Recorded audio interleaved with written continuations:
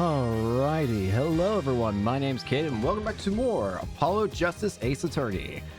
Last time, we did the rest of case 3 of episode 3, and it was very satisfying. I honestly really enjoyed the case. I can see why people dislike it, considering it does kind of I can see why people may think it drags on at the end, but I feel like, I don't know, I think that's the point. But I don't know. I just thought it was very satisfying. Anyways, this time we are beginning the final case of the first game in the trilogy here, which is Turnabout Succession. Well, let's not delay it anymore, shall we? Let's get in. Episode 4, Turnabout Succession. And that is the whole truth of this case. Whoa, the Mason system. Whoa, what? The Matrix? Whoa! Orange to blue. Okay. This is strange. Ooh! Oh. Huh. In order to understand it myself, I had to know the story of these last 7 long years. Back to orange. Oh, the card game again. Wait, are we dealing with the first case again? Nothing happens by chance. All is connected. Back to blue. Whoa. What? Huh? And now, you stand ready to begin the final chapter of this story. Back to orange. It's glitching out. Oh!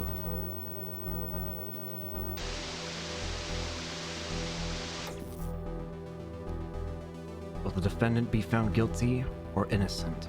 The decision is yours. You.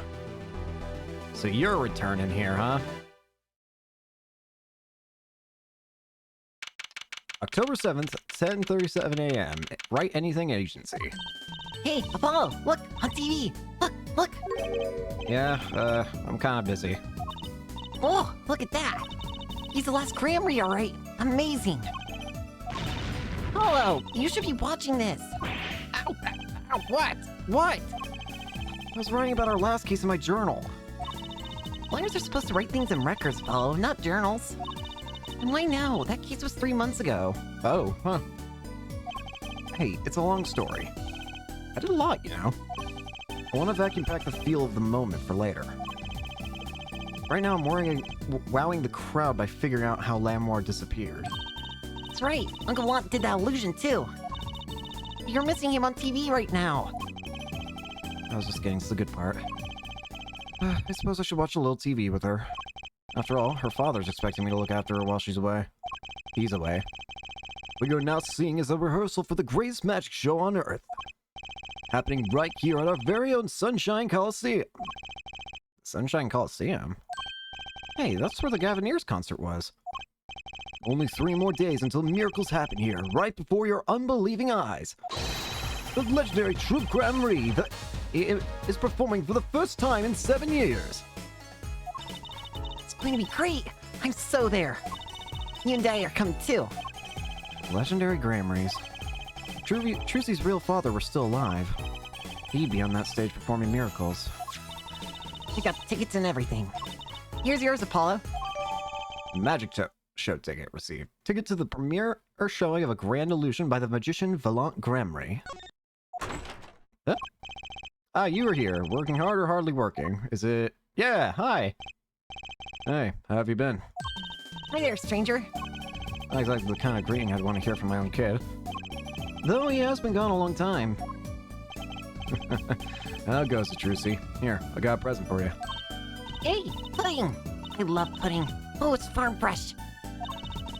Not just 1 pudding, but 3 old cups. I'll have to pace myself.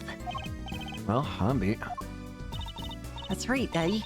You're on a top secret mission. You've got to take it easy with the secrets, you know. Alright, you are. So, you still can't tell us what your mission is? Maybe it is time. It has something to do with you anyway. with me? What has Phoenix been doing this whole game? It feels like he has been on his own adventure. Oh, maybe you're gonna get a top secret mission too. Maybe you can be one of those guys. Spy. Can't I just be a defense attorney? To be honest, telling you about the mission was my whole reason for coming here today. What? Tell me. You've heard of the Juris system, yes? The Juris system? It's a legal system, right? That's right. The new legal system everyone's talking about. Oh. Have you heard of it, Apollo? Huh? Maybe? Maybe not as many people are talking about as I thought. The Juris system, huh? Look at my badge! Ah, presenting, are we? I did my fair share of that back in the day. Showed my attorney's badge a lot, too. He may look cool and calm now, but you should have seen him before. You know me too well, Drusy. I'm glad I provided this opportunity for a little family bonding. Ah, was that? Oh. I do want to look at this myself. What's on the back here? Are you ready, Apollo? Ready? For what? For what? For the true for the true Grammy Grand Magic Show. It's not like I'm getting up on stage or anything. What are you talking about, Apollo? You can't enjoy magic if you're not part of what's going on upstage. I'll need my spare costume if you need one. Huh? You mean I can't go in this? No. Doesn't get more straightforward than that. Well, at least you... I mean, at least you did give me a straight answer. I guess I can appreciate that. Before we look at you, Phoenix, we must examine the room. That hat... Is that a spare? It looks exactly like the one you always wear. The first rule of a professional. Be prepared. You know, I put it on the other day, and this strange white substance fell all over me. It's like magic. Or like fingerprint powder. I can't believe you're using this cutting a person apart box as shelf space. You know, I used that trick on stage the other night. Imagine my surprise when I pulled one of my shirts out of the box. You should really examine your props for the show.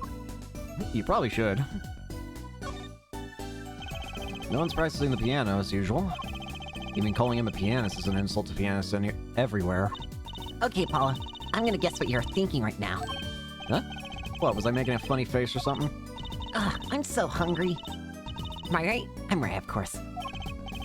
There's no of course about it, you guessed wrong. Besides, that's not what I'm thinking. It's what you're thinking. How'd you do that? You read my mind, Apollo. At least you got that pudding. That's right. Try not to eat my share, will you?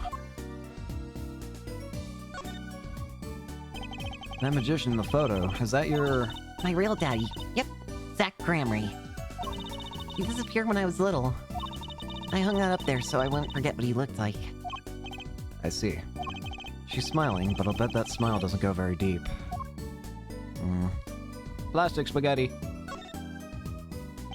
A plate of plastic spaghetti for displaying in a shop.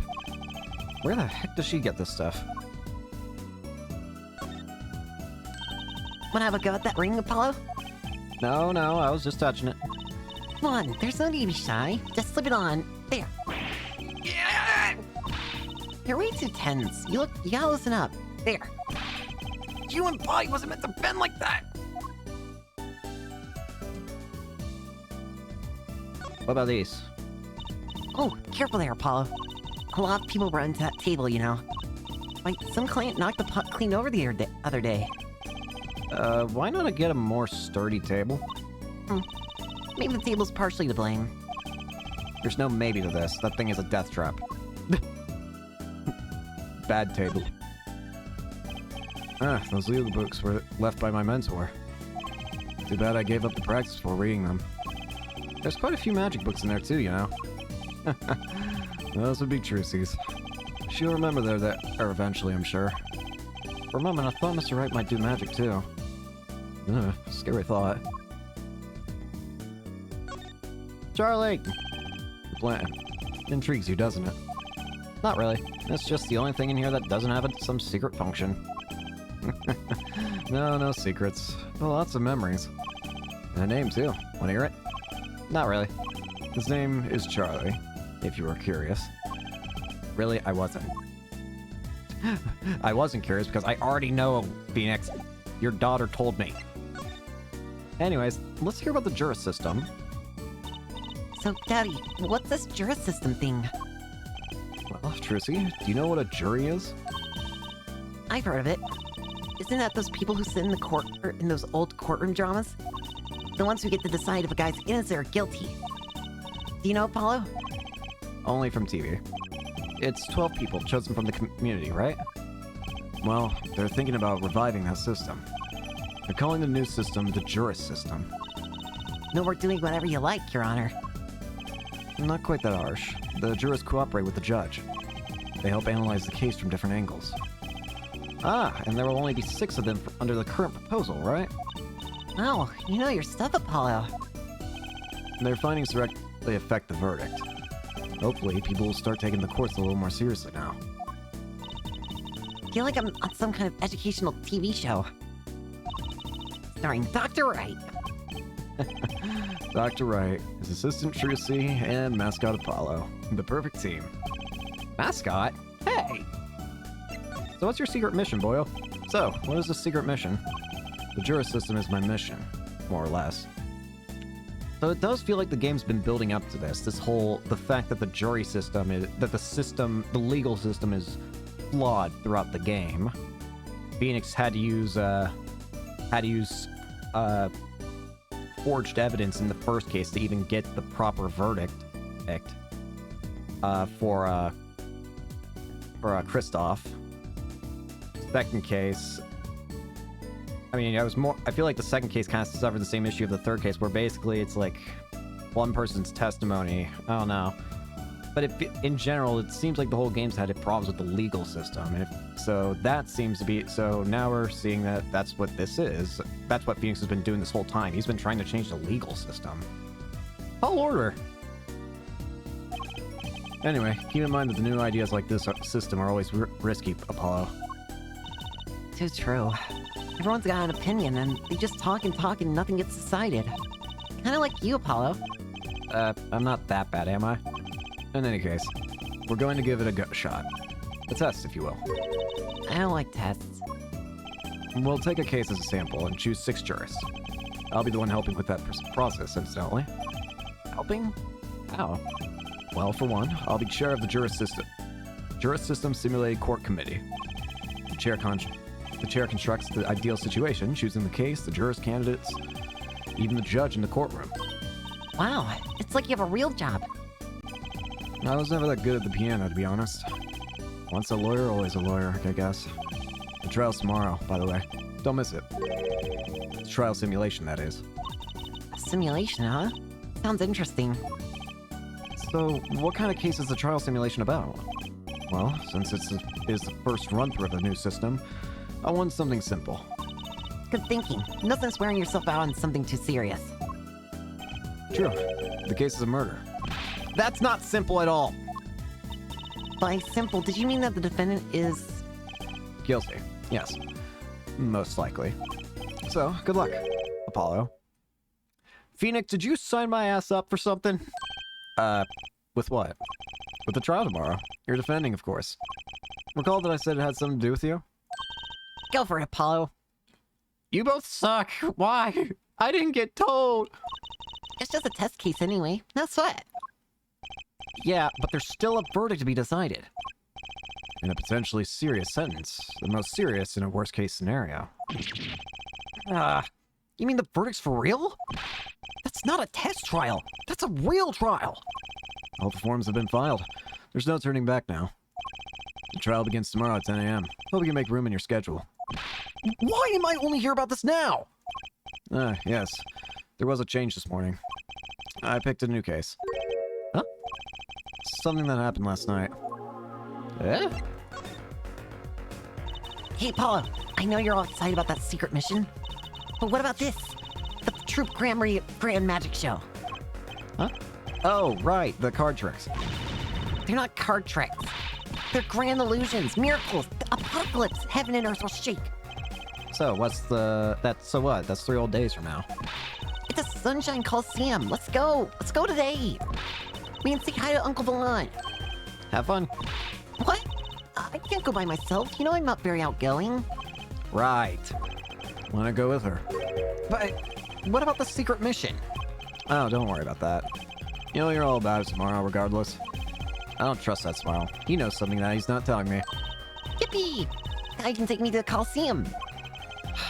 I suppose it wouldn't kill me to pop over there. Ah, Gramarye. That reminds me. What's this, Daddy? Isn't that Silk Hat the Gramarye seal? Consider it a birthday present, Trucy. Thanks. It's great. But today isn't my birthday. Good point. What day is it today, Paulo? Huh? Today? I think it's Recycle Your Plastics Day. Then it's a Recycle Your Plastics present. Yippee! So it's plastic. I've given up trying to understand them. It's much easier that way. Yeah, it's sometimes the absurd answer is the simplest. So what is it? can I open it, Daddy? No. Huh? You'll need that envelope someday. Someday soon. Don't open until then. Well, why didn't you just hold on to it till then? Because that would be the logical thing to do. The Gramarye envelope do not open until the time is right. An envelope about the Gramarys, huh? Well, now you've got me too curious.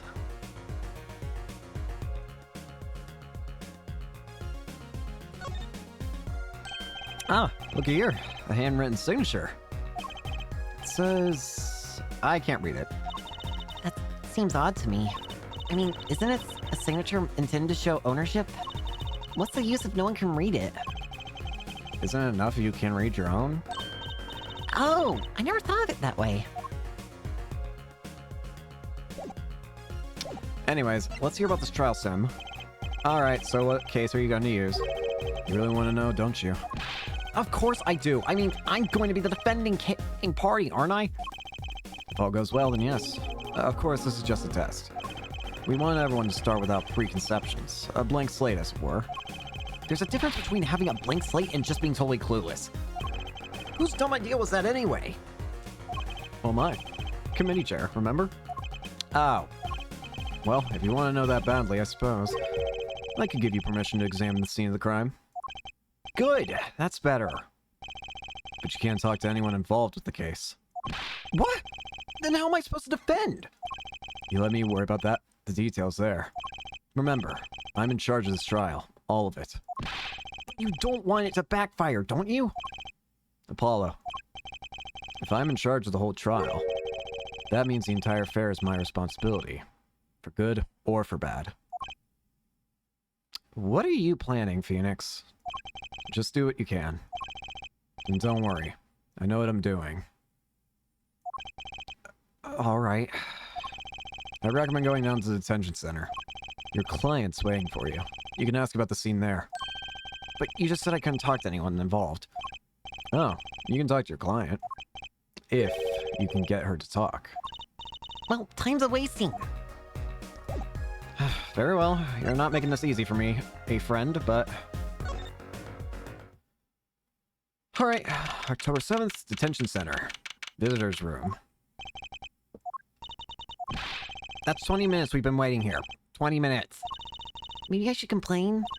I'm sure that guard has been better things to do than stand there pretending he doesn't see us. You know the minute we get angry, the client will show. It always works that way. It does. Like shouting, "Oh, waiter!" and they're standing right behind you. Oh, guard! Is our client going to be much longer?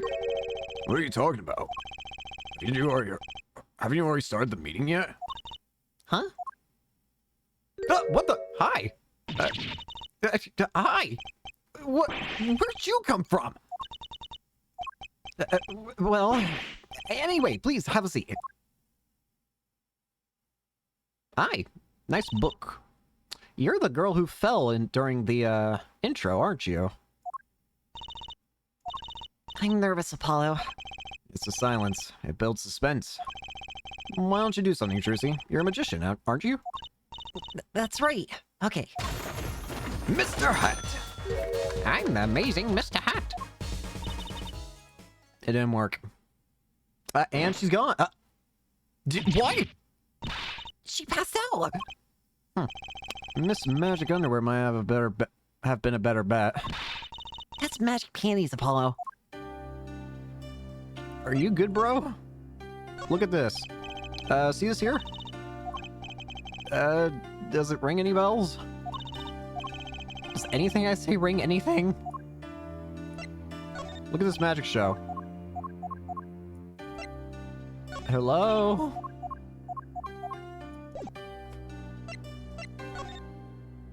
Hello? Hi. Well, I'm your defense. I really think it has to be fate, you know? And by fate, I mean destiny. Did you know I'm good with astrology? Tell me, what's your sign? I can tell you mine if you'd like, Apollo. No, never mind. I just got carried away there. I seem destined to get difficult clients, it seems. So, what's your name? Oh, right, I'm supposed to introduce myself first. I'm Apollo, Apollo Justice. And I'm Trucy Wright. I know. This is getting nowhere fast. The case. Hey, I know. Maybe you can tell us about what happened.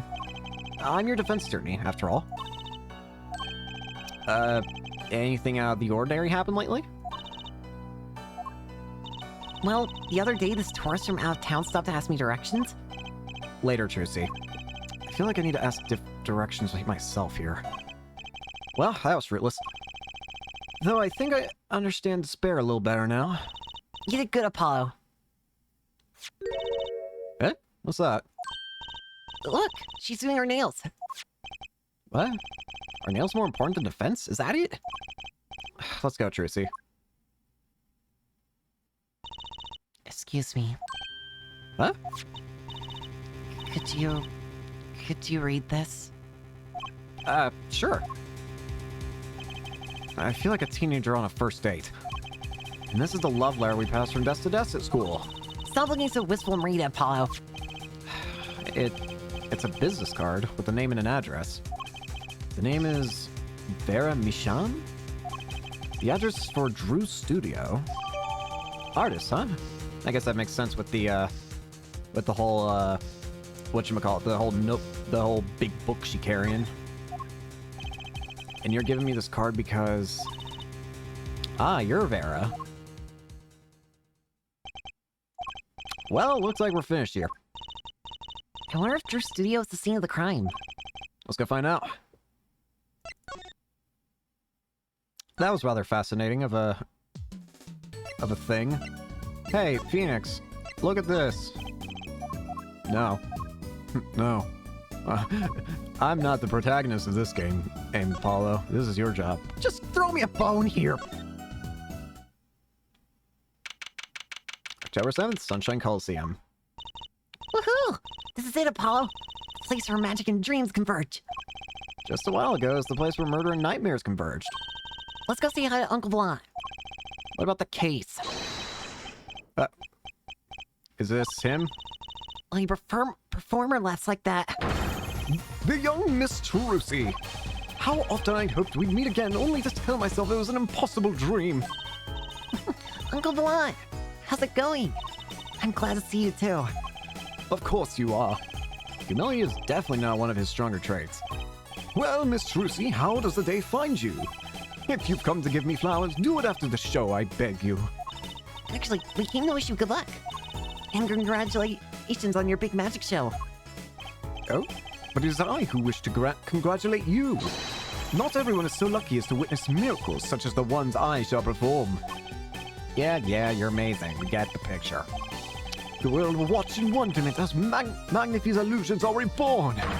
Here on stage, by my hand. Okay, we can't actually go into the stadium anymore. Just wanted to clarify. A challenge, is it? You want me to make that disappear? Very well. Give it to me. No, thanks. Are all magicians like this? Apollo, what was that look just now? I was just thinking how hard it is to get any information out of a magician. Look at this ticket.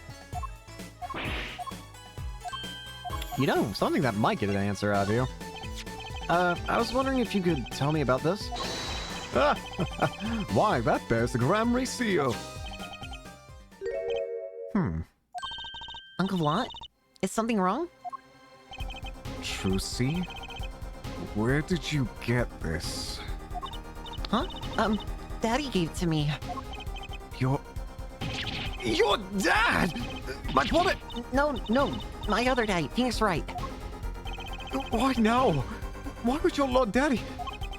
Lord Daddy? That's kind of stretching the whole archaic thing a bit. This signature on the back. Do you recognize it? That belongs to none other than Zach Gramarye. What? Daddy signed this. Might I be so bold as to open it? I'm sorry, but I can't let you do that.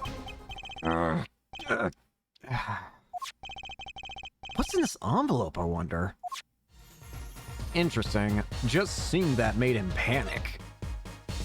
Huh. That was weird. Something in here is very important. That, or he's just very desperate to hear something from Zach. Anyways, what about the big magic show? Everyone's talking about the big magic show. Is it true that the Gramarye Miracle's back after a 7-year absence? Miss Trucy, I must apologize. This show and this honor should have been his. Daddy. My co-magician in training, Zach Gramarye, that terrible thing hadn't... It's okay. Your father was a great magician, Trucy. If he were alive, then I, Valiant Gramarye, would have been proud to stand upon this stage as his assistant. Thanks, Uncle Lot. You know, I'm happy you're doing the show. To think we get to see the great Magnify's illusions again. She really is looking forward to this, isn't she? Magnify. My mentor, the magnificent Magnify Gramarye, was a true deity among magicians. A creator god who gave birth to magic and illusions that defied our very imaginations. I was so little when I last saw one. I still remember his shows. He did wheelies in a sports car through the air above the audience, and then sped off to outer space faster than the speed of sound. I'm guessing that memory was a bit embellished. For 7 long years, the world has been waiting for a miracle to match his. As heirs to the Gramarye Troupe's secrets, it falls to me to provide one. It is my God-given destiny. Yes, you, nameless face who speaks for the nameless masses. How can I help you? If the world was waiting, why did you hold off for 7 long years? It appears the lad is uninformed. Perhaps you have heard of the magic known as law, which governs our land. I have, though I'm not sure it qualifies as magic. The performance of Magnify's miracle was impossible. Wait, what? A certain law prevented it for 7 years, but no more. 7 years? That phrase sure likes to pop up, doesn't it? And why was that? A little matter called performance rights, Miss Trucy. Performance rights? What are you talking about? Can you tell us about these performance rights? Magnify's magic relied on an incredibly innovative idea. A trick, if you will. That trick was considered his property, and as such was protected by property laws. Intellectual property, maybe? Magnify knew this and bequeathed it in his will. To one person. You mean him? Yes, Miss Trucy, it was your father. Zach Gramarye was the inheritor of the Gramarye Miracles. Daddy. Yet, as you well know, he's gone. He disappeared suddenly 7 years ago. I think I see where the story is going. I just got a really upsetting feeling in my chest. And I'm getting very scared about the first case all of a sudden. Who was the victim again? Shady Smith? I wonder. Once a person is classified missing for a certain period of time, they're considered legally deceased, correct? Correct. In all absoluteness, those roll-up sleeves conceal your competence well, young man. That certain period of time of which you speak is 7 years. Ah! Yes, Miss Trucy, though it pains me to say it, This past spring, April to be precise, was the time. Your father was legally declared deceased. In the absence of a formal will, the secrets of our mighty mentor, Magnifi, passed to me. This was in fact stipulated in the will by Magnifi himself. Is that how it works, Apollo? Yeah, it's called death in absentia. He's declared missing permanently. Daddy. I have a really bad feeling I know what happened to him now. And I really hope I'm wrong. Nah, let's avoid that. Let's go to the Drew studio. Wait, I should have checked around. I didn't even do that. I don't know why I didn't think of that. Wow, this looks like... It looks like a studio. It's like life imitating art. Or maybe it's the other way around. But the table on the ground there, it's a bit jarring. Yeah, looks like we found our crime scene. Apollo, look at all those paintings. Hey, don't touch those! It's okay, I'm just looking.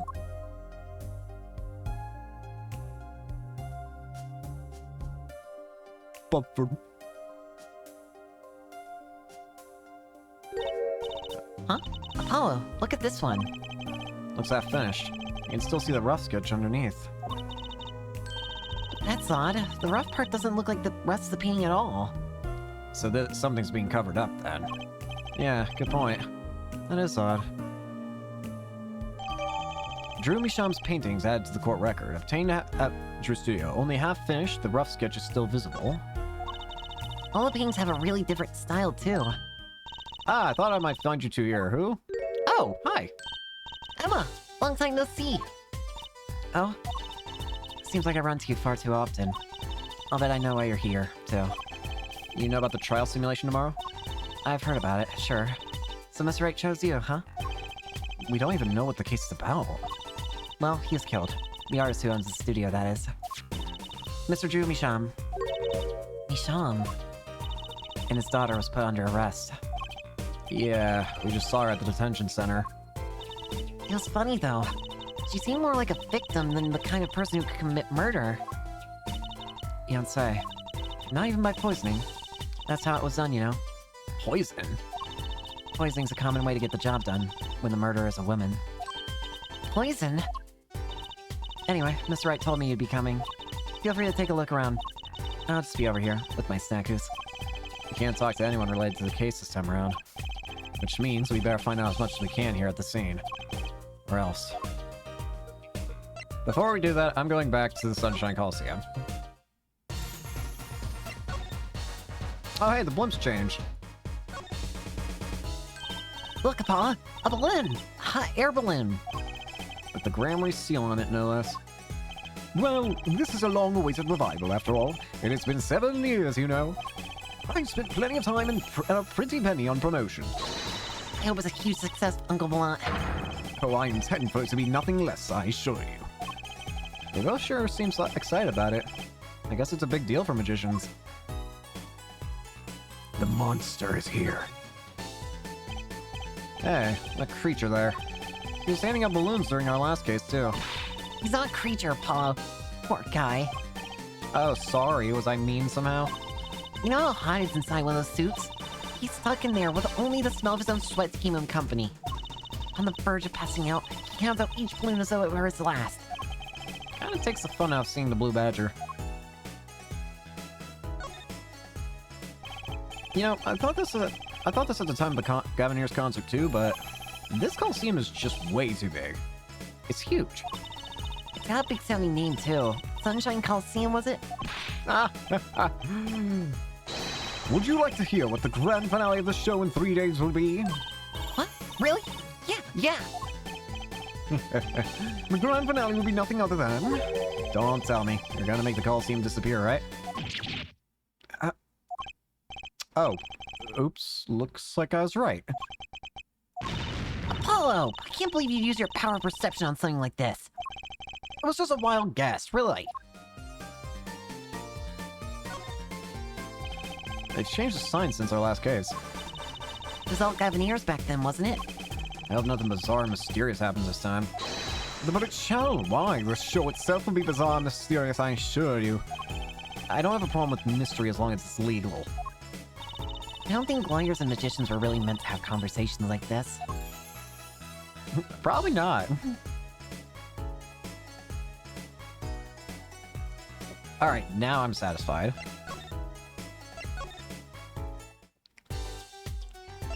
Emma, look at my badge. Emma, I was wondering if you could take a look at this. Look, I'm a detective. A detective. You can't just ask me any old thing and expect an answer, okay? I think you need to be a little more focused in your inquiries. Scientific, even. Somehow I knew she'd get around to science.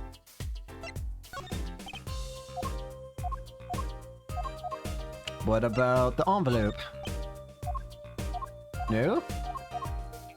What about the card? No. How about the paintings? Emma, about this painting. Oh, that? Quite good, isn't it? That's not what I wanted to ask you about. You want to examine it, is that it? I'd be happy to let you, if you had a good reason. But without that, sorry. I guess she wants us to do a little footwork on our own first. Quite good. Is it the same in all three? It's the same in all three, I just had to make sure. Well, there's a bunch of things here I want to look at, I feel. That letterbox looks funny sitting inside a room like this. Let's take a look. Empty. The other half of that letterbox is actually connected to the outside of the studio. Mr. Michon would put his letters in there. And the postman took them away. Impressive that someone still writes letters in this day and age. Or wrote, rather. Not really important, though. I imagine this coffee cup was for the guests he used. Guests? Did the police already analyze this cup, too? Not a trace of poison was found in that cup. So the killer was after Drew Michon alone. Interesting. Ah, that's the victim's coffee mug. There's blue on it. Huh, so the poison was in here. This is my first time seeing a real poison mug of coffee. I would hope so. Poison coffee. Not exactly, actually. What do you mean? No traces of poison were found in the coffee. What? You'll have to figure out the rest yourself. I'm officially not on your side, after all. The victim's last cup of coffee. The side of the cup reads Michon. Huh. I want to look at that cup. Why is there blue on it? What's this? Hey, look there! That stain doesn't look so healthy, Apollo. That must be the Blue Mountain stuff we've been hearing about. Something tells me that even Blue Mountain coffee isn't this blue. No, this thing is probably... Better ask Emma. Just says his name on it.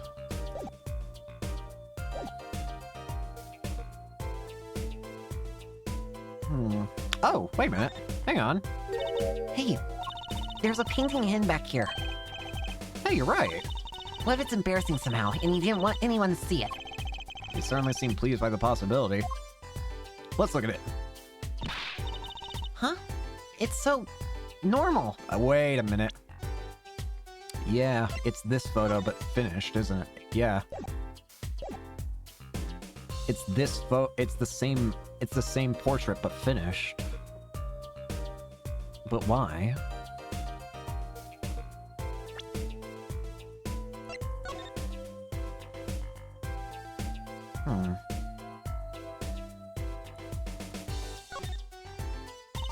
Apollo, look at this painting. You can see the rough sketch. Oh, looks like it was only half completed. Huh? That's funny. Does the rough sketch and the finished painting look totally different to you, too? They do, actually. What's that all about? I wonder if the other paintings have anything funny to them. Is that pufferfish? Oh, that's clearly a porcupine fish. They're not the same thing. You know what gets me? They've got all these needles, right? What's protecting that soft spot on the lower belly there? Nothing. Must remember to keep Trucy away from small, round fish. The child will destroy all fish. And what about this one?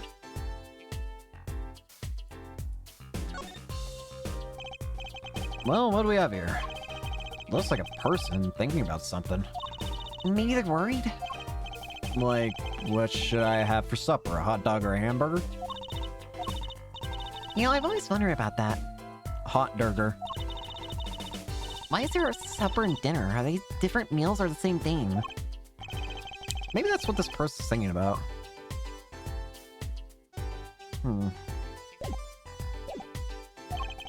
That's hardly something to get mad about. Huh? What is it, Paul? Well, doesn't this painting look like... Never mind. I better get a professional opinion on this. Hidden painting? Let me take a look at that. Wrong thing. Already feels like we're getting a bunch of evidence.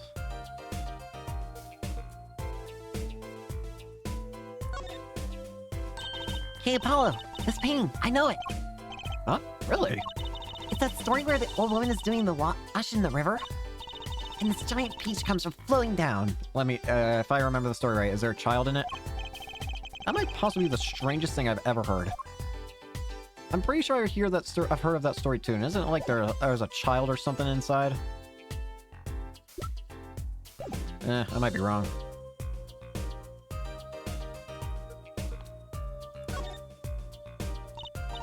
Apollo! That's where the body was! That's the spot where Mr. Drew Michon passed away. He put the coffee mug to his lips, and the next moment... There's quite a bit of paint on the ground. See that half-painted painting there? He must have been working on that right up to the moment he died. Wow, a true artist at the end. Or maybe he started a year ago and was procrastinating. Suddenly it sounds a lot less impressive. A lot less impressive.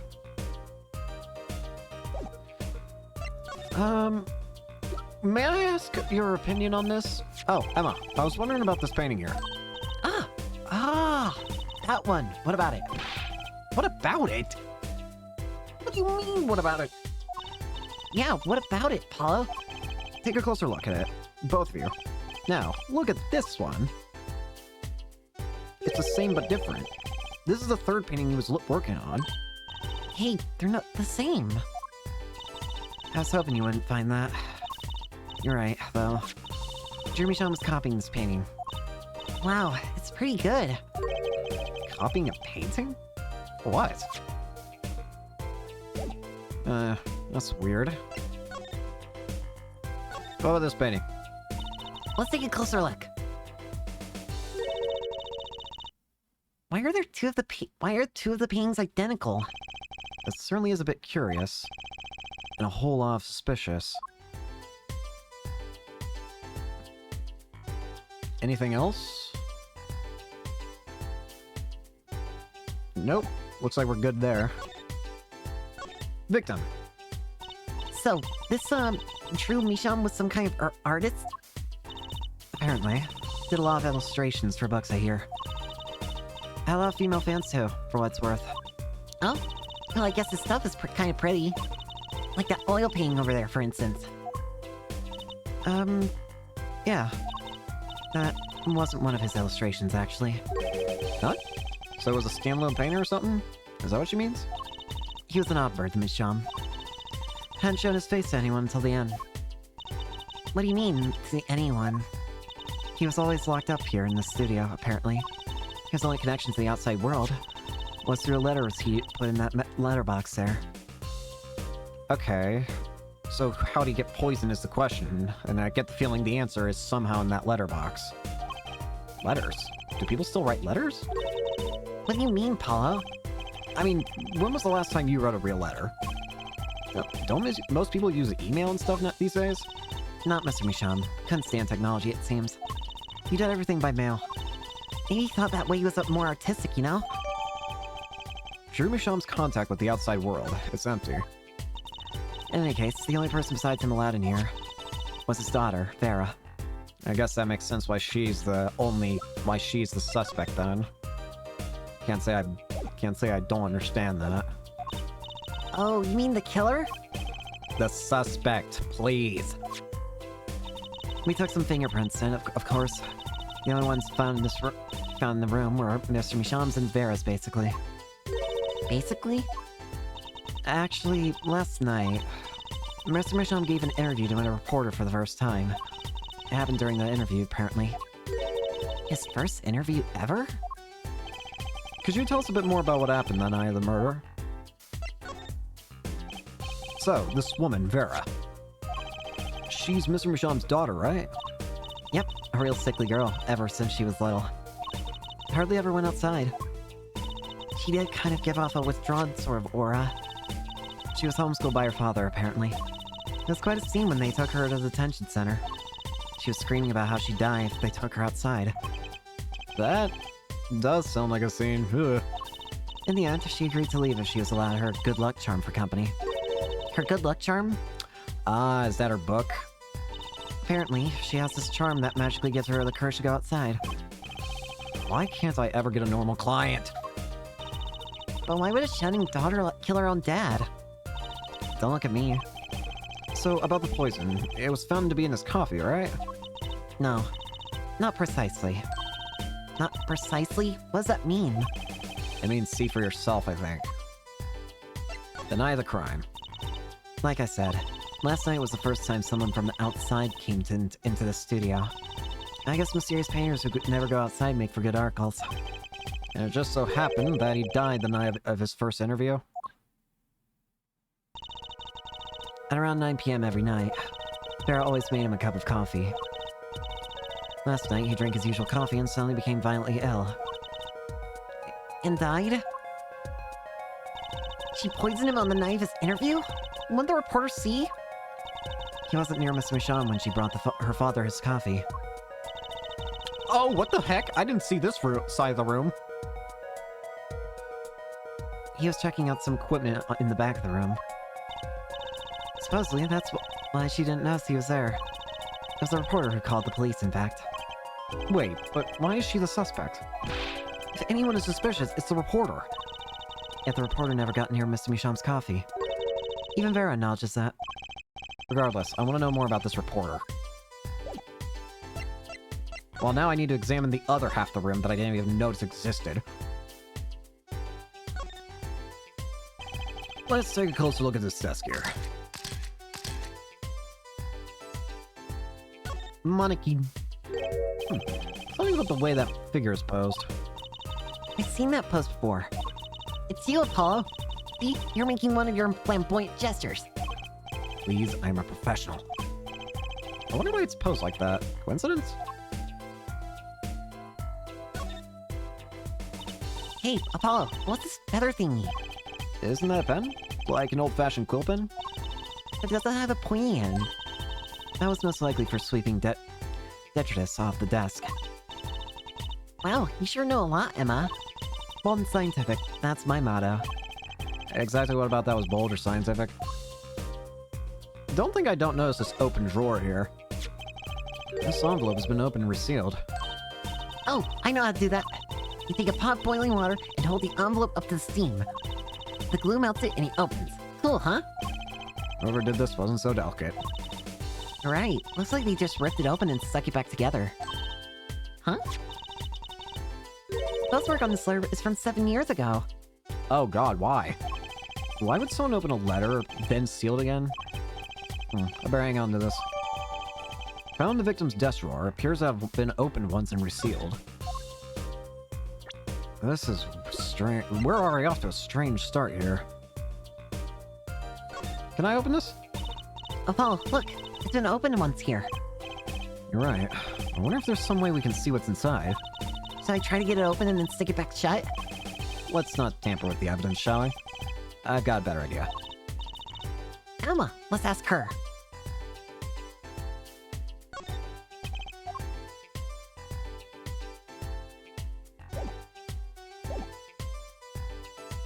There's the daughter and the father. So this is Drew Misham. And this little girl must be Vera. Yes, they took that some years ago. They look close. Happy little family. Until you arrested his daughter. Look, I was personally against that, okay? She just didn't seem very suspicious, scientifically speaking. Uh-huh. Right. Is this a journal? Wow, talk about a clue. Let's read it.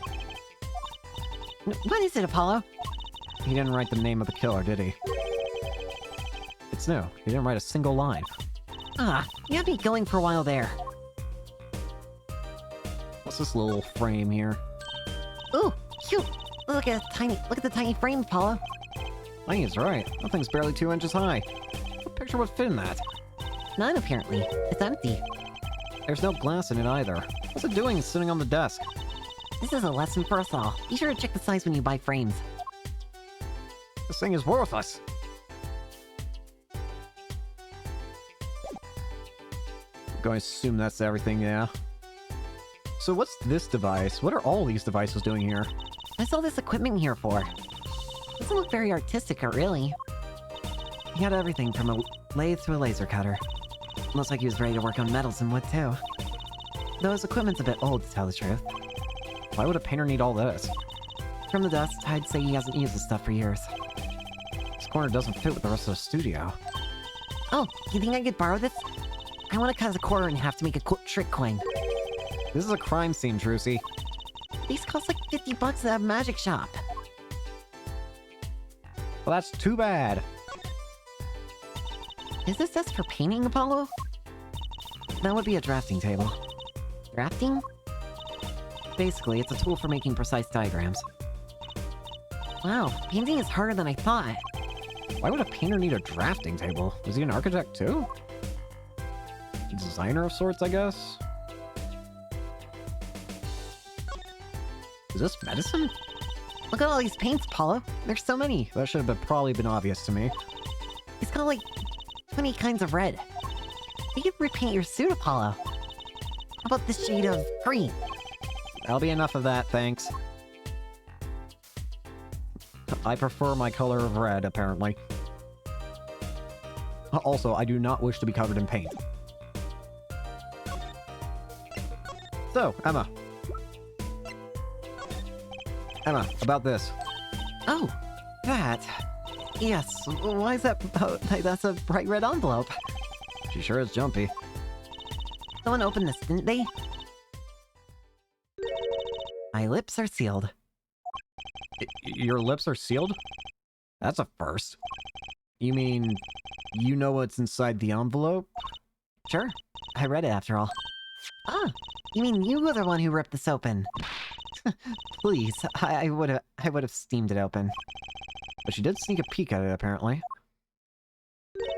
You know that I have a powerful weapon on my side. Weapon? Yes, the use of tools. Highly specialized tools for information gathering. Tools I wouldn't mind getting my hands on. You should try flattering her, Apollo. You see, a little praise can open big doors. I've heard that one, but it's good advice. Let's try talking to her some more.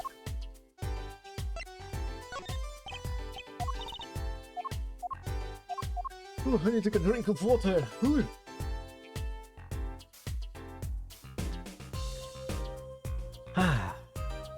Let's see. What about the hidden painting?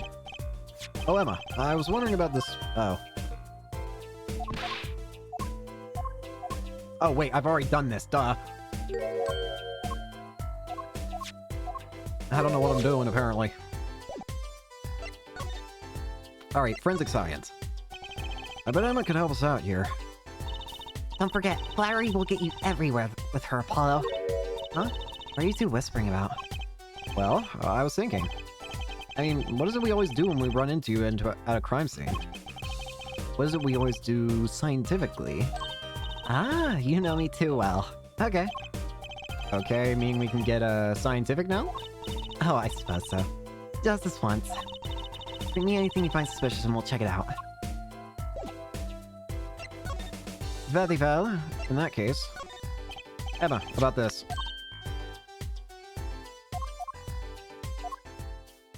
My lips are sealed. Can we open?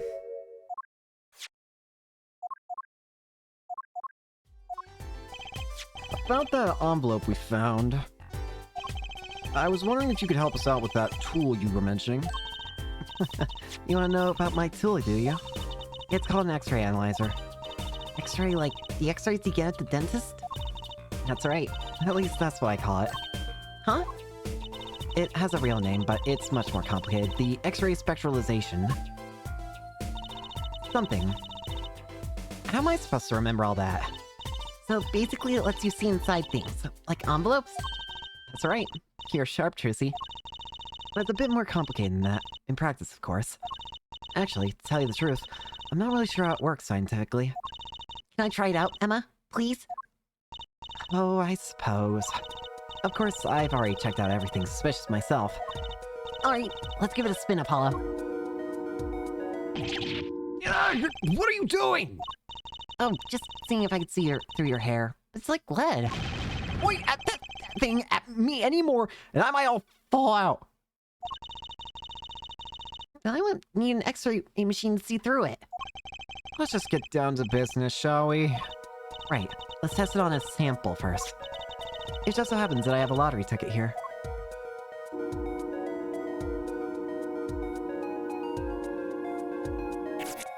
Nope. It says sample in the device like so. I don't see anything. Patience, there's no need to get all antsy. Look at the right side of the screen. That's the layer view of the envelope. Layer view? You've got it set to display the outside of the envelope now, see? Actually, it's quicker to have you give it a try. Turn that dial there with these, would you? Alright, very well. That's right, that's how you choose what depth you want to scan. Hey, I got something! See? That's how you can read the letters on the ticket inside. Cool, huh? Except I can't read them. Just turn the dial a little more. I'm not moving it. What you have to understand is that a sheet of paper isn't really flat at all. When you zoom in that much, you see that paper is like a bunch of hills and valleys. Wow, really? This X-ray device uses a beam with a wavelength of only 0.05 microns. It breaks cards down into thin layers, so it can only show what's written on that layer. I'm not entirely following you, but what good is it if you can't read anything? That's why we go on to step 2. Try writing the image a bit, would you? If you would. Rubbing? Like going over the image with these while holding that?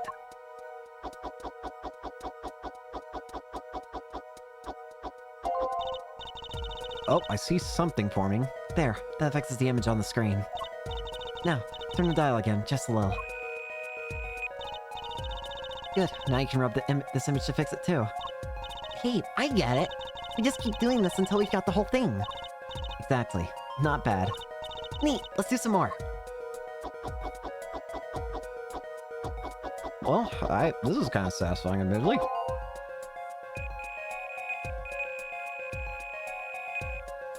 Here we go. Oop, I think I'm starting to see numbers. I'm starting to very slowly see. You lose!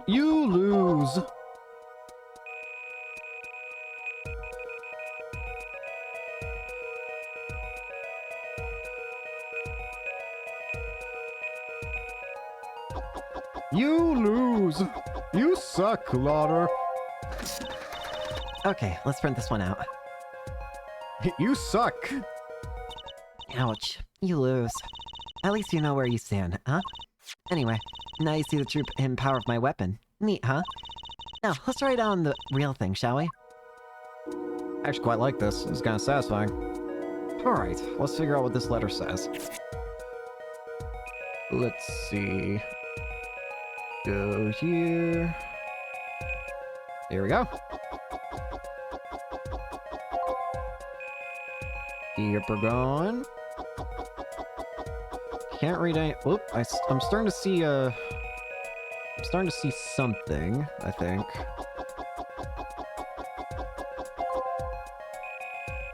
Vague, but I'm seeing something.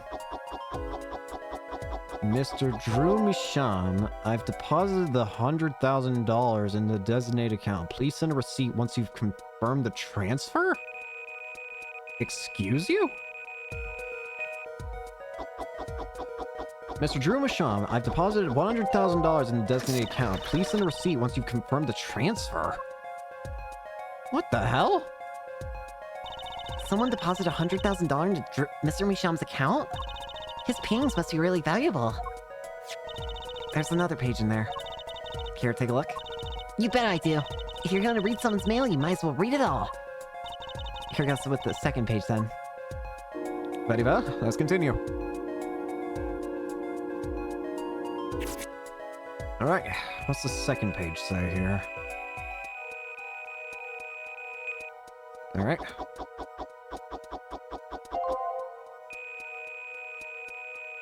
Keep going. Can't read still.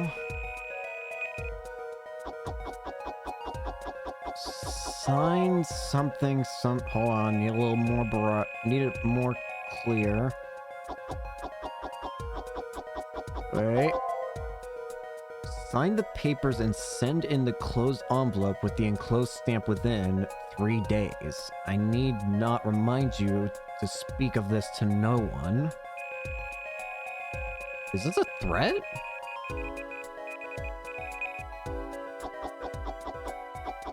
This sounds like a threat to me, if I'm being honest with you. Okay, let's print this one out. Sign the papers and send the enclosed envelope with the enclosed stamp within 3 days. I need not remind you to speak of this to no one. There was a letter about payment for one of his paintings. Why all the secrecy, though? And And what? why was this letter the only one in here? It's 7 years old, right? It had some special significance to him? Well, Emma? Well, indeed. She knows something she's not telling us. Looks like she's keeping mum about it. Contains 2 sheets of writing paper.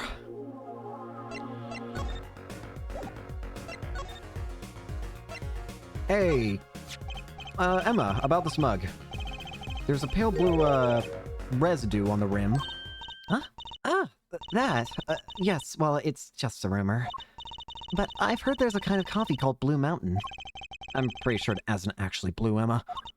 Ah, right. Okay, you got me. That's left over from my testing spray. Forensic science! I knew your hobby was behind this somehow, Emma. It's not a hobby. Okay, maybe it kind of is. So what kind of scientific stuff were you up to? It's spray. That's what.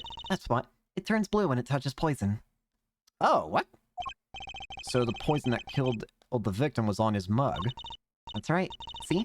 It wasn't in the coffee. They'll apply it to the rim of the mug itself. Wow, science is amazing. It certainly is helpful. Maybe I'm gonna be willing to help us out a bit more. You should try buttering her up, Apollo. They say flattery will get you everywhere. It's certainly worth talking to her a bit more. About the poison analysis. I was afraid you were going to ask about that. See, this solution is used to test for atroquinine. What? Atroquinine, the deadly poison found in the autopsy. Uh-oh. I know that's sparking her eyes. She's getting excited. Best tread lightly. It's one of the most virulent poisons, but is absorbed into the body astonishingly slow. It takes at least 15 minutes from the time of ingestion for adverse effects to show. Oh, and guess what? Recent research has shown... That's fine, really. We don't need to know all the gory details. I think I get it. You just spray this stuff on something you want to test, right? Precisely. You can find even the slightest trace of poison with this. I want to try too, Emma. Pretty please? You don't have to ask twice. I already used it on everything suspicious, of course. Yay! Let's give it a whirl, Apollo. What are you doing? I was just seeing if I got a reaction off you. How is this for a reaction? Never do that again. I'm not poisonous. Let's those hapless witnesses on the stand. Let's just get down to the checking for real poison, shall we? You know what I want to check? I want to check this. What about here? Obviously, there's going to be some here. Or not.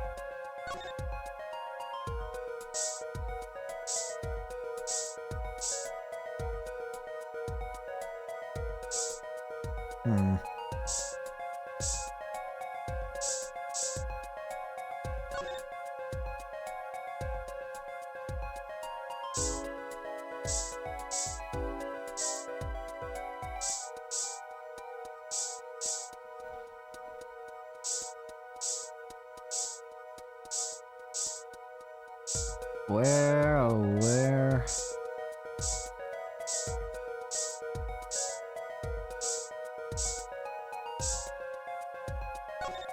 I'm not seeing any reactions.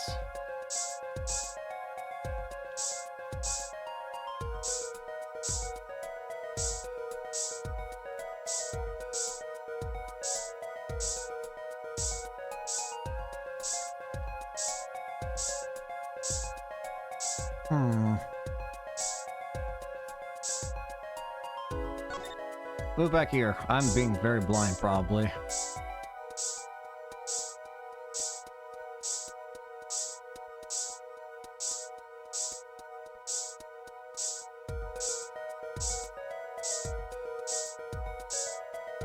Where is...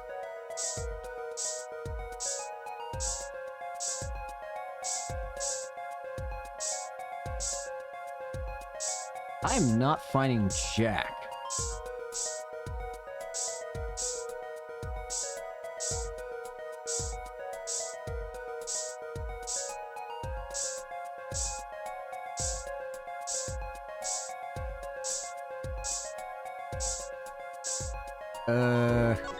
Game?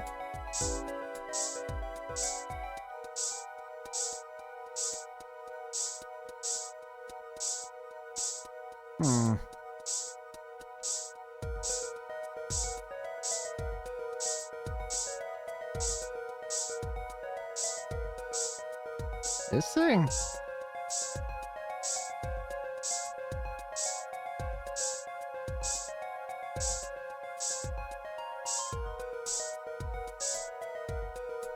I'm actually really confused right now. Where the heck am I supposed to be spraying?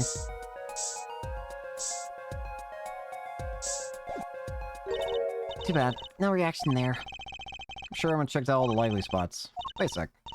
Was it Apollo? Did you spray that little desk over there? I don't think so. The spray probably can't reach that far, you know? Let's check it out, just to be sure.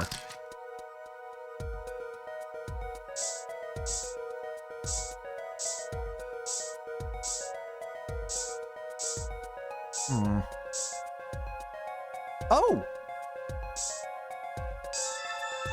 Huh! Why is there poison on this? A reaction, Apollo! Where? Where? The inside of that cute little frame! Look! Well, would you look at that? Nice going, Trucy. I'm known to work magic.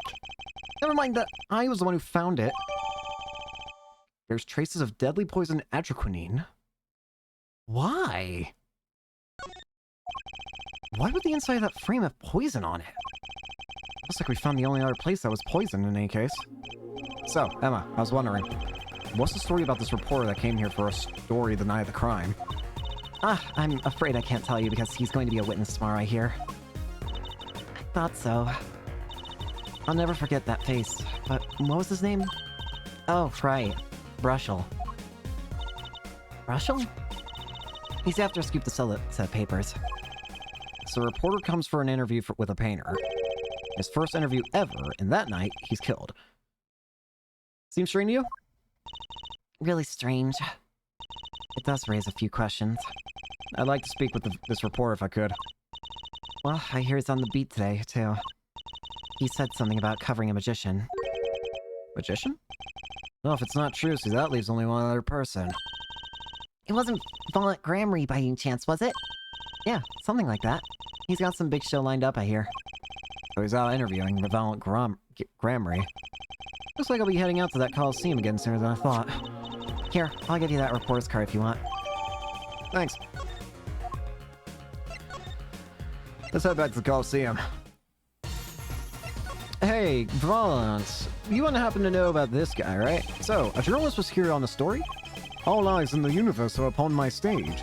All pens seek to commit its mysteries to paper. His name was Brushel. Brushel? Brushel? Brushel? Brushel? I think he remembers him. He doesn't look too happy about it. Brushel. That cloying smell of mint when he smiles, yes. Could you tell us more about him? What do you want? Mr. Brushel, the journalist. A man by that name called on me just now. Just now? Valant's vision is always towards tomorrow. Valant's feet step always forward. That is all. That's all? Very confusing. I am to perform a big magic show, yes? I wanted someone to cover it. Yet he had ears only for that incident. That incident? In any case, I requested that the rapacious reporter remove himself. So a painter has died, what of it? It is but a footnote in the footlights compared to the magic of Gramarye. Uncle Vlad, do you know where the report went? I recommended he visit that place popular with penalized perpetrators. The detention center. He was a rude individual. Might I see that card? Sure. He would tear apart my respectability. I will tear apart him. Oh, here it comes, Apollo. Uncle Vlad's big magic trick. Is he gonna fix the card? Not sure that qualifies as big magic. What happened to the big magic? Is it not more miraculous for it to not stay ripped? He must have really not liked that journalist. Now the time has come when I must return to make my predestination preparations. By your leave, Miss Strucy. Thanks, Uncle Vlad. 3 days from now, make ready for a miracle. What do you think that journalist was after? Why did Volant react like that to this envelope? I think it's time to pay the detention center another visit. Let's move. Hi. You're not gonna say hi to me? Wait, don't leave!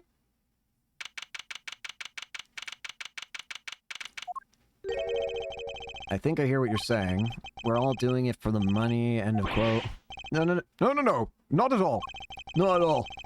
Looks like someone's already meeting here. Meet that reporter? Oh, hi there. Hey there! How you doing? Who might you be? Ah, sorry. We didn't know someone was already here. I'm a Paul Justice, attorney at law. Talk about a nervous monkey. You? You're Justice? You? You know me? Do I know you? Of course I know you. Stares down witness on the stand till they spill beans. End quote. That's not true. What's he writing? Are you a reporter by chance? Ooh, you're Trucy. Huh? Am I famous? Oh yeah. Trucy Wright hates carrying a bag. Puts everything she owns in her panties. End quote. That's so not true. You still under your breeches there. I'll wrap up this interview in a jiffy. Interview? Silgard, I think I know what's going on here. Guarding rooms is my life. What else could I possibly need? End quote. No, how many times do I have to tell you this? Look, I've got work to do. You deal with him. Did you come here to interview the guard? Ooh, what a pickle. Accused wouldn't talk, had to interview someone under go plumb crazy. End quote. Huh? Stop harassing people. I should have guessed. Where's my manners? Name's Brushel, Spark Brushel. I'm not picky. Journalist just closed his eyes. Right. End quote. What's that nauseatingly strong mint smell every time he grins?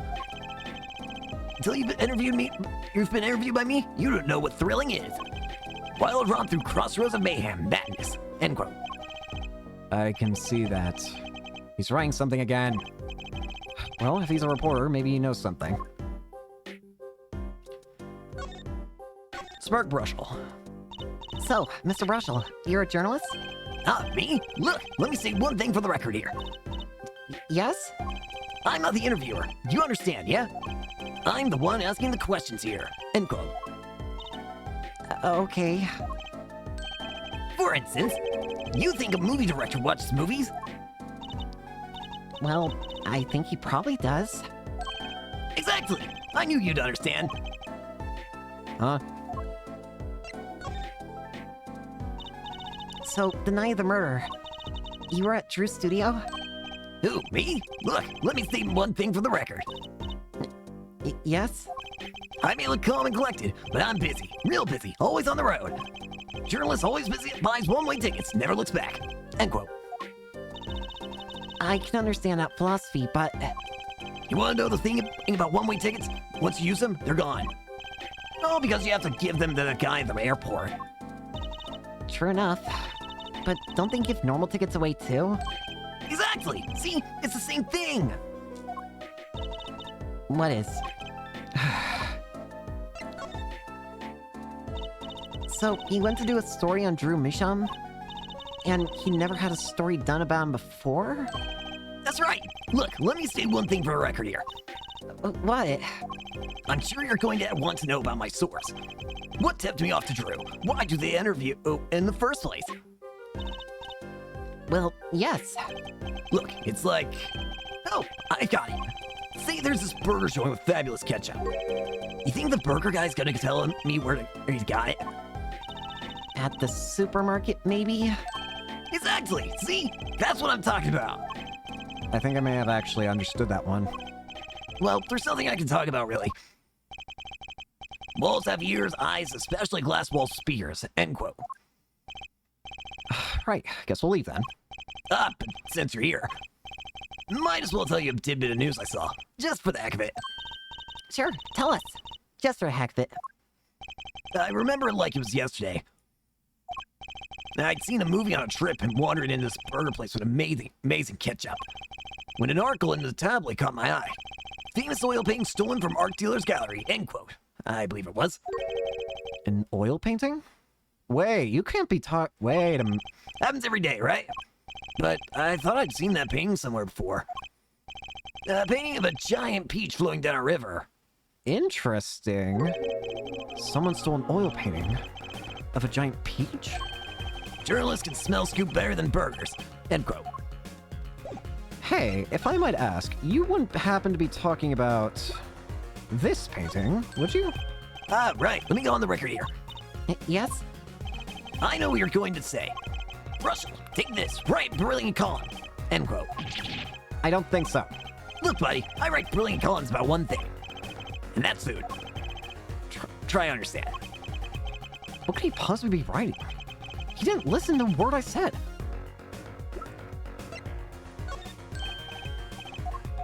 Nope.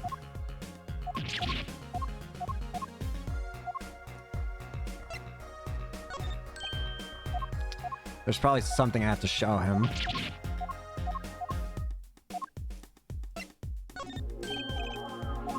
Nope.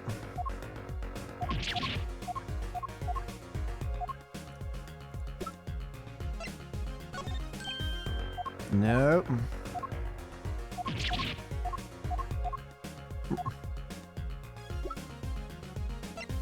Look at my badge.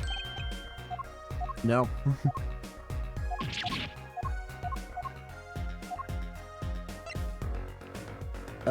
What about this one?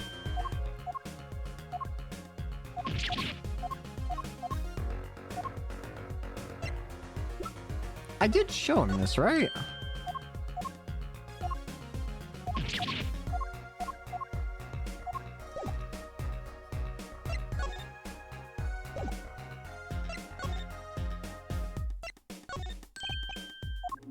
Anything?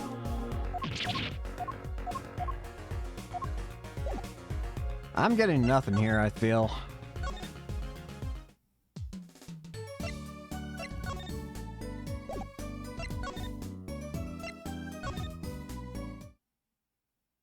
Nothing here. Oh, wait, hold on. Well, how'd it go? Find anything out? Actually, there was one thing I wanted to check with you. What's with that scary face you're making? And what's with the I know something, but I'm not telling face you've got going, Emma? Emma, I was wondering if you could take a look now.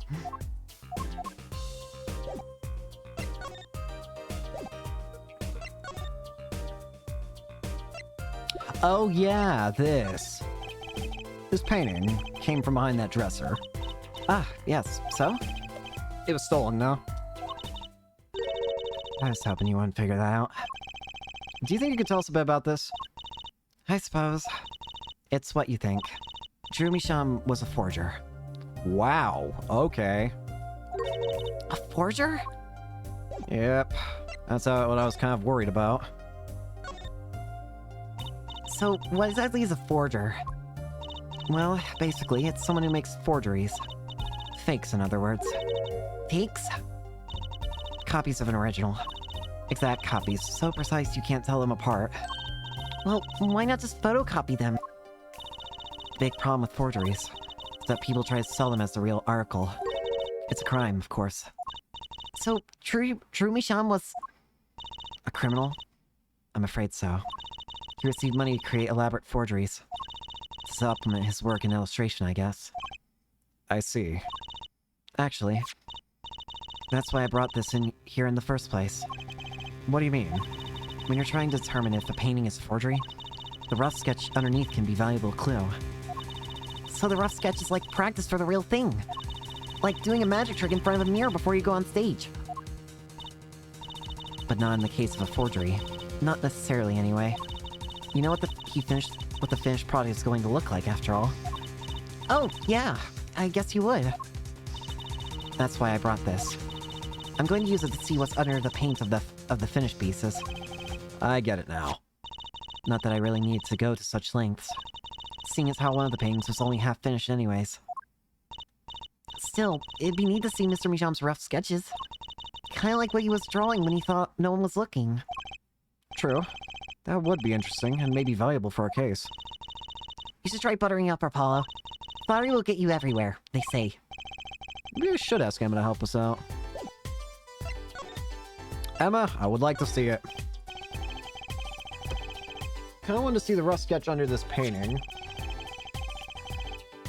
I was wondering if your tool there might do the trick. Oh, fine. Just this time, though. Let's check it out. So we can see what the actual... Admittedly, there is a part of me that kind of wants to do all of them. Oh, screw it. Why not? Maybe there's something funny here anyways.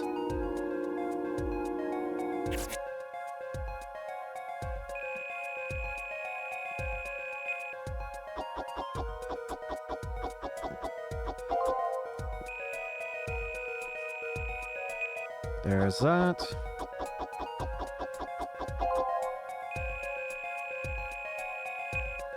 There's this.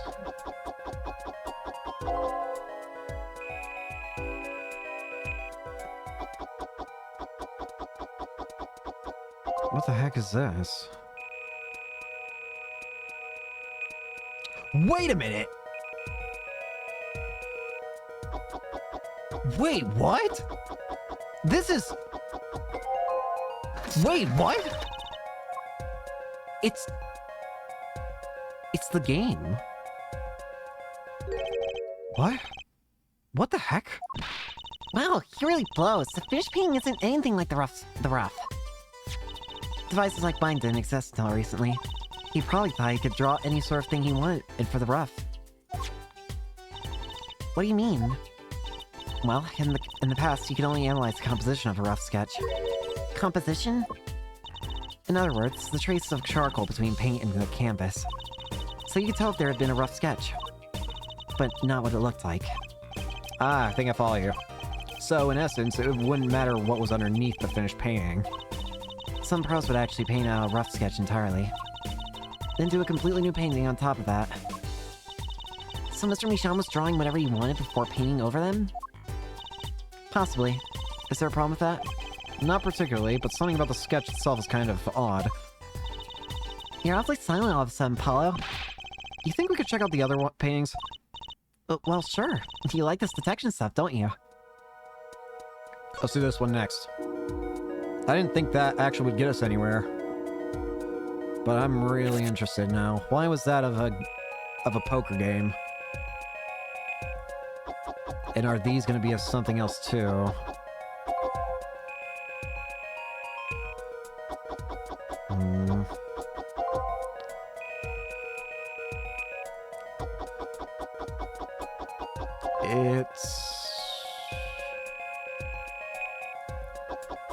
What is this? What? Excuse you? No, this isn't... It is, isn't it? But why? It's... the noodle stand. Okay, let's print this one. Don't tell me the third one then is... The third one's gonna be the Gavineers, isn't it? This one too. What's wrong, Apollo? You look so serious all of a sudden. You think I could just look at the last of these? Fine by me. Knock yourself out. It's gonna be the Gavineers, isn't it? This suddenly just got very serious.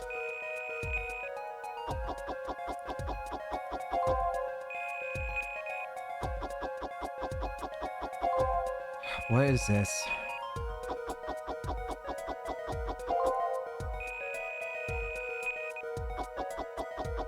It is. It's the burning guitar. It's all the cases. Why does he have rough sketches of all the cases happening? What the heck is all this? I hesitate to ask why you're getting so excited. You sure your device isn't leaking some kind of strange radiation? Trucy, look at these 3 sketches. Do you notice anything? The poker game, the noodle stand, and Clavier's burning guitar. There! Now you're both white sheets. What's going on? These sketches are the 3 cases I worked on. What? The murder in the poker room at the Borscht Bowl Club. The dead man pulling the noodle stand. And then... the events that transpired during the Gavineers concert. What could it mean? How could he have drawn those things? And why? That's what I want to know. Wait, is Drumisham your father? Give me a break. Does that even seem remotely possible to you? I'd never even heard of Drumisham before. I haven't even seen a picture of him. But there were my cases, drawn on his canvas. Every single one of them. It couldn't have been a coincidence.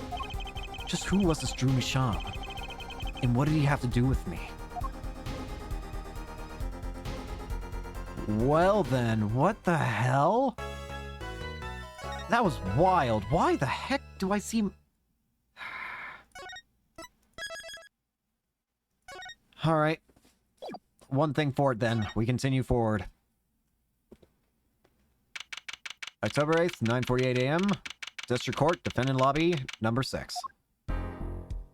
Hi. Good morning. So, you're Vera, right? I'm Trucy. Trucy Wright. That's right with a W, but not right, right? We're on your side. You can tell us anything. Please? Good morning. She speaks. Not bad. Not bad. But I think you do better with a little smile, you know? You're so pretty. You need to sell yourself, you know? Trucy, let's take it easy for starters. Oh? Thank you for taking my case. Okay, well that's a start, I guess. There she goes with the nail polish again. That's great, really. It's so cultured.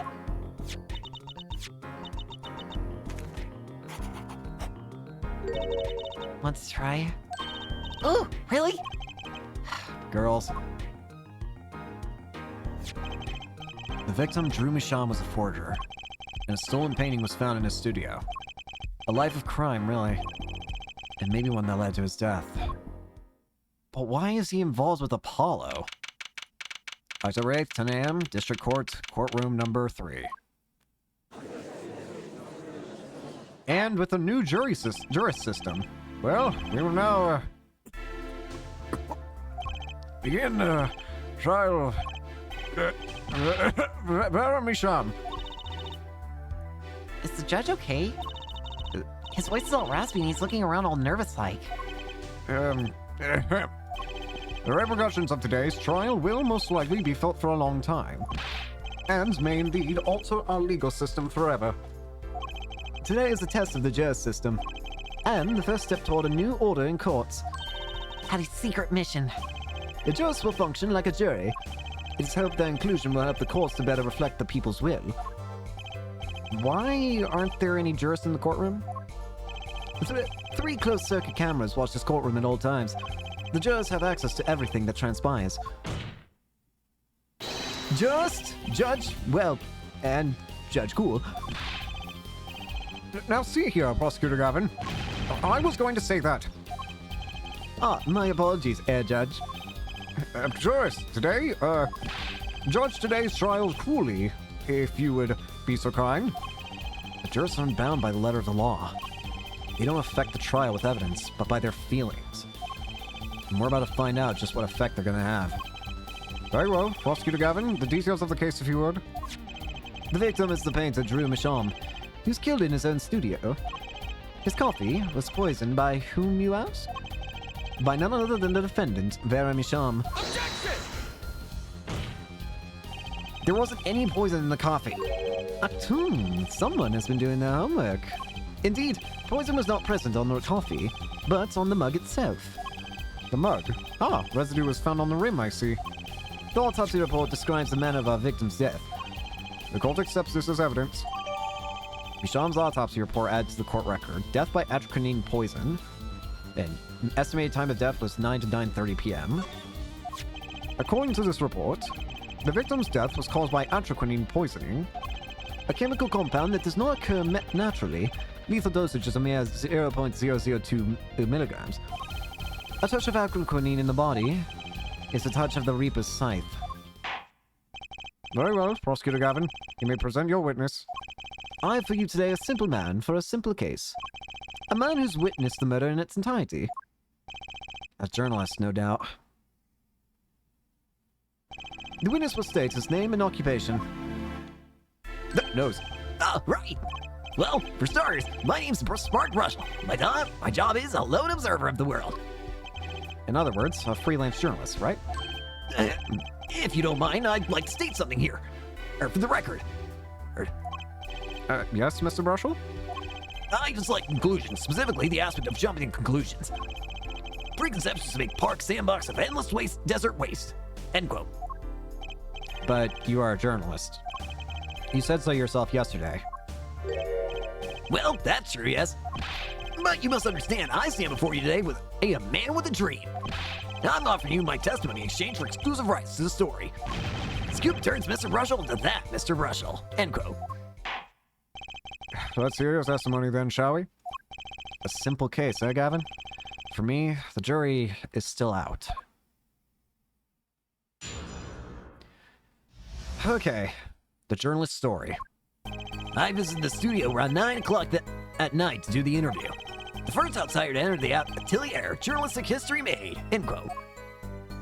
His daughter brought us coffee right after we started. And you know what happened next? Star falls. End quote.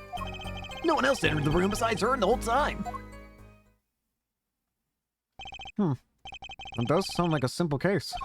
Unless you were the one who poisoned him. What are you saying, Judge? Need I remind you, the cameras are rolling today. I felt that the need to be a bit dramatic. You didn't do it, did you? Me do a thing like that? Come on! That's like a newsmaker making the news, end quote. Or even contemporary witch hunt, end quote. You know, wild accusations rock courtroom, end quote. Rock indeed. Prosecutor Gavin sure looks like he's having fun. I'm so happy for him. Very well, Mr. Justice, your cross-examination, please. Cross-examination. Let's do it. I visited the studio around 9 o'clock that night to do the interview. Hold it! 9 o'clock that night? Isn't that a little late for an interview? If the great painter Drew Misham says come at 9 o'clock, believe you me, I go at 9. The first, as it turned out, last interview with such a prolific painter. Right. Can you tell us what it was like when you arrived? Hold it! You were the first reporter ever in Drew's studio. Posterity will look back on that night as a turning point in journalistic history. A basically insignificant step for all mankind, but a giant step for that Russell guy. End quote. If no one on the outside ever had access to the studio, then it would serve to reason that the deed was done by an insider, by which he means Vera did it. So, how does this epoch-making interview go?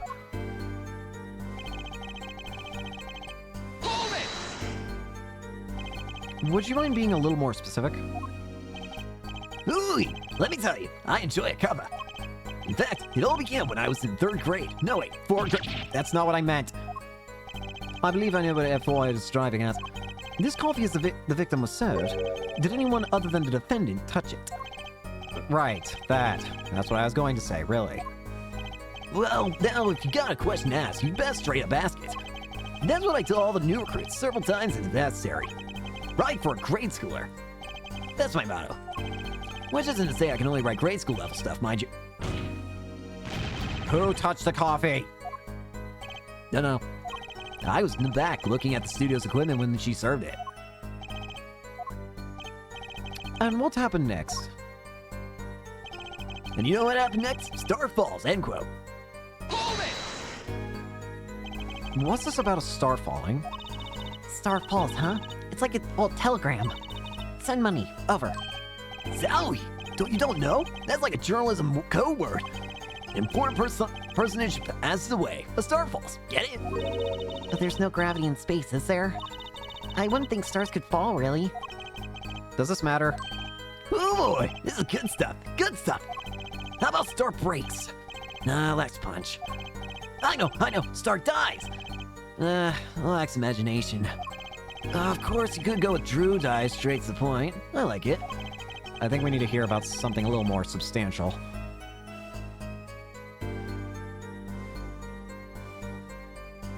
Let's hear about the moment of death. About when Mr. Michon passed away. Oh boy, what a scene that was. He puts his coffee mug down with a crash, right? Yes, and then? Then the cold finger of death touches his spine. Life's flame sputters and fails. So cold was that touch, he could do naught but tremble uncontrollably. Actually, life's flame is a little tired. Life's river froze over. Yes, that's a go. I think he's starting to his arc already. Could you describe that a little more simply? Well, as you can imagine, I was pretty surprised. He hit the floor, as they say. Our seizure is final performance. End quote. Atropine paralyzes the central nervous system. The body arches back like a bow. The limbs tremble. That's quite enough of that. Some of us want to be able to sleep tonight. Oh yeah? Well, I want details. Lots of juicy details. For that, you can listen to our last year's hit single, Atropine My Love by the Gavinians, available at all major musical outlets.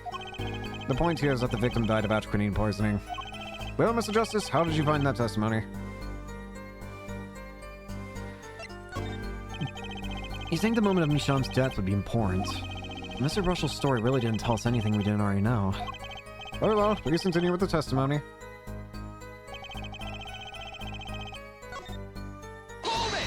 I want to go back to this line. Can I get something else to happen?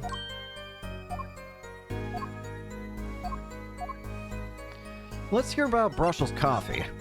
So, you drank the coffee that Vera served you to? Of course! When someone serves you coffee, you drink it. That's what my old boss always used to say. Never did get what he meant by it, though. But you're still alive, which is to say you didn't die. Of course not. No point falling before you're a star. End quote. That's not exactly what I was getting at.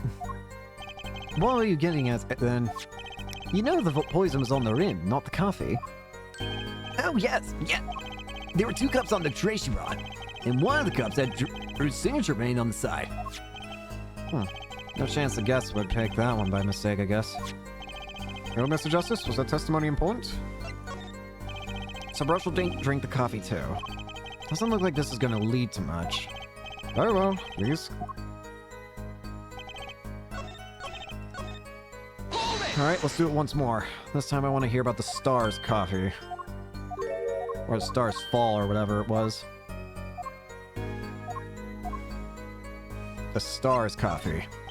You say Mr. Michon had the coffee too, but did you actually see him drink the coffee? Of course! He who sees it wins, but he who says it wins bigger. End quote. I live in a man sees dog eat dog and writes about world. Yet, I guess I can't say I saw him drink it, really. He had one so-called sip, if that. Man puts lips to mug, drinks, end quote. That poison is quite virulent, I hear. My stomach did a so-called somersault. Since I gulped down that coffee without so much as a second glance at it. Wait, maybe something's there. Some kind of so-called trick. Anyone want to venture a guess? For the record? Does this guy have a pause button? Well, Mr. Justice, did you find that testimony valuable? Something actually... The victim drank his coffee, then immediately fell over. Oh, yes, you can go under the press with that one. Really now? Atraquinine doesn't do that, though. Your Honor, this is a vital piece of information. Please add to the testimony. Very well. The witness will add this to his testimony. Vital, right. So, he had one sip, if that. The next moment, he was on the floor. I get it. That's not actually physically possible.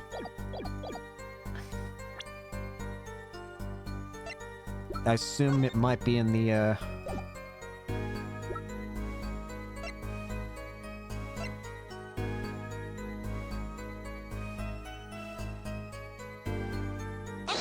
slow acting. You know what I have a problem with? A particular property of the poison used, atraquinine. Oh, Prosecutor Gavin was quite clear about the poison. A lethal dosage of 0.002 milligrams paralyzes the central nervous system. If you drank that, even you, Mr. Justice, would be reduced to a quivering pile. Why are you using me as an example? Unfortunately, we weren't told everything. There was a vital omission in Prosecutor Gavin's information. An omission? Atraquinine is as virulent as he says, but that doesn't come upon ingestion. Not immediately. That's because atraquinine is slow acting. Slow acting? What? According to one forensic scientist, It's one of the most virulent poisons, but it's absorbed into the body astonishingly slowly. It takes at least 15 minutes from the time of ingestion for adverse effects to show. if we suppose that the moment Mr. Misham sipped the coffee was when he was sealed his fate, then he would still have had time left to enjoy his last cup of joe. Bro, what is this thing? Man's built like a pencil. Order! Order! What's the meaning of this? If what the defense says is correct, why, that contradicts the entire testimony we've just heard. Well, Mr. Rushel, anything to say on the record? Slow acting. So, he's virulent, right? Even then, it had already begun digging its claws into the journalist. He's working on a scoop. It's Brushel, Jean. Brushel, let's take a trip back down memory lane. Huh? Did the victim really die the instant he took a sip? Think it over. This is vital. You know what I think? I think that was not so subliminal suggestion. End quote. I meant, it does cause a problem if he died when you say he died. I would be forced to say I designed, and I don't know how to say that, so I'm not going to attempt it anymore. I'd be forced to say that to my simple case. And you would be forced to say farewell to your article. Come again? You can't write a story based on conjecture, can you? And as the case drags on, other reporters will pick up the scent. And you'll be forced to kiss your exclusive scoop goodbye. Scoop? Scoop? Look, wait, just wait a second. Just 1 second. We're waiting, out with it. I think I just recalled a so-called important detail. Revival of recollection, end quote. Stories revival, end quote. Attorney utterly confused, end quote. Actually, I did notice something when I visited the studio. I'd heard poison that takes its sweet time, see? But not what I've been saying for the last few minutes, apparently. Mr. Russell, are you saying you know something that explains what happened? You bet I am. And the antidote for a poisonous contradiction, end quote, you might say. Or I still have no idea what you're talking about, end quote, I might say. I figured it out, but only after an in-depth interview. See, thanks to my journalism skills, I know who poisoned that coffee. Oh boy. Order. As far as I can tell, the witness is standing by his testimony that Mr. Masham died the instant after he drank. Of course I'm standing by my testimony. And my dream of exclusive rights to this story. Ugh. I suppose there's too much to hope for. Was. Of course he wouldn't choose a simple case, not him. Him? Phoenix Wright, who else? Oh. Axon, Airbrusher. Report for us, if you will. What is it that you noticed? Don't just stare at me. This court is a critical trial for the justice system. I'm afraid no room for doubt is permissible. You will testify to the court about what you noticed. I'm a bit worried about this juris system backfiring on us. What Brushel noticed. When I arrived at the studio, Mr. Michon was at his desk. He seemed to be writing a letter, but he quickly sealed the envelope. I thought nothing of it at the time, of course. Now that I think about it, what if he was writing a suicide note? Excuse you? What? A suicide note? Yes, he had this look on his face. Man's face inscrutable as a quadratic equation. End quote. Suicide? Poor Mr. Misham. But that means Vera's innocent. Would someone commit suicide in the middle of an interview? Oh, Very well, you may begin your cross-examination. There's a big hole in this somewhere. There's gotta be, because suicide? Fat chance. When I arrived at the studio, Mr. Masham was at his desk. Was there anyone at the studio other than Mr. Masham? Well, his daughter Vera, of course. Was anyone besides Mr. Masham and Vera present? Not a single one. Not a cat, not a rat, not even a mouse.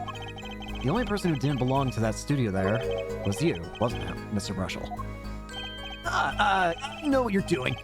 I know your game. Attorney uses classic Robinson phenomenon ploy. End quote.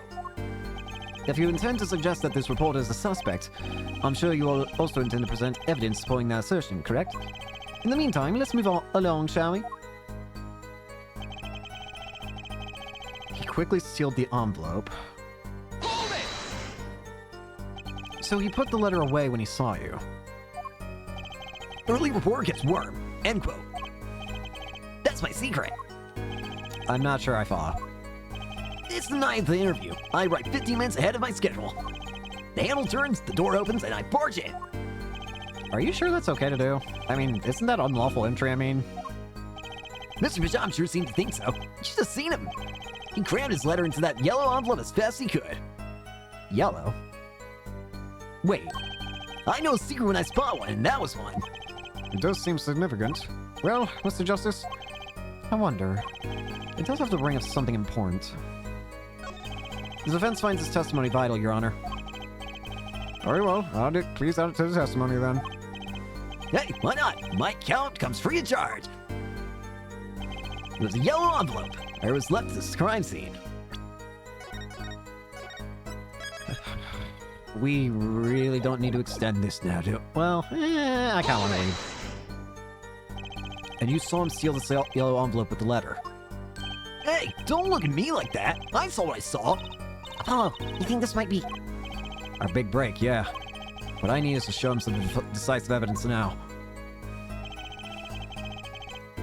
So, you wouldn't be having talking about this, right? As it just so happens, there was a single letter in a desk drawer at the scene. In red envelope.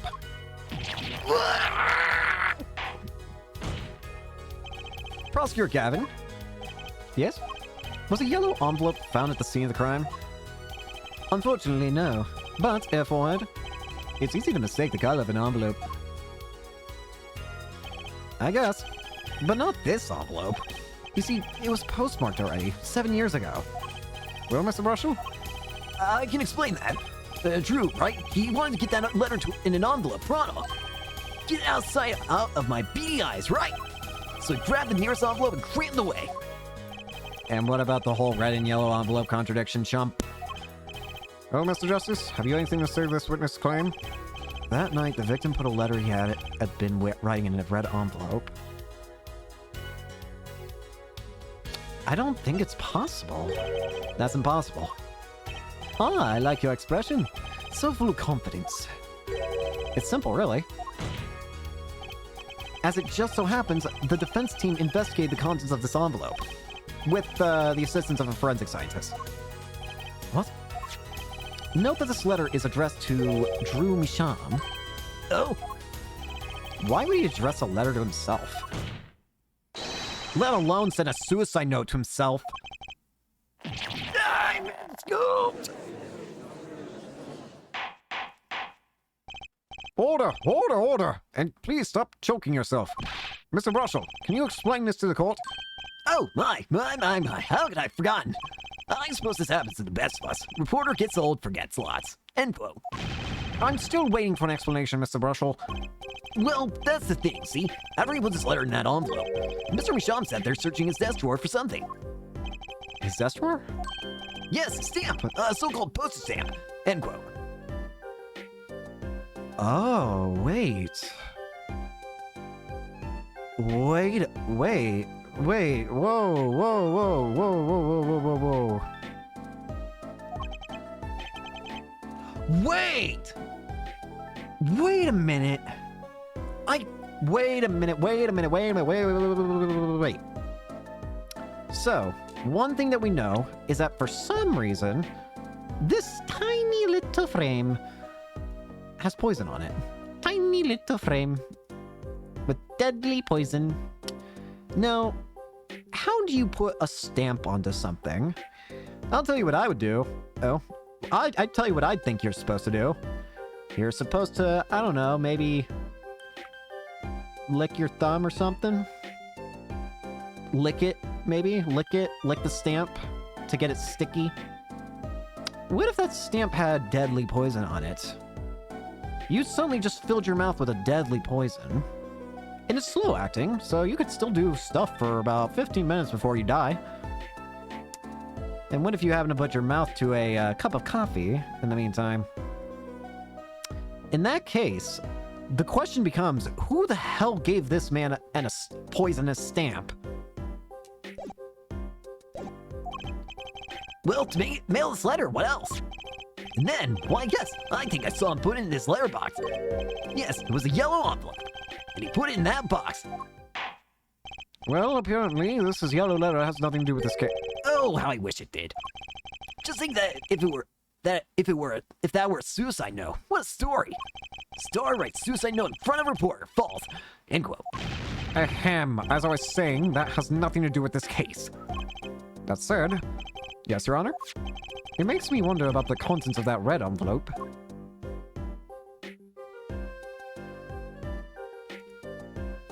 Yeah.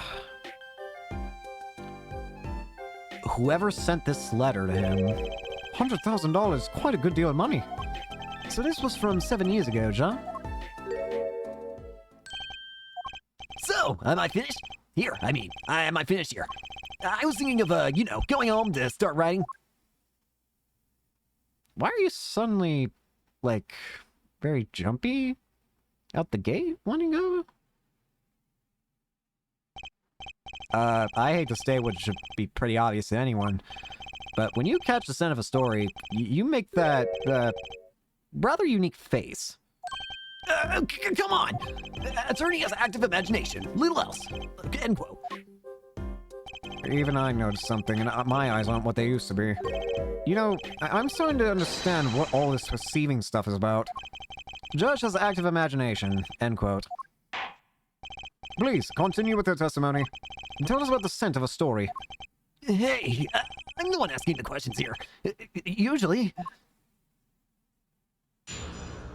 Witness testimony. The scent of a story. Actually, it took a bit of work to get a thumbs up on the interview. Reporter leverages story, gets his interview, end quote. The story concerned an absurd case from 7 years ago. That red envelope probably had something to do with it. Say what you will, but Drew's talent was without compare. So you threatened to go to the press with this story. That's how you got your interview? Blackmail? Well, yes. No. He wasn't exactly Is something wrong, Mr. Brushel? Look, this is my story, my exhibit. Journalist info is livelihood, end quote. I see. Well, you have me chatting away in here. What's going on out there? What if some Wally Wordsworth or Sally Scooper gets wind of my story? They can be going to press while I'm going to waste. The court feels your pain, Mr. Brushel. Mr. Justice, let's pick up the pace. A certain case 7 years ago. Wait. 7 years ago?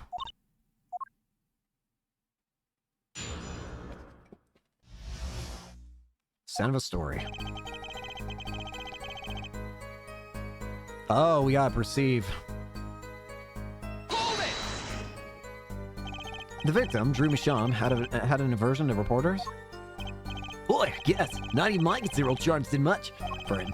Until I finally got my thumbs up, that is. Maybe you can elaborate on that bit for us? So this guy, I imagine, is gonna be a pain to try and perceive because he's very twitchy, isn't he? Actually...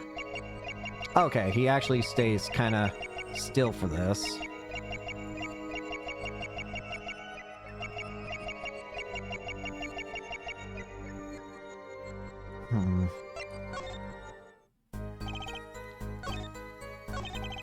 Hang on. The story concerned a certain case from 7 years ago.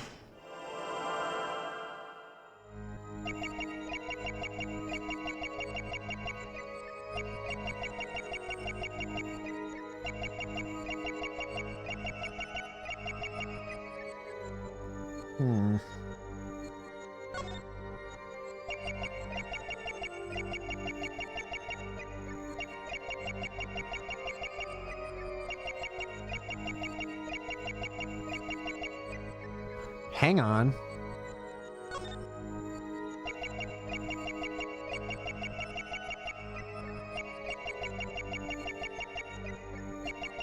No.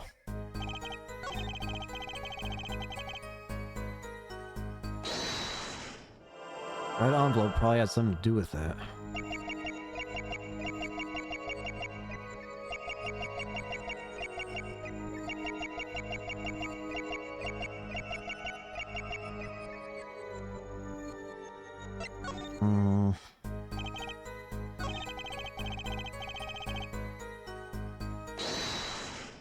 Wait, Drew's town was got without compare.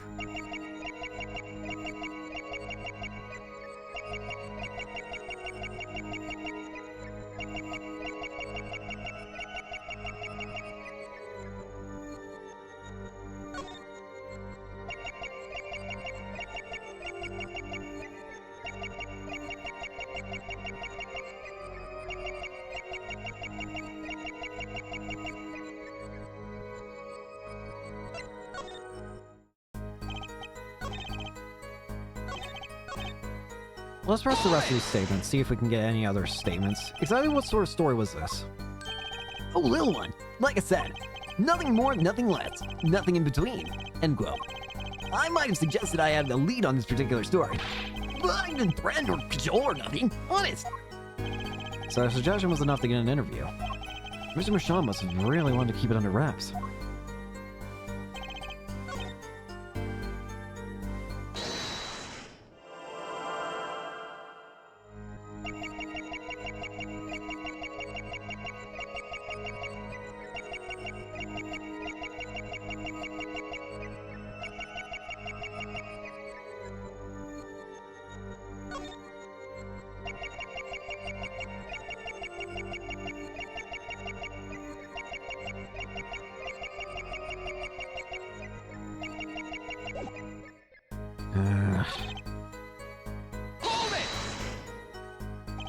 A certain case 7 years ago. Tell us, what case? Oh, let me state one thing, Mr. Attorney, and you can quote me on this. I can't talk about that case. Why not? It's about journalistic pride, and staunchiness, and credibility, and connections. Journalists reveal sources only over his dead body. End quote. So what'll it be? Get it straight, Lee? Well, he'll tell the attorney. He sounds pretty determined not to talk. Our chance of breaking his will aren't looking good.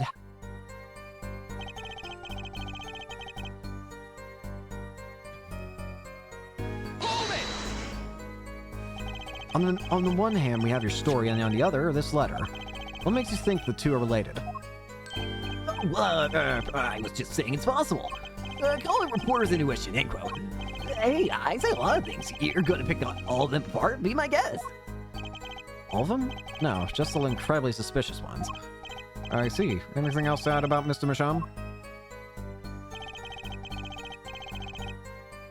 This is a statement that I feels weird.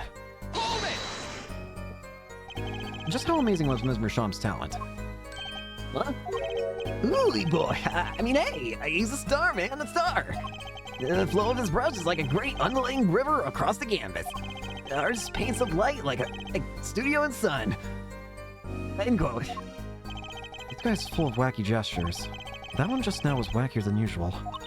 You look kind of nervous to me, Apollo. Definitely. I'm sensing something different than before here.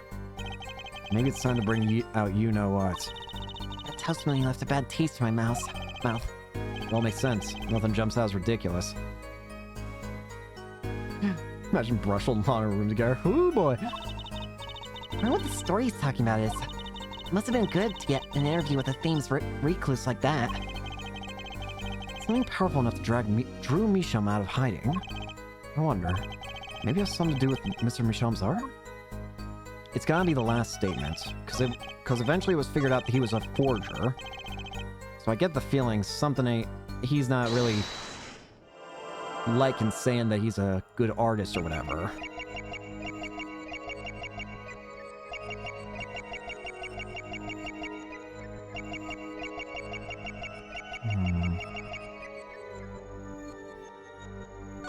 Hear it again.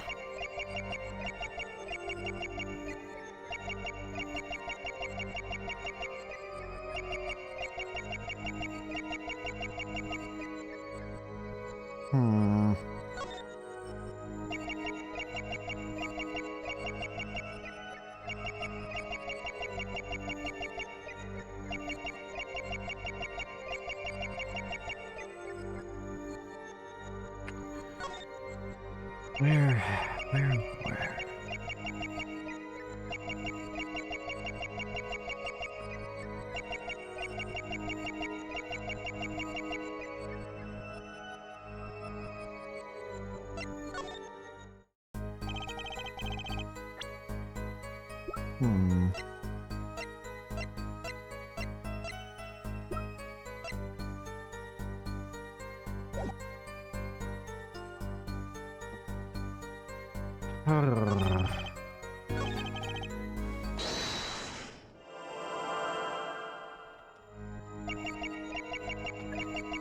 Just can't get this feeling out of my...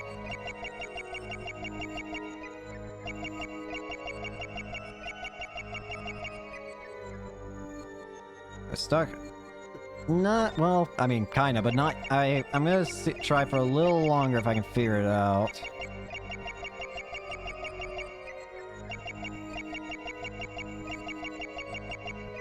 Wait, whoa. Wait a minute, do that again? Ah, whoops, wrong button. Whoopsie. Let's try this again.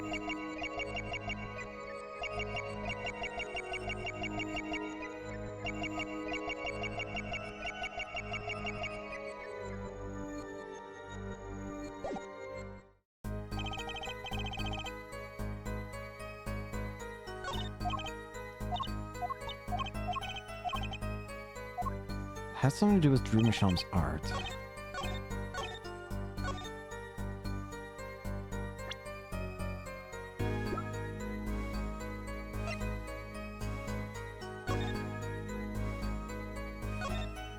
I think I've already rough sketches only have him by oil painting, never understand artists. It's impressive. One think you could hide such a dark sketch under a little oil paint for a reason, but it's pretty oily. Painting.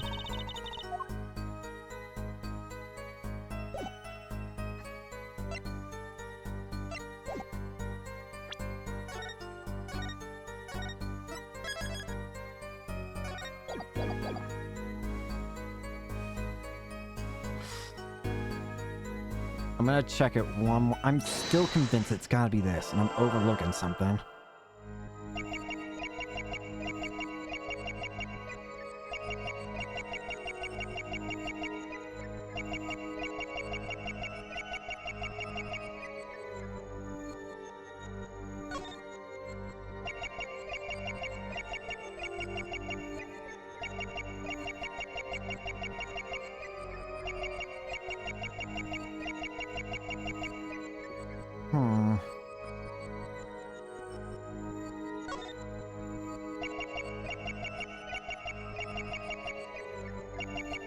Bruce talent.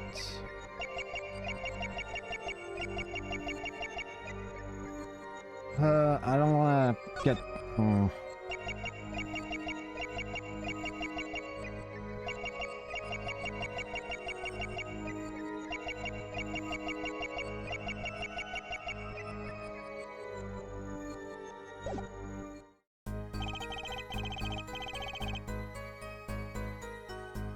I'm just gonna do it once. Okay, so it is here. It is somewhere in here. I was at least on the right track. I had a feeling it was here. I just needed to confirm it. If I know it's here, then I think I can figure it out. I just needed some sort of concrete confirmation. It's gonna be something tiny. Wait. Ooh. Something minuscule. Frustrating when you don't answer, but don't have, do you have present? Yeah.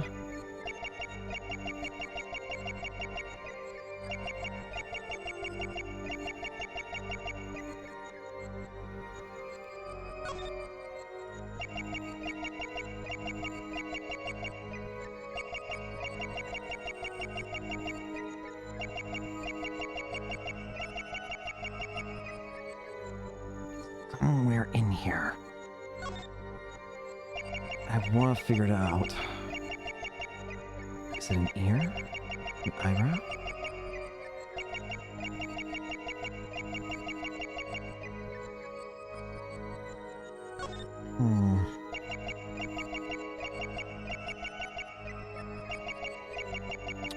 Wait. Aha! Well, well, well.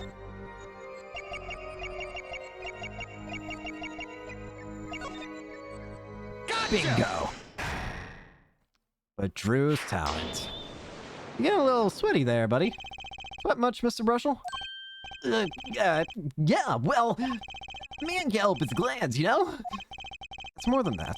When Mr. Macham's talent was mentioned, you suddenly began to sweat buckets. You're hiding something about his talent. It's ridiculous. Evidence time. Let's show him where Mr. Macham's true talent lies. It just so happens I have evidence showing the talent mentioned in that letter. So I don't actually know which painting exactly he wants me... I mean... Is it this painting? There's two paintings. Ah, it's this one. This painting was found in Mr. Macham's studio. There are two problems with this painting. The first is it wasn't painted by Mr. Macham. The second is that there was another painting in the studio, which looked exactly like this one, except it was only half done. Then we have a letter discussing a payment of $100,000, which suggests a certain business operation. Business of making forgeries.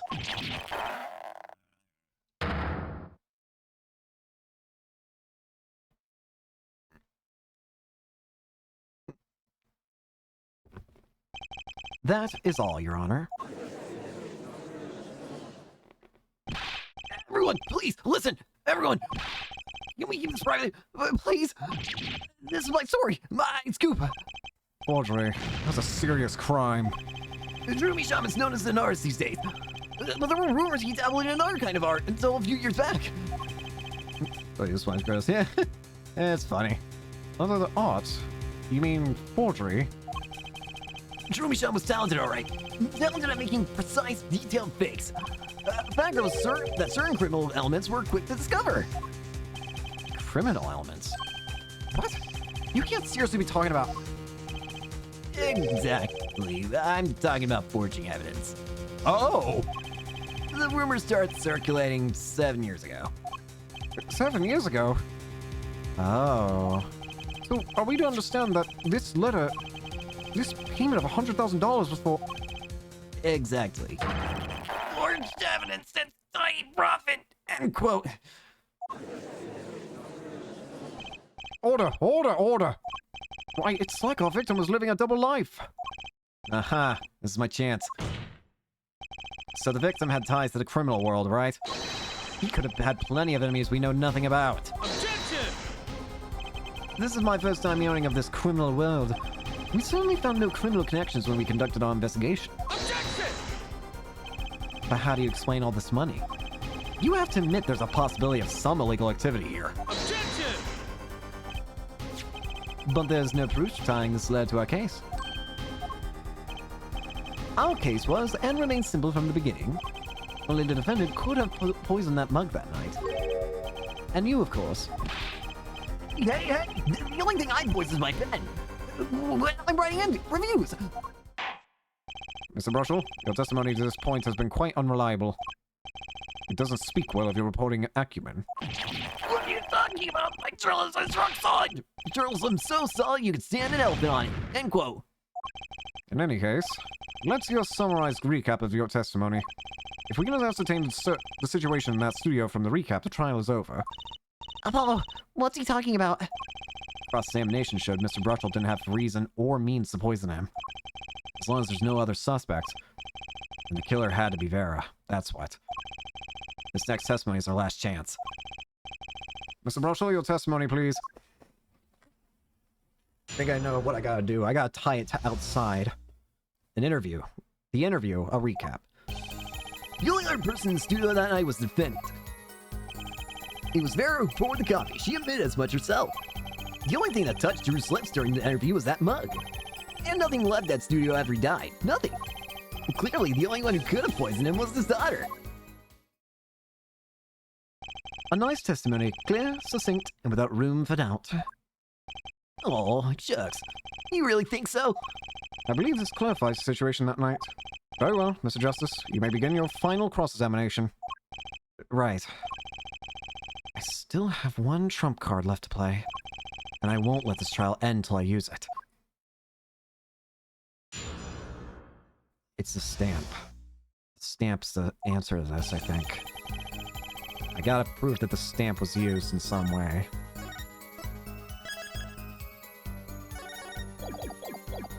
The only other person in the studio that night was the defendant. But that doesn't prove Vera poisoned it. Objection! Had a feeling that was coming. How many times have we heard that one, Airforehead? The poison reached its victim via the coffee mug. And from where did that coffee come, Not to beat a dead horse again and again, but perhaps you can fill this in? Come on. You need a horse meat? I'm your man. Wait, not like that. Hold it! And you witnessed her pouring the coffee. Of course I didn't witness.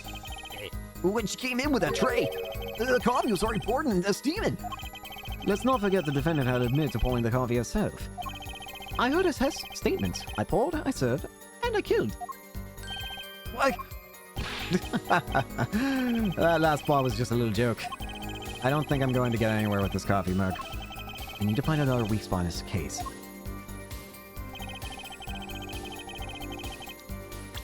Okay.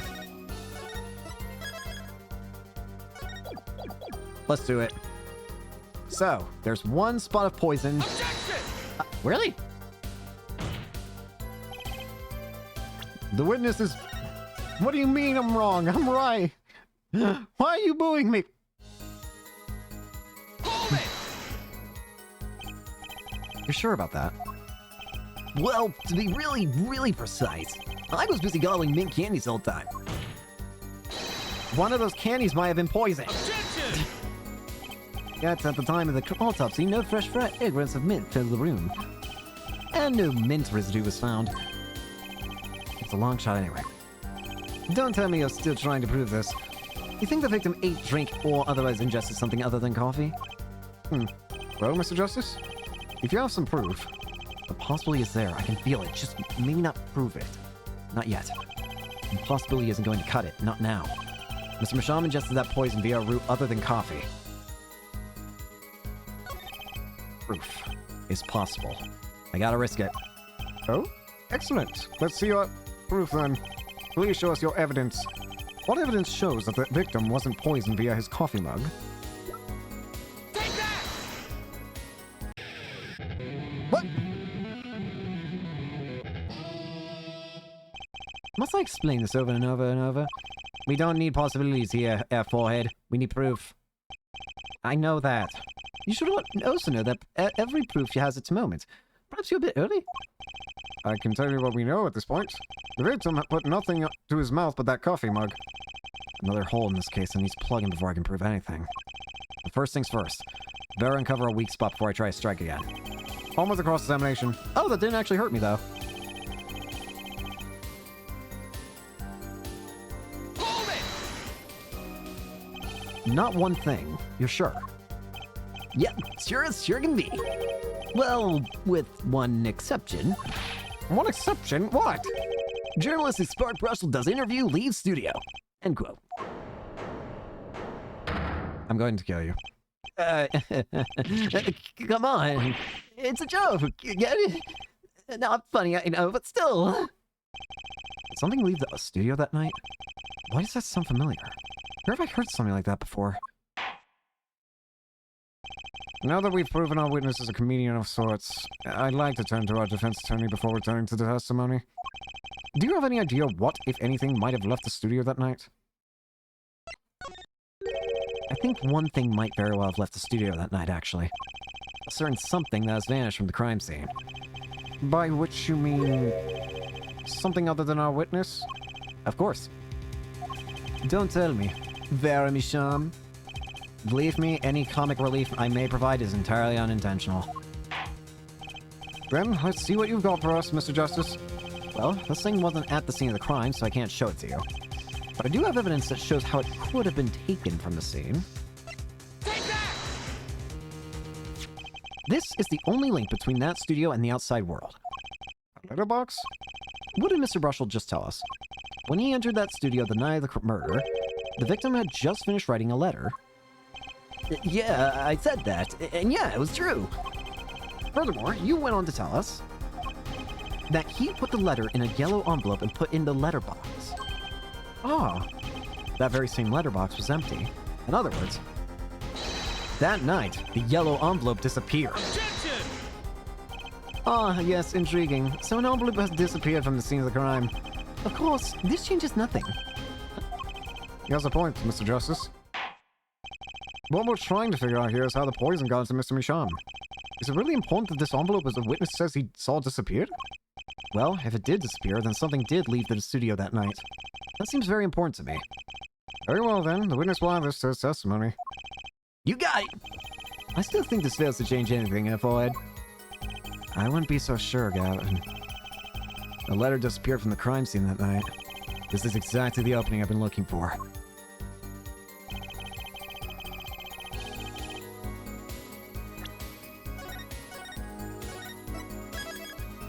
I think now's the time we use it.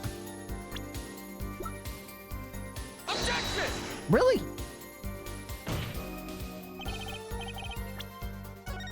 Fine, I'll press the statement. Hold it! Nothing could be more serious than an envelope disappearing from that studio. And you were hiding that fact from us. Yes, well, actually, I don't argue the possibility that a letter disappeared from that studio. But, Forehead, isn't there a much more serious question to be before us? Right, how Mr. Micham was poisoned, I know. But Mr. Brushel's testimony has changed, which means the fact of the case map too. And what he's told us means something entirely different now, I'm sure. I'm starting to think of it. Let's keep thinking, Apollo.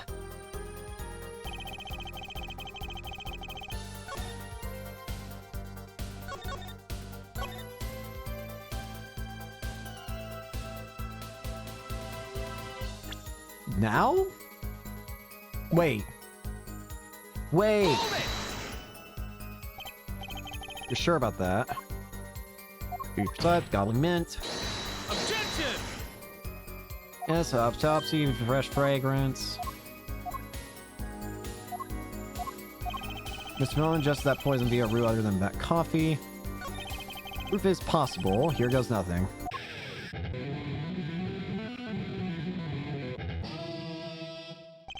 You do understand what we need, John? Proof F forehead, not possibilities. Of course. And, Prosecutor Gavin, I hope you understand. I'm ready to give you that proof. What did you say? I have proof of the disappearing envelope. I saw him writing a letter. I did. Which was picked up by the mailman, I assume. Of course, which means that envelope had a stamp on it. A stamp? Ah. As we all know, stamps come with dried glue on the back. In order to use the glue, you have to wet it by licking the stamp. Objection! No one with talking to actually is lick stamps in this day and age. Objection! Even if you wanted to talk to him, you couldn't. He's dead after all. Objection! Okay, so he licked the stamp. But wait! How does that explain the atroquinine on the rim of the coffee mug? Objection! How does it not explain it? If he licked the back of a poison stamp, the poison would get on his tongue, yes? What would then happen if he put the coffee mug to his mouth, Those traces on the mug weren't the killer's doing. It was the other way around. What? The coffee mug didn't poison Mr. Misham. Mr. Misham poisoned the coffee mug himself. Order, order, order. But that doesn't... Does it? Recall, if you would, atroquinine is a slow-acting poison, yes? The poison entered his body when he put the stamp on that envelope. But his time wasn't up until the very moment he touched his lips to that cup of joe.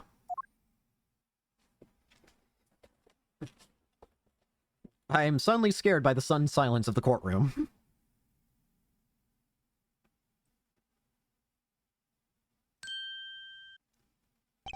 You have something to add, Mr. Brushel? Uh-oh, his nose is picking up another scent. I believe I mentioned earlier. Well, that's the thing, see? After he put his letter in that envelope, Mr. Misham said they're searching his desk drawer for something. Yes, a stamp! A so-called postage stamp. End quote. But, you know, I don't seem to remember him ever finding one. Maybe just run out. Incidentally, we searched the desk drawer at the scene of the crime. There were no stamps. Not a single one. That does pose a problem. How will you prove that the stamp was coated with poison? Actually, I'm glad no other stamps were found. It makes proving the stamp he used was poison possible.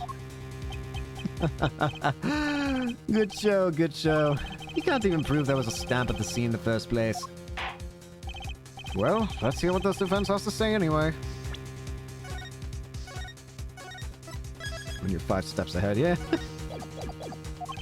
Where's your evidence that proves the existence of this poison stamp? It has to be this, right? Take that! Well, that certainly is a cute little frame. And by little, I mean really little. It was on the victim's desk, Your Honor. Quite empty, as you can see for yourself. I noticed that too during my inspection. So what? Apparently you weren't as observant as you should have been. You see, when you saw this frame, it was missing something quite important. Missing something? Yes, a pale bluish stain on the inside of the frame. Atroquinine residue. What?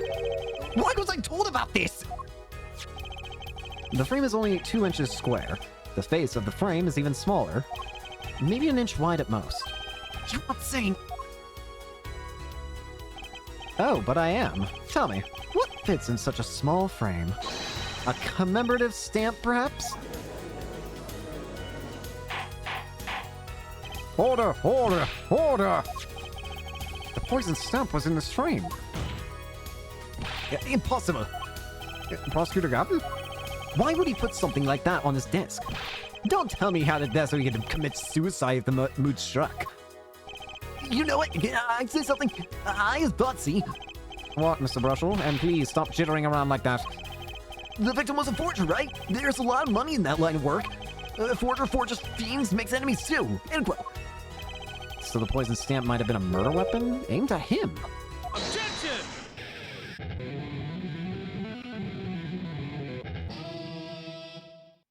Huh? Oh, rich. That's rich. Leave the ridiculous flights of fancy to the Gavinius song lyrics, please. Finally, something we agree on. The stamp was a murder weapon? Nonsense. Murder is a simple business. Who would go to such lengths? No one. Oh, but I disagree. Come again? Recall, if you would, the victim's reclusive lifestyle. Drew Misham hid from the world. He avoided meetings.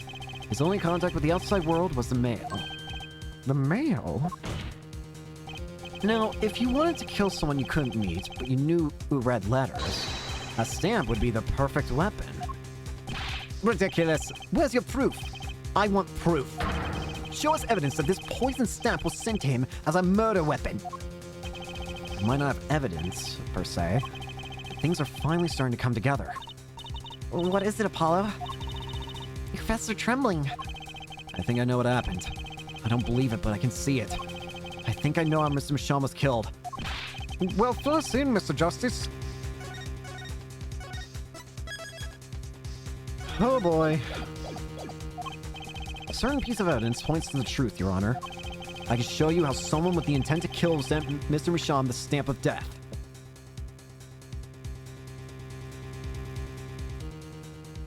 Oh.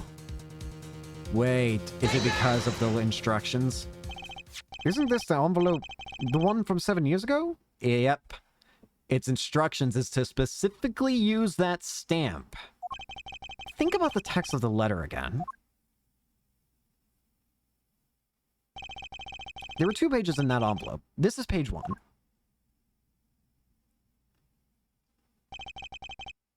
And this is page 2. I want to draw your attention to one phrase in particular. Send in the enclosed envelope with the enclosed stamp within 3 days. The enclosed stamp, Your Honor. Ah. In other words, if I have this straight, the stamp, poison, on the stamp, lit, asp, end quote. Now, what if he had done exactly as letter asked? He would sign the document, put it in the envelope, and put the stamp on it, right? Then he would put it in his letterbox. 15 minutes wouldn't have elapsed between affixing the stamp and mailing the letter. But the clock started ticking, and when the time came, he drew his last breath. And the murder weapon would be taken away from the scene. Quite conveniently, thanks to the postal system. So, what is your statement on this one, and Rock God? Such a splendid imagination you have there, Forehead. Let me confirm one thing with you, if I might. So, this poison stamp was inside this envelope from 7 years ago. Ja? Is that what you'd have us believe? Really? Well, It is a little bit of a stretch, but there's a possibility. yes, a very small possibility. How small, I wonder? A poison stamp in this envelope? A stamp that then became the murder weapon? How do you intend to prove that this seeming coincidence? Well, It was 7 years ago and we don't even know who sent that letter. And your answer is silence. I see. Very well. I moved to... It's not... Wait! It's not nice to pick on the Fräulein, Clavier. What are you doing here? What? Emma! Huh? well, like my Kristoff Gavin impression? Did I sound like him? Don't quit your day job. I swear to God, Emma. You're bringing back trauma. Don't you have a crime scene to be looking after, Fräulein Detective? Someone had to come and dig you out. You all out of the mess you're making of this case. Yes? You know, none of this would have happened if you just trusted in science a little more. You can find out if that stamp was in that envelope. It's easy. Can't explain yourself, Fräulein Detective. Glare at me all you want, but science is on my side. It's all in the residue, right? That's right! The poison detection spray. Produce the red envelope at once. You can open it on the authority of the court.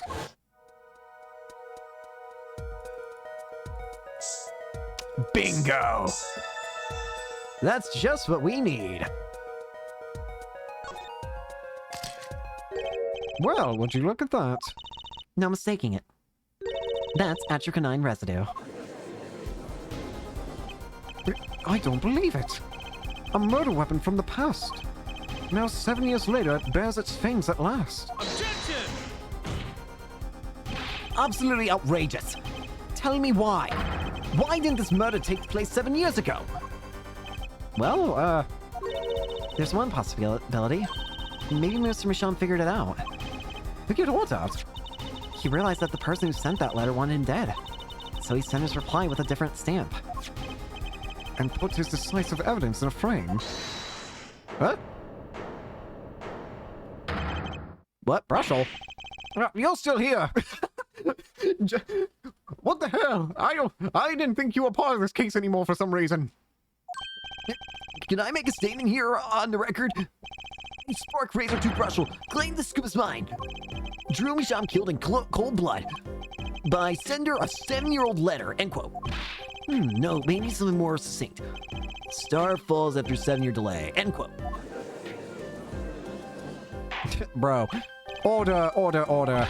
I see no room for further argument here. Though I admit, this is all coming as quite a shock. To think that the murder weapon reached his mouth after 7 years. Stamp is ticket straight to afterlife, end quote. Uh-oh, I think the witness is a bad influence on our judge. I think he's a bad influence on everyone. I see no need to further debate on this matter. The sender of that letter 7 years ago could hardly have been our defendant. Apollo! I think we just won. Very well. This court finds the defendant. Objection! Had a feeling that was coming. So, Is this the bright future of our legal system? Prosecutor Gavin? A ticket to the afterlife from 7 years ago. Tickets for Gavinia's shows are invalid after 2 weeks. But it doesn't make sense any other way. It boggles my mind that so many people haven't noticed this. there's a fatal contradiction in Air Ford's claim. Contradiction? A poison stamp was placed in this envelope 7 years ago, whereupon he was framed until now. If that's the case, then why would Drew Misham have done what he did? Emma explained that. He must have realized it was poison. Therein lies the rub. 7 years ago, the forger Drew Misham sent a trap up and put the stamp in a frame. I do not debate this, but this begs the question: why, 7 years later, did he use that stamp on the night of the murder? Ah. Surely you don't mean to suggest that Mr. Misham simply forgot. He left a murder weapon in a frame on his desk for 7 years, and forgot? You expect us to believe he sprang the trap on himself? Ah!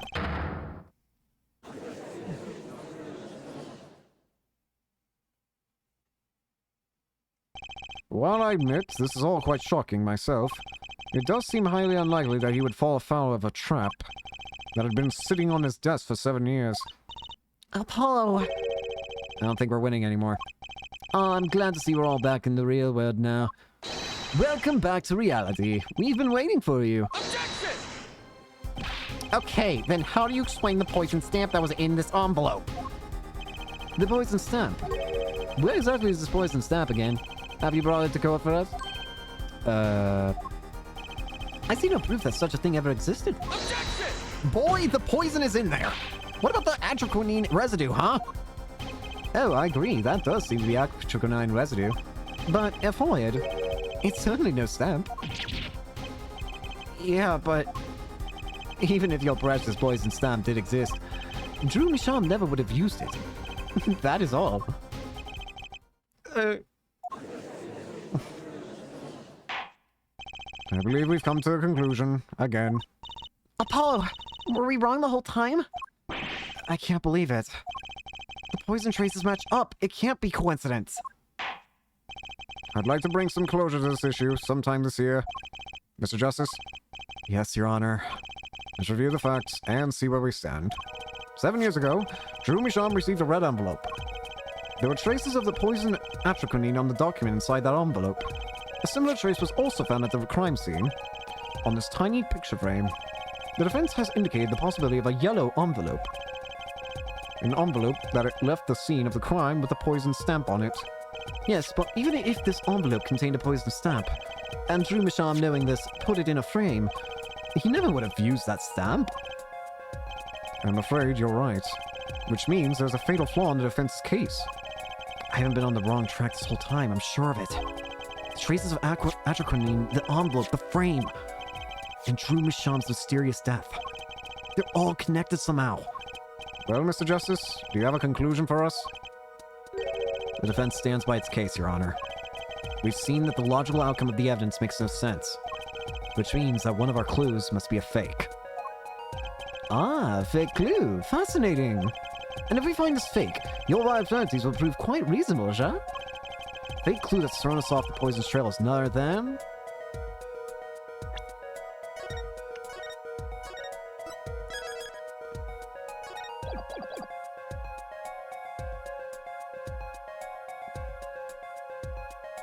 It's the frame, isn't it?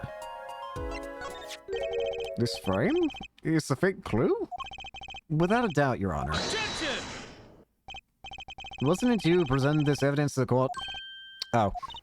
Hold on a second, Pa. The poison on the envelope, that frame, and the coffee mug. They're all connected somehow. Oh, right.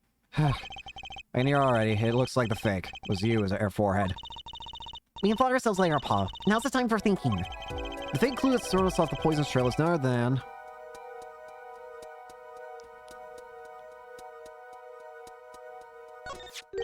This red envelope is a fake? Without a doubt, Your Honor. Objection! Wasn't it you who presented this evidence to the court? Wait, what? Excuse you? You're telling me the fake is... Wait, what? Don't tell me. The victim was a fake clue? I'm afraid I don't understand. I'll explain. We have an envelope, a frame, and a mug linked by poison. That all makes sense. What doesn't make sense is the victim himself. Objection! Congratulations, you've completely lost me. So the fake evidence is none other than the massive fake himself, the forger? He makes a good story, I'll give you that. Wait, the fake clue... Fakes, forgeries... I know that face. That's legit. I just had an idea face. I don't know if I'm right. I'm going with it anyway. What if our forger is the fake? Come again? 7 years ago, our forger sniffed a trap and stepped aside. 7 years passed. Now the forger stumbles into that very same trap and dies. Why? That's what I want to know. Because the forger who was killed was a fake. Here we are again. The victim was a fake. One forger smelled the trap. One forger fell into the trap. That's two forgers, and one of them was a fake. Drew Measham is alive then. Order, order, order! So you are telling us that Drew Measham, the victim, was a fake? Well, if he was a fake, who was the real forger? You better not be claiming there's some kind of switcheroo. I'm afraid you're going to have to back up your story. Mr. Justice, show us just who the real Drew Measham was.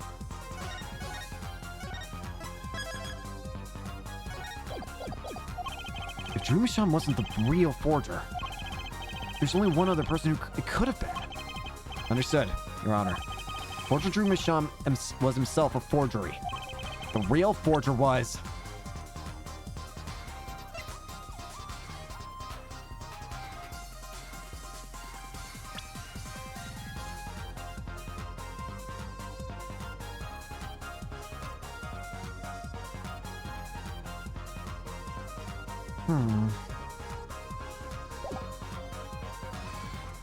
It's you!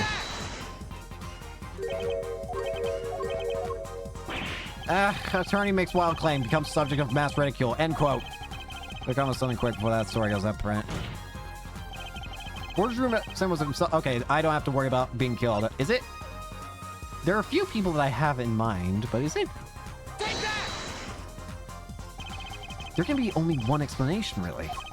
The real identity of the forger known as Drew Measham is none other than his only daughter, Vera Measham. Order, order, order! Mr. Justice, this is going out on a limb, even for you. I kind of agree. I mean, Vera, a forger? Let's consider it before we write it off entirely. If you look at the paintings in the studio, one fact becomes quite clear. Forgery has been taking place in that studio for quite some time. The forger wasn't caught in that trap 7 years ago. This can only mean that the one who was caught in the trap wasn't the forger. Well, actually, that does make some kind of sense. One more thing. Only 2 sets of fingerprints were found in the forger's studio. Drew Misham's and Vera Misham's. If we know that Drew Misham wasn't the forger, that leaves only one possibility by process of elimination. The forger was Vera Misham. Well...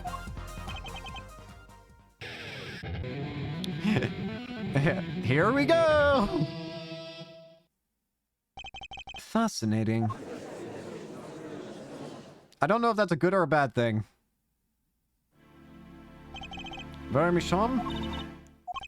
You've been paying attention to the trial so far.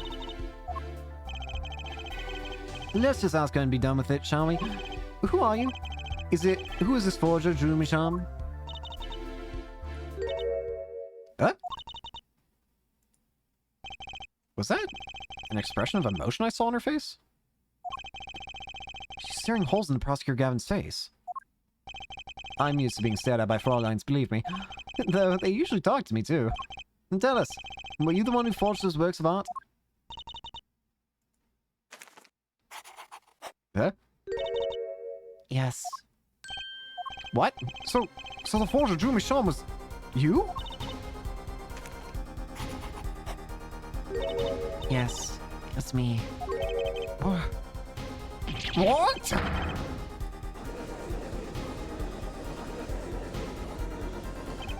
The court was in an uproar and it wasn't coming down. I swear to God, every single person that I've defended in this game has not been innocent in some way. I swear to God. Phoenix used forged evidence. Walkie is part of a mob. Freaking... And Tobai was a smuggler, and now I'm defending a forger. We had to break for a 10-minute recess. Why is everyone I defend evil? In some fashion, at least. Not completely evil, but some fashion of evil.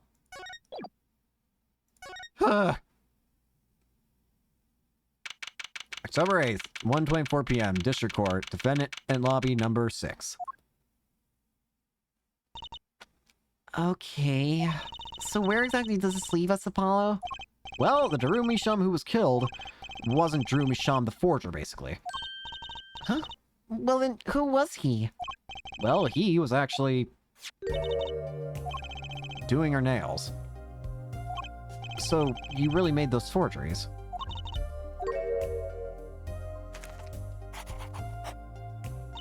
Yes.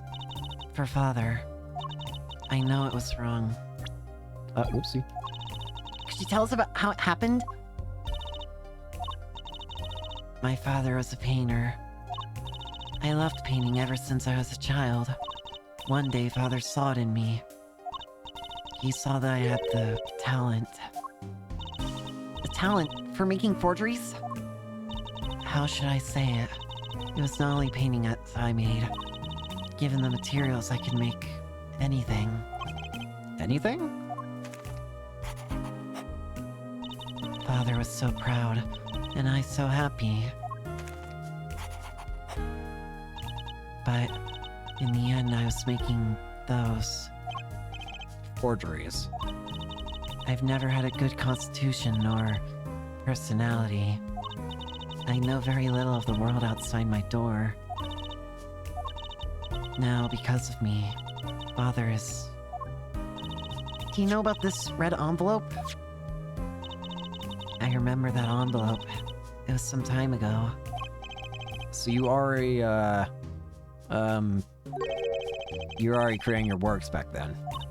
I started when I was only 12 years old. So the one who figured out the stamp was poisoned, that was... Mr. Justice, it's time! To the courtroom, please! Right. Out of time. Wait, Vera, just one more thing, please. Those 3 paintings in the studio. I painted those as part of my work. Right. See, we checked them out and we saw what was underneath. We saw the rough sketches underneath the 3 finished paintings.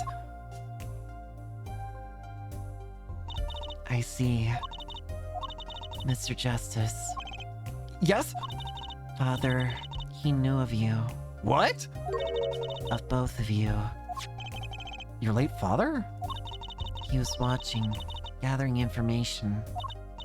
All about the right and co-law offices. But lately, we're not just doing law.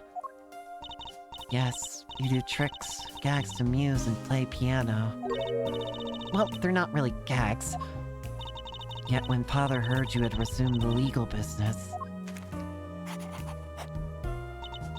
how pleased he was. Who's Mr. Misham?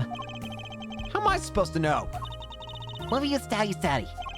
Judging from the relative ages involved, I'd say it's highly unlikely. Things are already confusing enough with all these daddies running around. We know that the victim's daughter, Vera, was the forger. What does this mean for the case? Guess we're about to find out. October 8th, 1:36 p.m. District Court courtroom number 3. Hi. Court is now back in session. Vera seems pretty tense. She's practically chewing her fingernails clean off. Perhaps you could begin by telling us how it all worked. When I was thinking of the games before, I love it. It's been fantastic. And also, welcome to the stream. Perhaps you could begin by telling us how it all worked. How would you set up this Drew Misham Forger persona? There's that stare again. She's drilling more holes into his head. I know it's hard for you, but hey, he's a handsome guy. What's hard? Well, very well, miss, if you would. Did you really make those detestable forgeries? Perhaps you'd rather answer my question. Were you the one who painted that painting, the remarkably similar one? Yes. I painted it, yes. Father praised me quite highly for it. So, she was the one who made the forgeries. Yet she did not wish to reveal the truth of their operation. So the victim was a stand-in, a decoy. To the world at large, he was the forger, not her. I've done a bad thing. I have, haven't I? Regardless, we need a little more information. About, for instance, this. You have seen this before, Sha?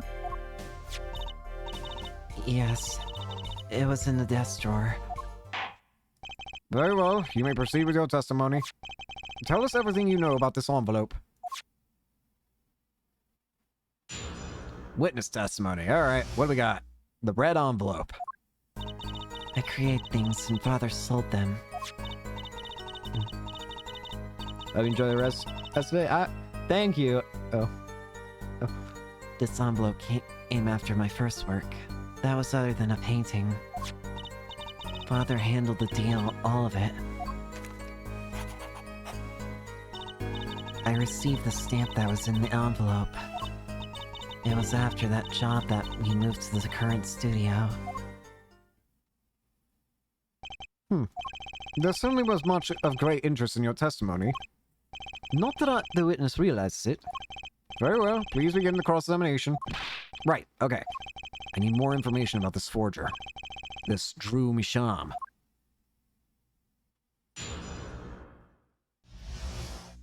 The red envelope. Hold it! Alright. First press. So, these things you were making, you mean paintings identical to other paintings, right? The closer they were, the happier Father was.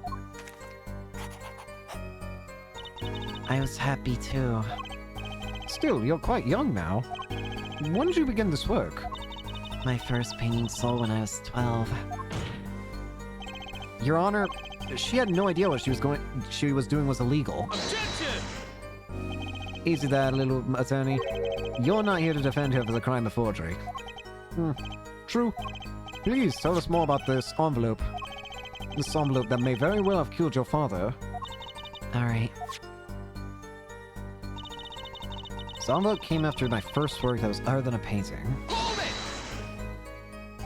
it! By other than a painting, you mean you'd only done paintings up to that point? Yes. But Father had a realization. He noticed that my talent extended to making things other than paintings. For instance? For instance, a letter someone had written. or a fingerprint left upon a cup, or a signature on a document, a seal upon a letter. None of this makes her sound very innocent at all.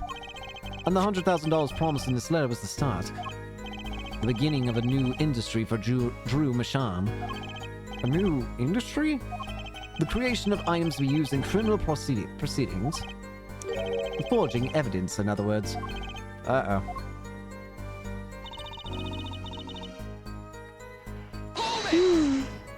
Hey. So, you didn't know how the things you were making were being used? I enjoy painting very much. I think I understand. The Fraulein has lived in a unusual little world. Can you tell us what happened to the papers that were in this envelope? Father signed them and sent them back, I believe. Did he follow the instructions? Send in the enclosed envelope with the enclosed stamp? This is a rather important matter. Give your answer some thought.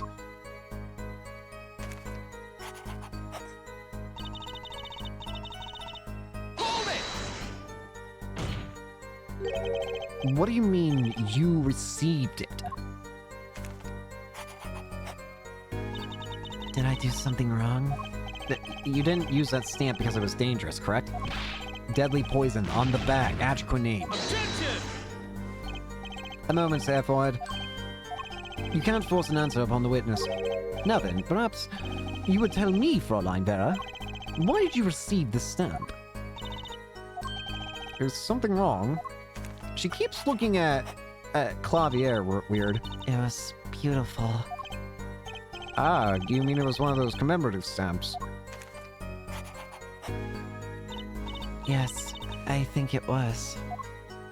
So, you didn't know about the poison?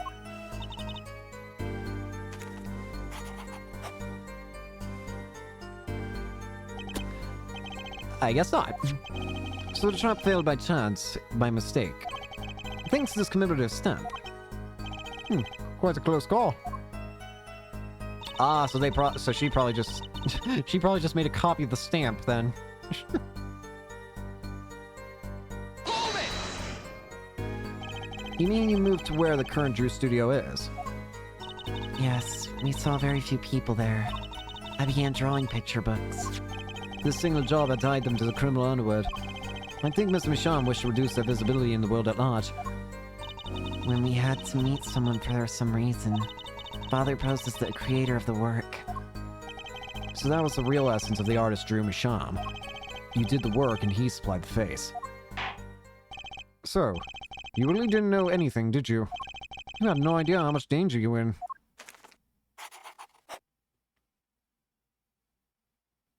Apparently not. About this commemorative stamp, could you tell us more about it? It was very pretty. And more than that, Yes? it was a picture of people I liked at the time. This is something new.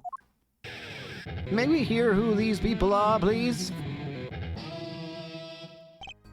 Apparently, we've got some cross-examination yet ahead of us. If you would be so kind as to continue your testimony, Fraulein.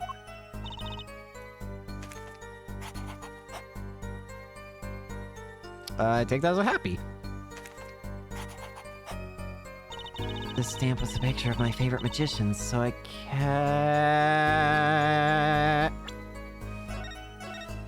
Excuse you? Favorite magician? Objection! Those magicians you like. Was it this bunch?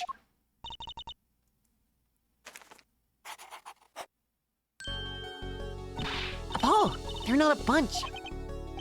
I see. Still, I have to wonder, why include a commemorative stamp like that in a business letter? Good question. Well, pretty stamps are always better, and you can't beat Troop Grammary. But the whole murder plan was a failure because of it. Ironic, don't you think? Prosecutor Gavin? Gavin, why are you suddenly, stressed? Prosecutor Gavin? Gramry. What's with Gavin? Might I ask just one question of this witness? In your testimony just now, you stated this was your first work that was other than a painting. Don't tell me. Please tell me. What exactly did you make? Can I ask?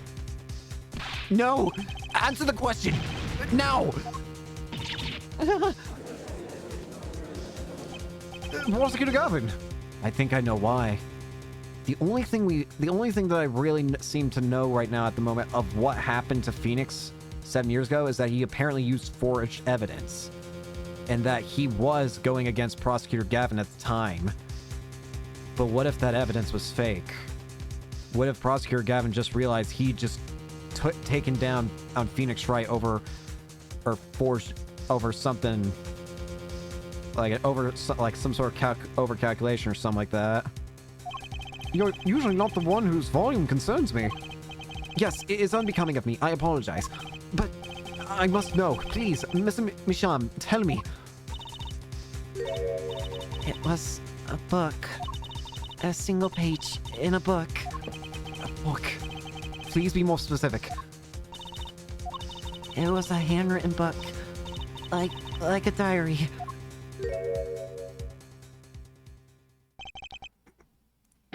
No! I don't know!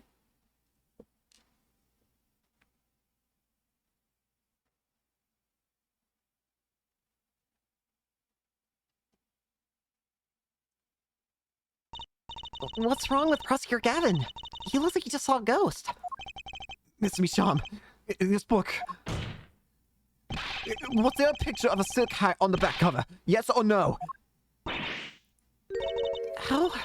How'd you know? Objection! Prosecutor Gavin, the defendant is answering all of your questions. Stop badgering her. He's told you nothing, has he? Your Sully mentor, nothing! Sully... who? Phoenix Wright! Who else? Daddy? He never told you about the trial 7 years ago. About how he came to lose his attorney's badge. There was a certain piece of evidence that decided his fate, you know? A certain diary. On the back, it bore the mark of a silk hat. What? Phoenix Wright, tossed out of the profession by false evidence. And the forger who made that evidence... it's this girl standing right in front of me. Vera, you must tell us. The evidence you made was used in a trial 7 years ago. Who asked Drew Misham, you to forge that evidence? For all of our sakes, who was it?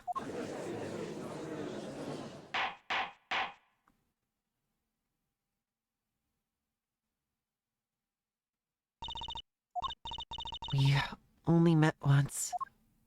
You met the client? Well, who was it? It was...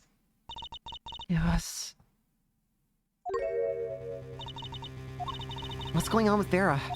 She's staring at Prosecutor Gavin's face again. No. So it all goes back to him, huh? That's why you've been staring at him so often. Yes, what? Is there something about me? I remember clearly. I remember who gave me the book. The diary. Who was it?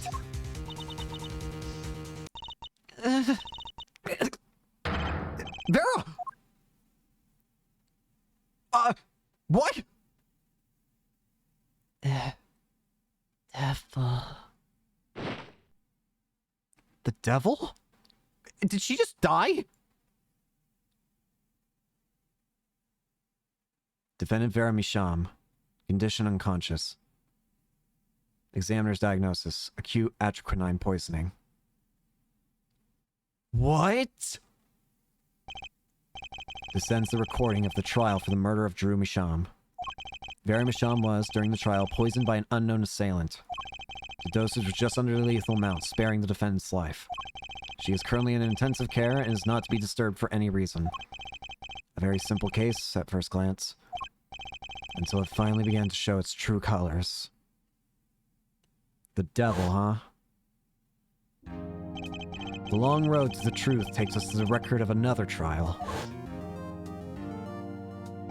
In some ways, that was the starting point of it all. And that is where we must go. To find the whole truth. Wow. Back to the beginning then.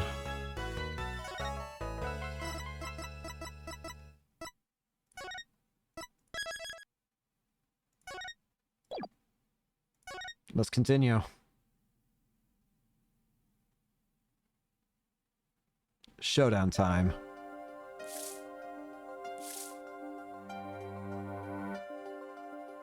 I lost. It's only a game of poker. A game I've played for a long time. And only lost twice. Who was the first? The man I killed, of course. Well, it seems I've found the partner I've been looking for all along. Over a game of cards. Why, yes, over a game of cards.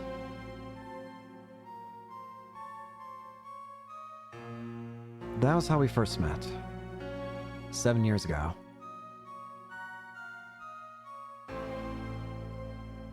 Seven years earlier, Phoenix Wright's final trial.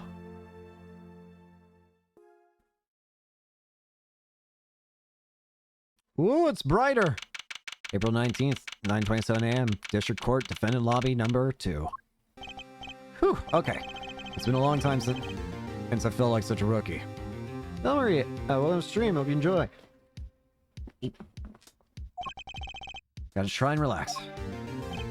Ah, good morning, Mr. Enigmar. I'm sorry to have sprung this on you so suddenly. I received the files from your previous attorney only yesterday. Honestly, I'm not entirely sure I'm prepared. My very important badge proving my identity, crime scene photo, Magnify's autopsy report. Shady Enigmar, Magnify Gramry. The victim in this case died after being shot in the head while in the hospital. Shady Enigmar, the client in this case, usually goes by his stage name Zach Gramry. Ooh, this is weird. A golden pistol, a syringe. Fair enough shot in the head. How's it going? It's going pretty good. Ooh, even the doll is shot back here. There's a torn page in this book. Magnify's autopsy report. Magnify Gramry, at age 67, male. Estimated time of death is April 13th, between 11 and 11:30 p.m. And the cause of death was loss of blood from bullet wound. Note, malignant tumor found in the victim's liver. Ugh. I understand I'm asking the impossible of you. Yes, well, you haven't really told me what happened yet. All we did was play cards. And that was enough. Actually, it wasn't. Trust me. Oh, little baby. Oh, morning, Daddy. Ah, I'm so glad you came. You okay, Daddy? They picking on you? I'm fine as always. This old boy is here to help me, after all. That's young man to you. Good morning. That's a cute outfit you have on. Thanks. My first show's today, after all. Oh, I'm sure it is. What the heck is she talking about? Oh, old boy, who? Huh, me? Look what he started. Here. It seems fate's clock will make me wait a little longer. At least only less than 10 swift minutes remain. To all those who have supported me in my life's work, I give thanks. Farewell. Magnify Gramry. What's this? I don't know. I just got over there in the hall. He told me to give it to the old boy in the blue suit with the spiky hair. He said it was really important. What's this? A memo for you or some such? Not from the looks of it. What is this? It looks like a page from someone's diary. I'll give it a read later. I would assume that would be the torn page. Well, how do you feel about the trial today? We'll get through it, somehow. Incidentally, the prosecutor today is a new guy, I hear. Ah, an easy win then, yes? They're calling him a true thoroughbred and in the history of the prosecutor's office. Of course, there's one of those every year. The switching of attorneys were just before the trial. I know it is a difficult situation I put you in. But allow me to say one thing, Mr. Wright. Yes? They will not be able to pronounce me guilty today. So, do your best, but do not worry. First time defense ever given me a pep speech. I'll do what I can. I see you do not understand. You see, it will be impossible for them to declare a verdict. Impossible? Yes, isn't that right, Trucy? Yep, you bet, Daddy. My first look at the case was only yesterday, and the information I was given was a tad bit lacking, to be honest. Still, I'll do what I can, for their sake. I believe the curtains will be lifting any time now. I am in your capable hands, Mr. Wright. My client is Shady Enigmar, known to the world as Zack Gramry, a widely popular magician, star of Troupe Gramry. His mentor, Magnifi Gramry, was a rare breed of magician. He single-handedly ushered in a golden age of stage magic, until he was shot dead. And Zack Gramry is the suspect. April 19th, at 10 a.m., District Court, courtroom number 7. Court is now in session for the trial of Shady Enigma. It's good to know that no matter how many years pass, it's good to know that I am immortal. I will always be in these games, never to change. Thank goodness. The defense is ready, Your Honor. Is the prosecution ready? I was just thinking, is this what all the fuss is about? A bit of a buzzkill, really. Buzzkill? Is this some kind of new crime? One of the worst. This is a trial, huh? Where are the sweaty palms? The pounding hearts? Gavin has gone so got 10 times the thrill of this gig's got. Who are you again? Clavia Gavin. I came to get the party started. Legally, ja? Ready? Huh. Gavin? Defense attorney Christoph Gavins? Figures my bro's more famous in this part of town. Javier Gavin, lead singer for the mega hit band, the Gavineers. You're out of your league, rock boy. I know what you're thinking. You're out of your league, rock boy. Bruh. True, my debut single, 13 Years of Hard Time, but I'm for love, went platinum overnight. But that's just a hobby to me compared to this, yeah? Talkative, aren't you? I like your affected Euro rock accent, by the way. I'm just getting warmed up. Yeah, Attorney Wright. Perhaps you would be so kind as to fill us in on the case? Turn, baby. Time to call on the opening act. What was his name again? Yes, Detective Gumshoe. Hit it. Hit it. Gumshoe! Yeah! Yeah! And you are? Hey, you were the one who called me up here, sir. Name's Dick Gumshoe. I'm a homicide detective down at the precinct. Detective Gumshoe. Long time no see. Oh, Gumshoe, I get to see you. You! Huh? Me? Today's the day, pal. Today, I win and you lose. Got confidence in my testimony today, see? What, you normally lack confidence in your testimony? Detective, this is my stage. Can the antics... Huh? All this AUing and such. And I could care less about your history together. Very well, Detective Gumshoe, if you would. Please tell us about the case at hand. It happened 6 days back in a room at the General Hospital. The facts are as simple as they come. Here's the crime scene. The victim was a patient asleep in the hospital bed. Killer comes in, puts a pistol to his forehead, and bam, lights out. Them's the facts. Not so long ago, the victim Magnifi Gramry was a famous man. He had the entire country under his magical spell, as it were. Yes, the great magician. He retired years ago, though. Say the name Magnifi to one of my generation, you'd be lucky to get a blank stare. Yes, well, I'm sure the youngsters today know his disciples even better. I dare say Troop Gramry has made quite a name for themselves. Anyhow, the retired McAfee's been in the hospital for last year. What was it? Ignorant tutor or something. Doing something to his liver, I think. Yeah. A malignant tumor, perhaps? In other words, he had a liver cancer. He had only 3 months left to live, in fact. Damn. Manvi's charts. Diagnosed with a malignant tumor, given 3 months. Malignant tumor in liver has progressed to final stage with no hope of recovery. Patient has 3 months to live. Patient has chronic diabetes, requires regular insulin.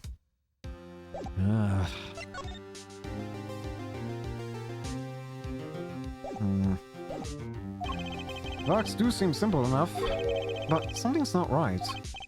The victim was already climbing a 3-month stairway to heaven. Why not wait for him to knock on heaven's door? Why shoot him? I wouldn't have put it quite so lyrically, but it's true. Why make the effort to commit murder when the victim was about to die? The only thing I can think of is that if they had something to say. Incidentally, the victim had a serious case of diabetes. Diabetes? In fact, he was about to shoot up with insulin. And he was shot with a pistol. The syringe was found at the crime scene. Chronic diabetes and cancer. As much as it pains me to say it, the victim was clearly at the end of his life. Ugh.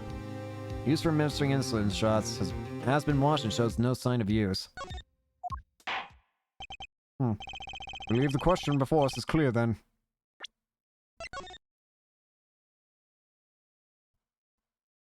Whoopsie. Anything at all? I can't really examine this. Oh, wait, never mind. I always hated getting shots. I guess McAfee was giving himself the insulin shots. There's no way I could do that. Ugh. Wait, McAfee used this to inject his insulin. Why are there no traces of it having been used? Something to keep in mind. Interesting. Leave the question before us is clear then. Why did the killer have to shoot this dying man?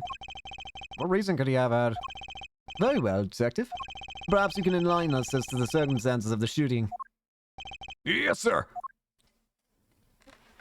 Gumshoe! The circumstances.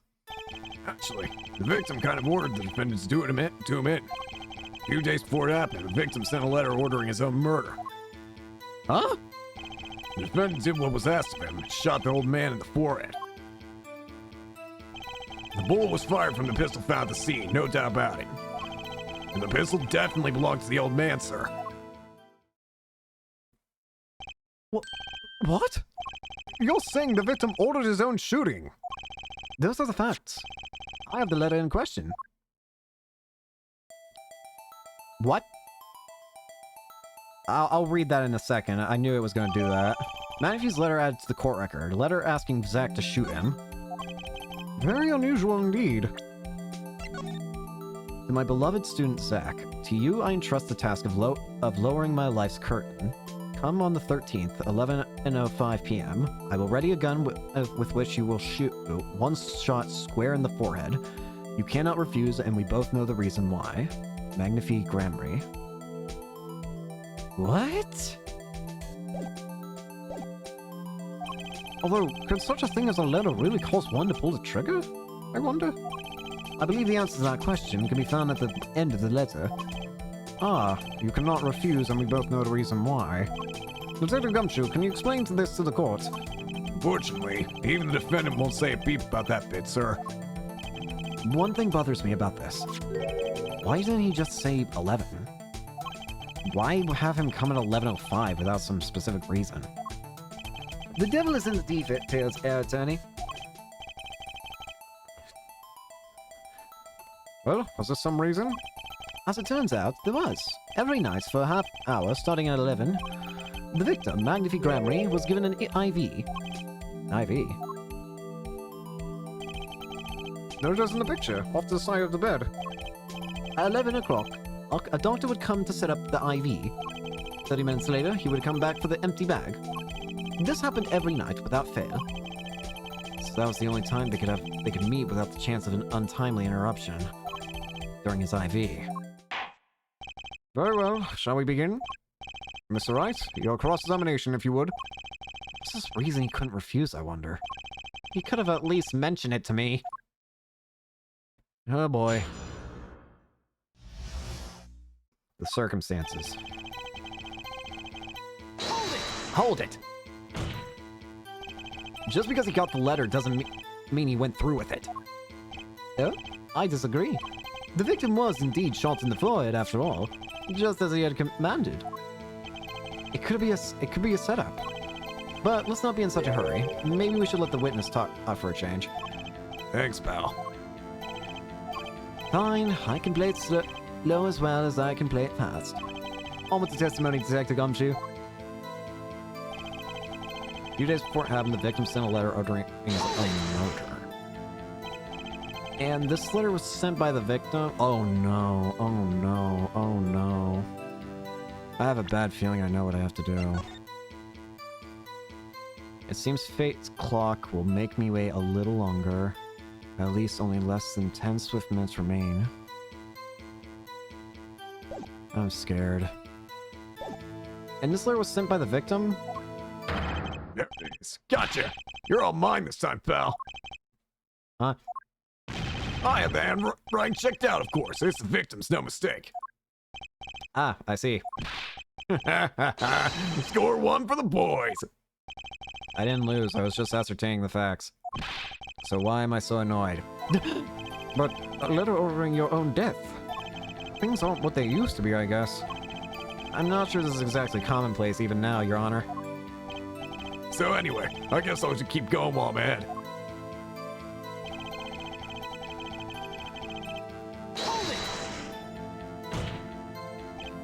How can you be so sure?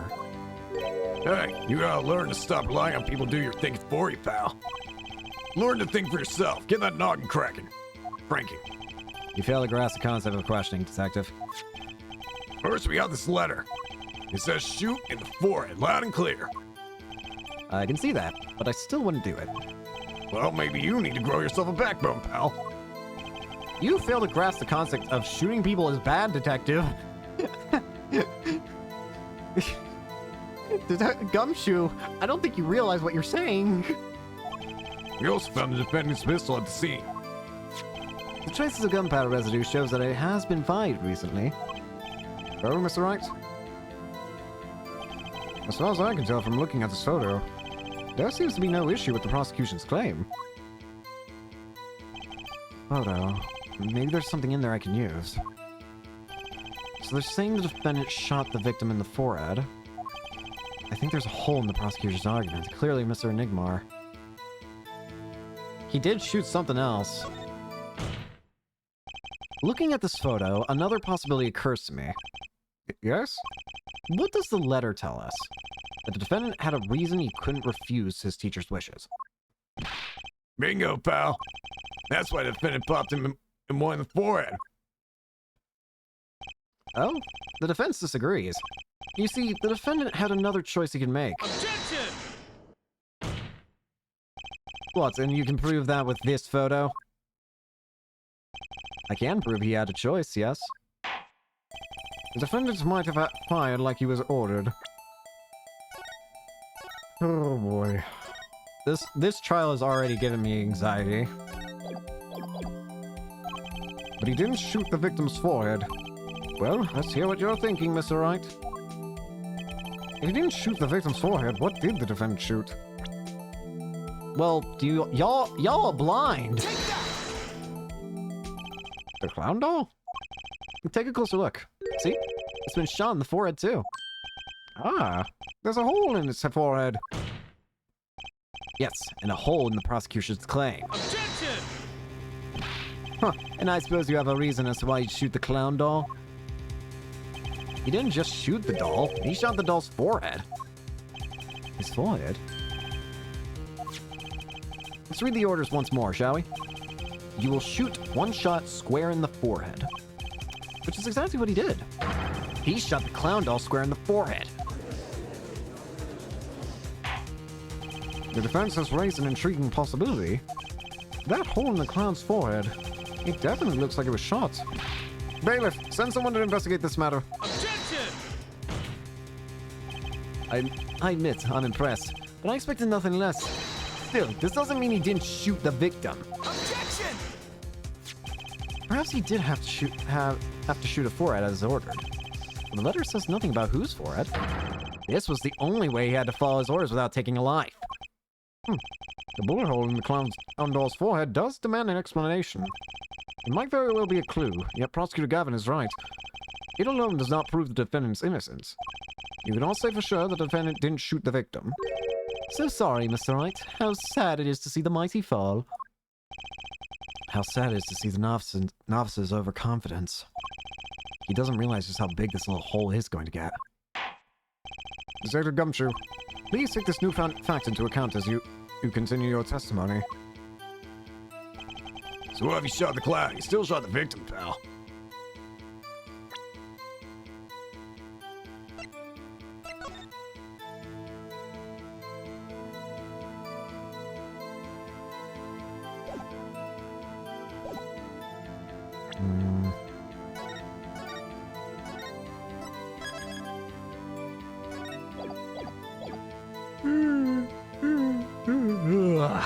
Sorry.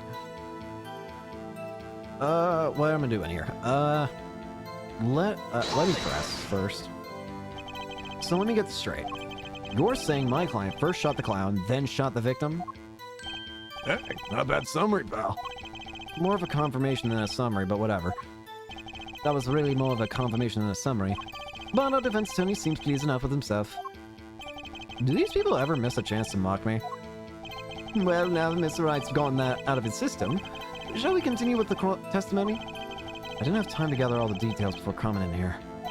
This testimony might be my only source of information. Better pay attention. And read this letter carefully.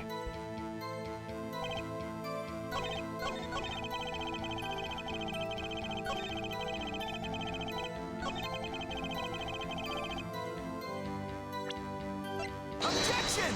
That wasn't it! Oh, the famous Phoenix Wright blunder. Ah, the famous Phoenix Wright running away trick. So why he shot the victim? Pistol definitely belonged to the old man. Hole was fired from the pistol found at the scene, no doubt about it.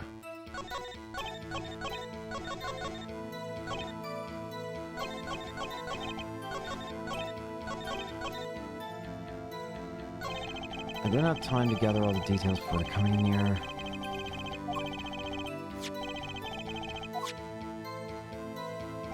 Read the letter carefully, it's telling me to do.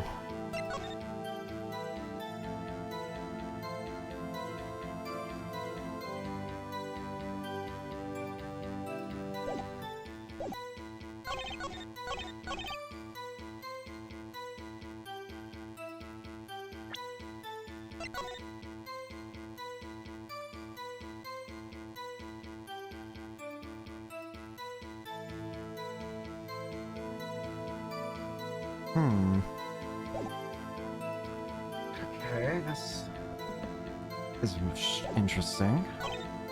Bull was fired from the pistol found at the scene, no doubt about it.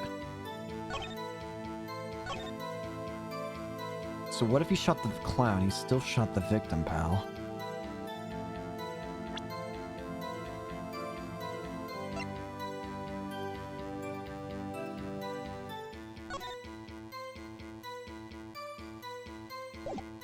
Objection!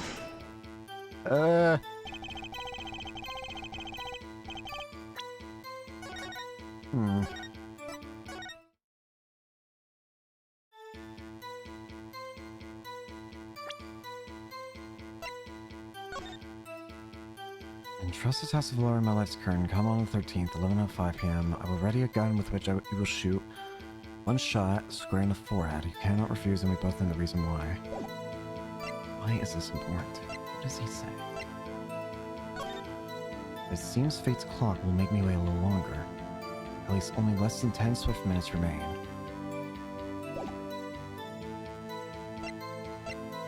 Objection!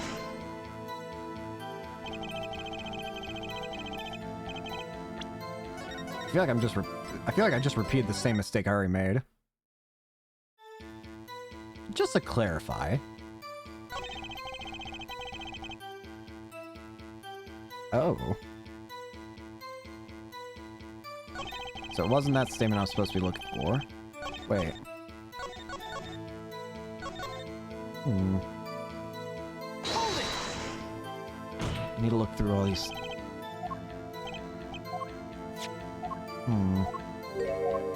Thanks, pal. A few days before it happened, the victim sent a letter ordering his own murder. Hold it! It might have been the clown's forehead he shot. Okay, so he practiced first in the doll, then shot him. He practiced in the middle of a hospital. Anyone could have come in at any moment. Yeah, but no one did come, did they, pal? Besides, it's what I would have done. Always look before you shoot, I say. Might I suggest we move on? This is getting us nowhere. Patience. We'll get there sooner than you think. Very well. Please continue with your testimony, Detective.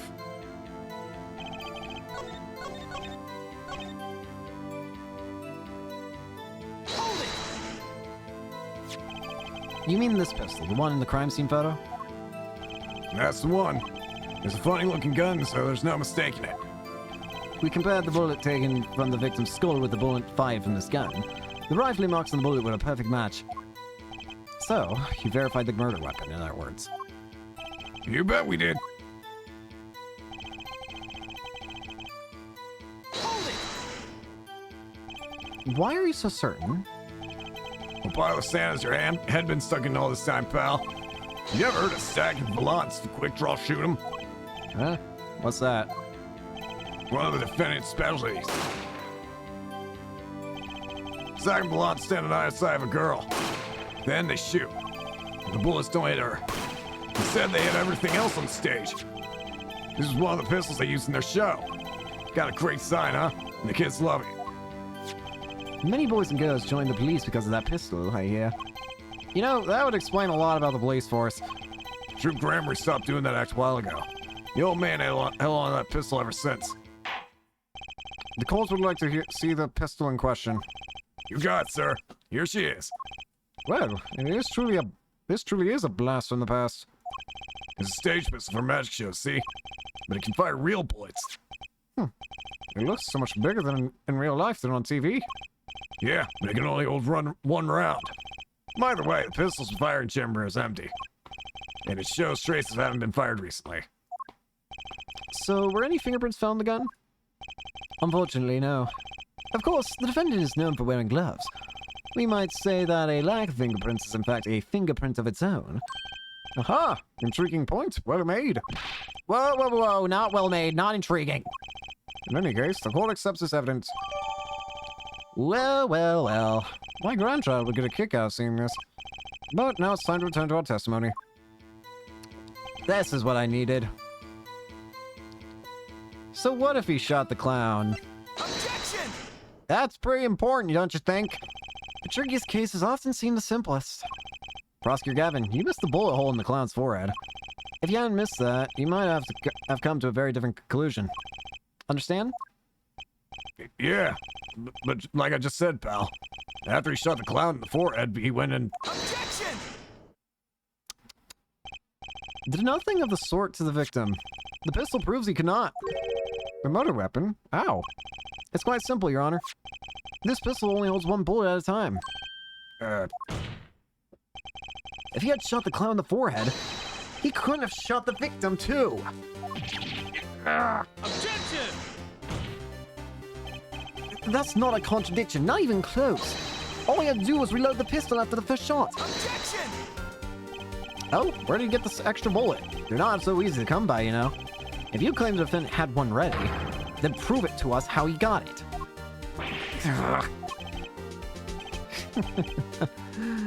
I had a feeling this wasn't over yet. No, the party's just getting started. And I haven't proven anything yet beyond my good looks and startling record sales. And another lack of humility. What's this? It seems that the prosecution has another witness prepared. Like I said, Ed Detective, it was just the warm-up act. Now the audience has gotten a taste of what's to come, they're ready. Ready for what? For my decisive witness, of course. A witness who you will find can prove one thing for us.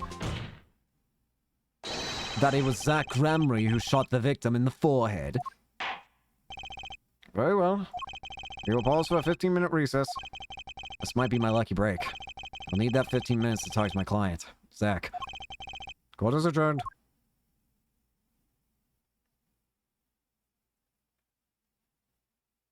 To be continued already? Wow, that was fast.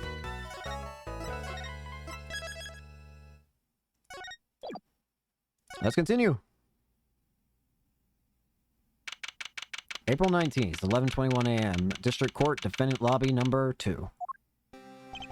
Very impressive, Mr. Wright. I have to say, I expected nothing less. We've only just begun. I was hoping you could tell me a bit more about what happened, actually. I do not think you would believe me if I told you. Better that you discover the truth for yourself. I was thinking of you, you know. I think we need less thinking and more talking. That night in the hospital, what really happened? Ah, the way your eyes gleam, Mr. Wright. You're scared, Trucy. Speaking of which, where is she? You have seen the problem yourself, the letter. The one shot in the forehead. One, right? Yes, and the reason he speaks of. I cannot deny my mentor's wishes, even if it meant my own death. Why not? This is something I will not say, for now at least. This is for now business. I've done many things in my life, some well, some poorly. But this is a cross we must bear alone to our graves. We? You want to know about the night of the incident? Finally, this guy sure likes to take his time getting into the important stuff. Of course, I had no intention of shooting my mentor. I snuck into his room that night at the appointed time. And found there upon his bedside table 2 pistols. 2? Yes, the one I had used on stage. And the one that had been used by my partner, Valant. Oh, for the Zack and Valant's quick draw thing. My mentor had the look of one sleeping. I stood by his bedside, hearing only the light sound of his breathing. Behind you. And I took the pistol into my hand. I cannot deny that my resolve faltered then, for a moment. You faltered? You mean you thought about shooting him? Recall that there was a reason I could not refuse his request. His last such request, though not his first. So, there were other requests you couldn't refuse before? To be honest, I've not always been steadfast, and I fear I've brought pain upon Trucy. Was Magnifi coercing his disciple somehow? Just what was going on in Troop Gramry? Yet, in the end, I did not shoot him. Instead, I turned and shot the clown. I took the pistol I'd fired and placed it in my pocket. In your pocket? I believe if you examine the bullet in this clown's head, you will find it to be different than the one in my mentor. What was this called? Rifling marks. Yes, well, that is all I have to tell you concerning the case. Concerning the case? You mean there's something else you can tell me? You are a fascinating man, Mr. Wright. Thanks. Yes, there's something else. My mentor, his eyes opened. What? Magnifi Gramry? The old devil. He was not asleep, you see. Of course, the gunshot would have woke him anyway. And there we had our last discussion as mentor and pupil. It was not a long discussion, maybe 5-10 minutes or so. What did you talk about? Mr. Wright, did I not just tell you? It does not concern this case. Zach Gramry. He seems pretty steadfast to me. Or maybe he's just stubborn. Mr. Wright, your presence in the courtroom is requested. Once again, I am in your hands. Right. Let's get back in there. So, who's going to be our decisive witness? That's what I'm curious about. I need to take a drink of water while this is loaded.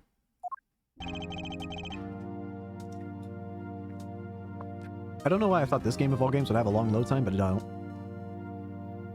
Court is now back in session. During our recess, a bullet was found in and dug out from the clown's head. Well, this is news. and the rifling marks.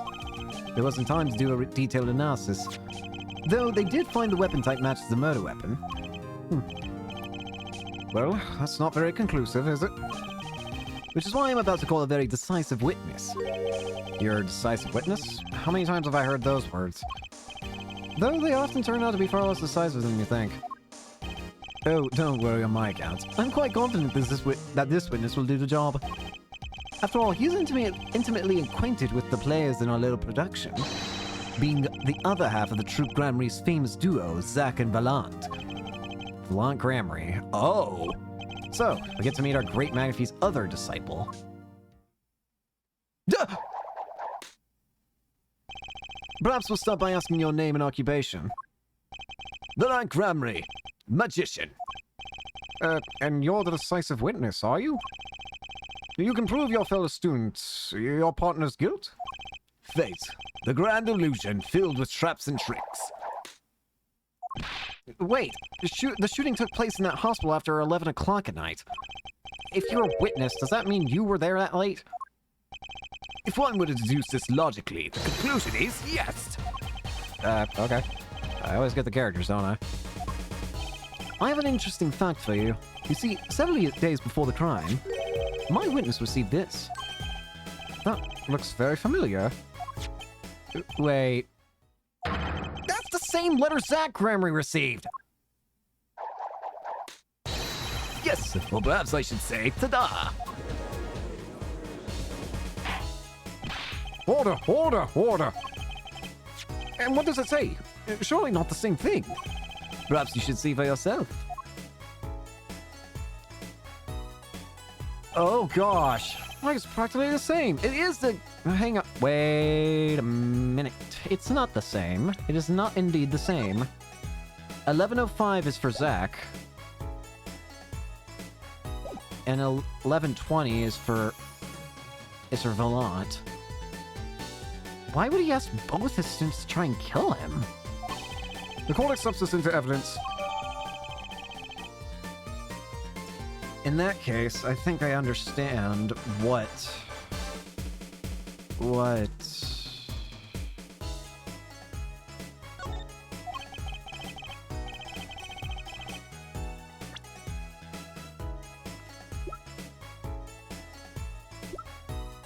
$11:05, 11:20. It seems fate's clock will make me wait a little longer. At least only less than 10 swift minutes remain. To all those who have supported me in my life's work, I give thanks. Farewell.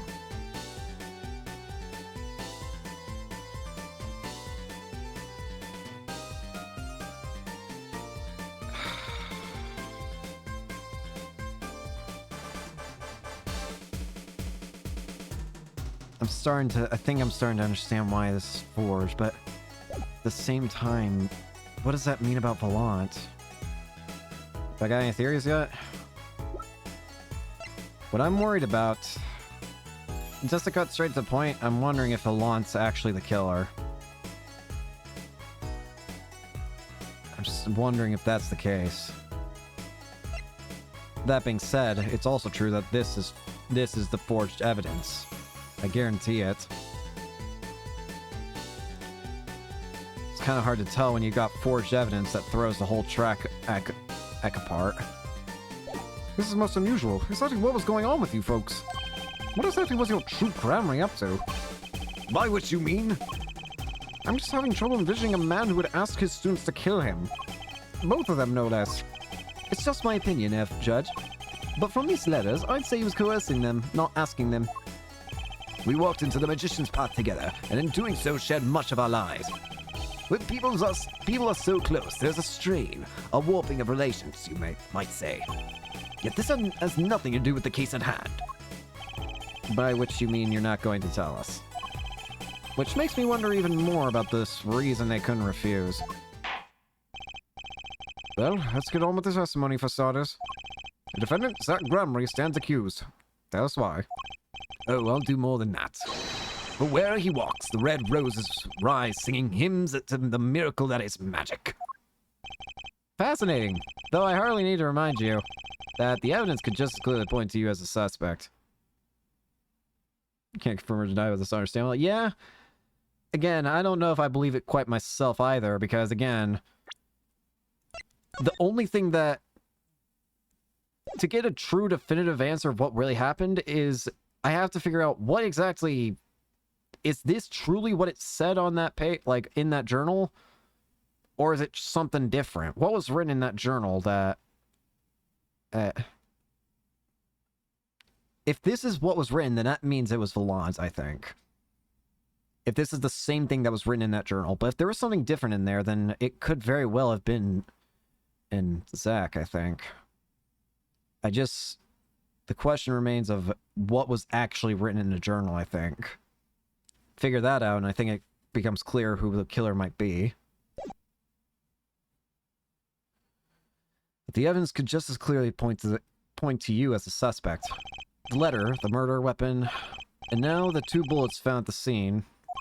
In fact, the only difference seems to be the designated time. As every magician knows, timing is everything. Yes. And now it's time to get this party fired up. Witness testimony. Deny the crime. That night, I visited the hospital room at the time Magnify requested. The smell of gunpowder hung in the room, and my mentor had taken his final bow. I do not imagine my fellow student might have received the same instructions. Yet a deal with the dead is still a deal. That sweet kiss I gave to the clown. Then I informed the doctor and the police.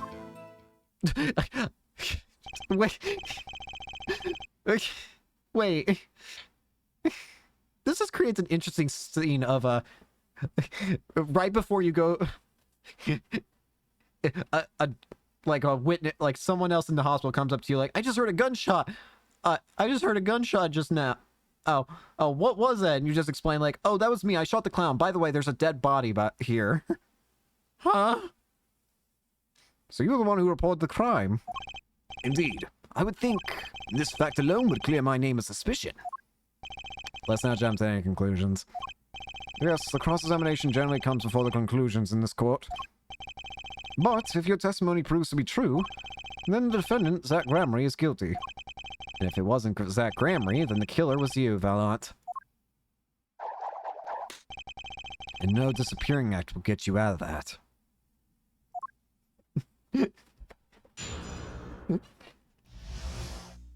Deny the crime. I shot the clown. By the way, there's a dead guy. What do you mean? Hold it! Which, according to the letter, was 11:20 p.m.? I'm starting to get really worried about this. It seems fate's clock will make me wait a little longer, at least only less than 10 swift minutes. Gonna press every statement before I do that. Indeed. In magic, timing is everything. Right. Consider the illusion of teleportation. If I were to appear on the stage before my stunt double has left, how would that look? Why, it would reveal the very secrets of my magic. Now that you've revealed the very secrets of your magic for all of us, let's move on. You went on at the designated time, and what did you see? The smell of gunpowder. Hold it! You can't see gunpowder. No. So, you weren't worried for your own safety at all? I mean, you smelled gunpowder, yes? What if the shooter was still nearby? Huh? I did not consider this, to be honest. I'm gonna be honest, I can actually believe that for some reason. I don't know why, I just feel like I can. It is forbidden for a magician to have a good imagination. Really? Isn't magic all about illusions and imagination? How about this? You were the shooter, which is why you weren't afraid. Huh? Now you are the one imagining. It is forbidden for a lawyer to have a good imagination. The witness will refrain from pausing so suspiciously before responding. Yeah, thank you, Judge. My forbidden imagination is starting to imagine things. The inner machinations of my mind are an enigma. No. Hold it! Which brings us back to this reason neither of you could refuse. So it does. And my partner, he did not refuse. But Magnify wrote the same thing to you. Why could you refuse if Zach couldn't? Because I have a will of steel. Of course. I also do this trick where I bend steel bars, so perhaps steel isn't all that so strong. So which is it? Mind if I continue?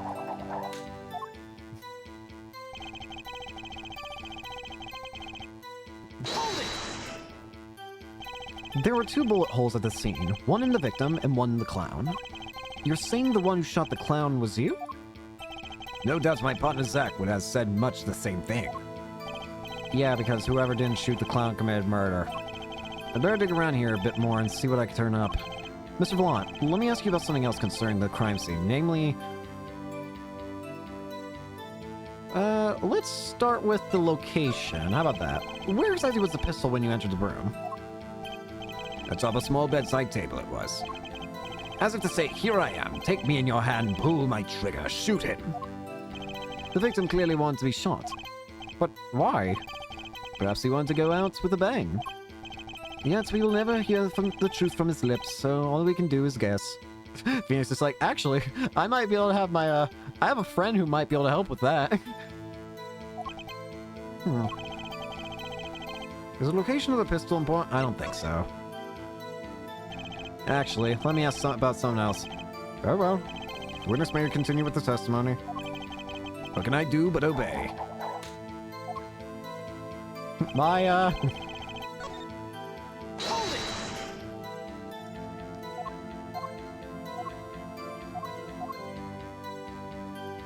So, what about the number of pistols? How many pistols were there when you entered the room? By which you mean what precisely? 2 pistols were used in the Zack and Valan quick draw shoot-'em, correct? 1 for each of you. You're well informed, yet only one of my old friends sat in the hospital room that night. What did Zack tell me back in the lobby? Of course, I had no intention of shooting my mentor. I snuck into his room that night at the appointed time, and found there upon his bedside table 2 pistols. I took the pistol I'd fired and placed it in my pocket. Oh, that... In that case, actually, it does make sense. If he came later... Yeah.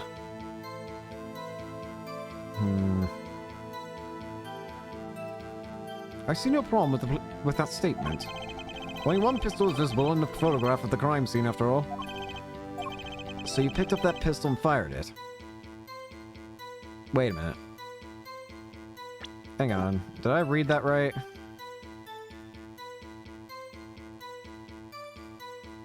I took the pistol I had fired and placed it in my pocket. Indeed I did. Alakazam, alakazing, alakaboom.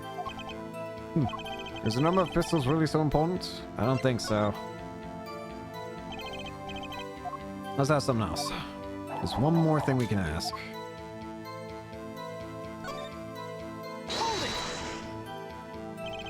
it! Blah blah blah blah blah blah blah blah blah blah blah blah blah blah. The bullet in the pistol. In order to shoot a pistol, you need a bullet. Where was the bullet? I entered the room and I took the pistol in my hand. The bullet was already loaded, ready to fire at any time. A magician is always prepared, you see. Prepared for... One never knows when a miracle might be called for. A magician always has 7 doves in his pocket and a white rabbit up each sleeve. Clearly, we're dealing with professionals here. Is this bullet that was loaded in the pistol really so important?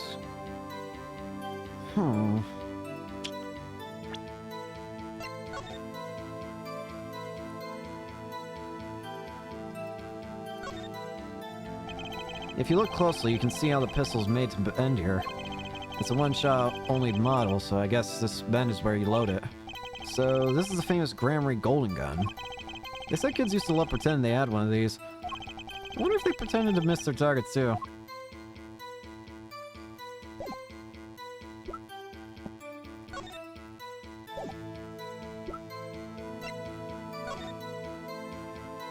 At least only the us intense swiftness remain.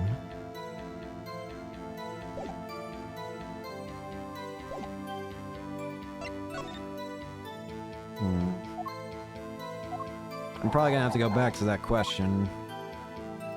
But for now... So you informed the police. What did you do then? What do you suppose I did? I used my magic to levitate my mentor's corpse, perhaps? I don't know, that's why I'm asking. Now please answer the question and skip the sarcasm. After I made my report, I called the doctor and we returned to the room. While we waited for the police to arrive, we discussed stomach medicine. We've confirmed this with the doctor. It all checks out. He praised Mr. Vallon's knowledge of stomach medicine, in fact. Why are you talking to... It's an honor I do not deserve, but I accept. Both Magnificent students received the same letter. Both admit to having gone to the hospital that night. 2 bullets were fired, and one of them killed Magnify. Time to find the cracks in his testimony. Hold it!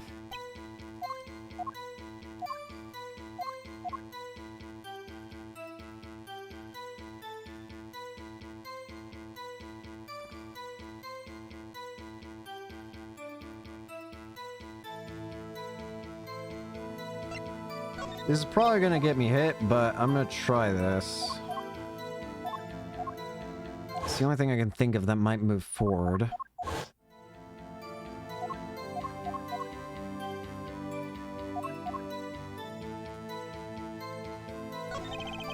Another pistol is quite important, Your Honor. Very well. Please add this detail to your testimony. What can I do but obey? Only one pistol was in the hospital room that night. With it, I shot the clown.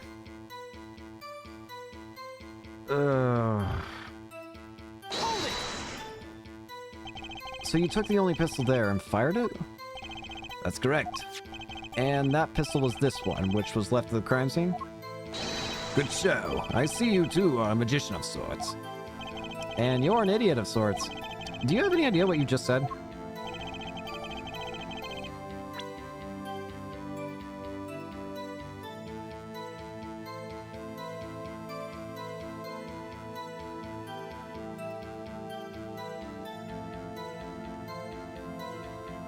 Ah, wait, I see. So how about heating up this trial a bit? These slow ballards are boring me. I've got a hunch, but maybe that's all it is. Maybe I should ask about something else.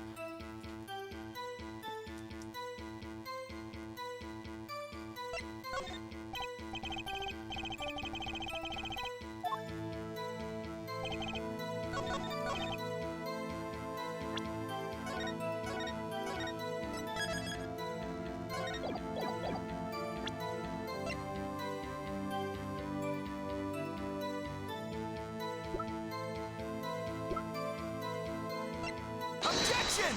Aha! According to the defendant, Zach Gramery, when he entered the room, there were 2 pistols on that table. 2? One of those pistols he used to shoot the clown in the forehead. Then he left with it in his pocket. Of course, this is what he would say. Unlike the hapless clown, we must assume our defendant has some brains in his head. Well, what about that, what Mr. Vallon has told us? You see, there's something about his testimony that doesn't make sense.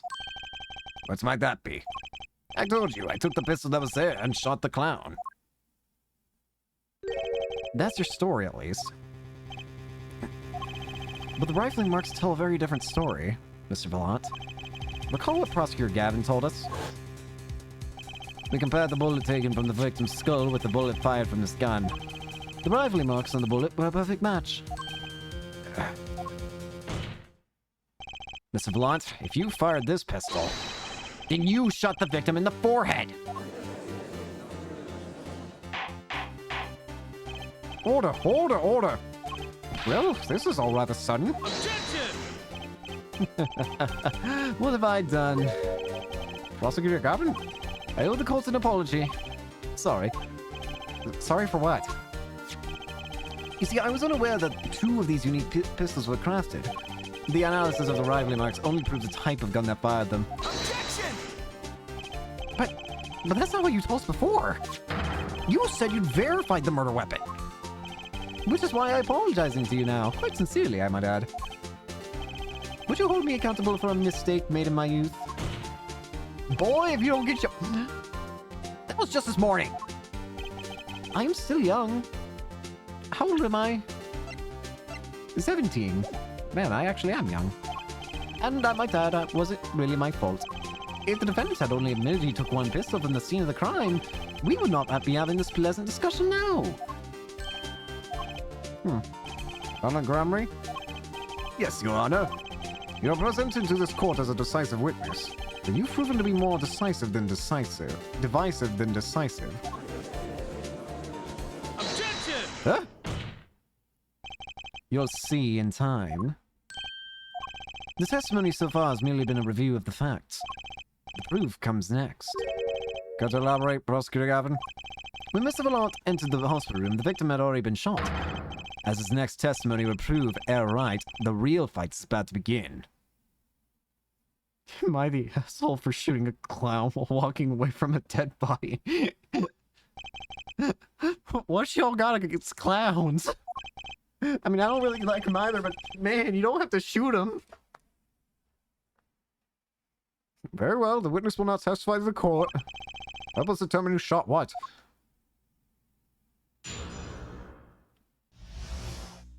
Who shot what? I arrived in the hospital room at the appointed time, which is to say 11:20 p.m. After discovering the body, I fulfilled my obligation, then called in the doctor. The doctor examined the body before the police arrived. He was quite clear about the time of death being 11:10 p.m. Just to clarify, this is not a simple... Okay. The one in the room at that time was my partner, not me. Those times are rather close, you have to admit. You're talking about an alibi established over a matter of minutes.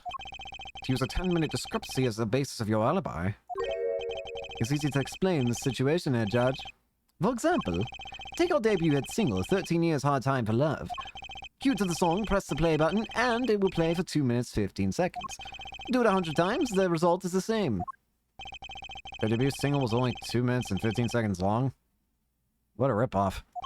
Magic is a world of utmost precision. Hocus pocus requires admirable focus.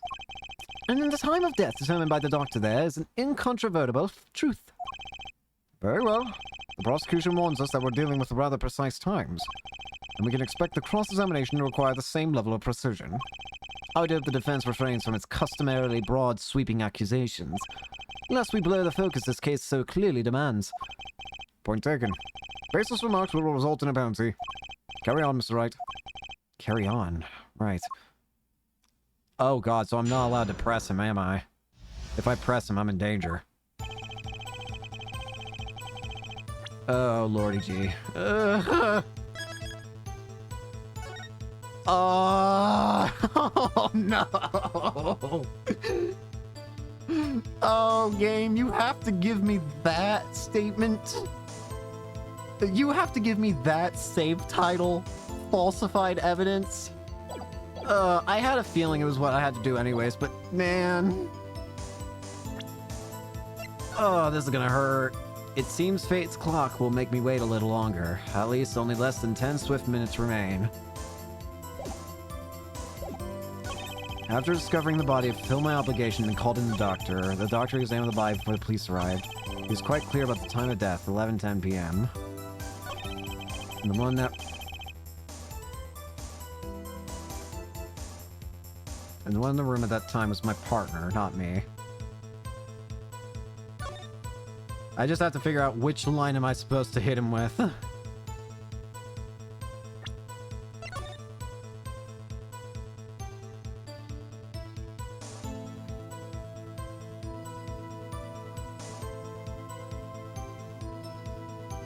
Only less than 10 swift minutes remain.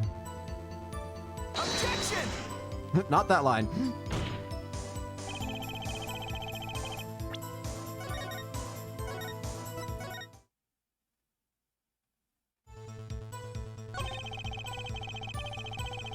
It's gotta be one of these lines that I'm hitting with this.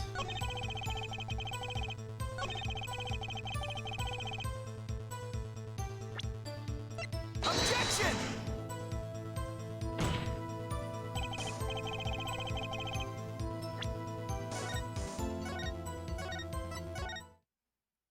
Oh, God.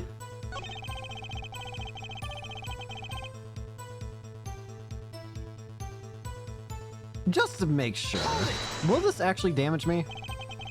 You walk in on a murder and the first thing you do is shoot the clown? Disciple does what the disciple must. My mentor's request without reason had caused me for a surfeit of sorrow. For what would I, Valant, be now without him? May the soul of Magnifi the Great find greater peace above. Thus, I muttered to myself as I pulled that lonely trigger. In any case, I believe this is nothing more than what we have already learned. I'm still waiting for one of those right moments, Attorney. May I remind you that baseless remarks will earn penalties? Proceed with that in mind. What a pain this is turning out to be.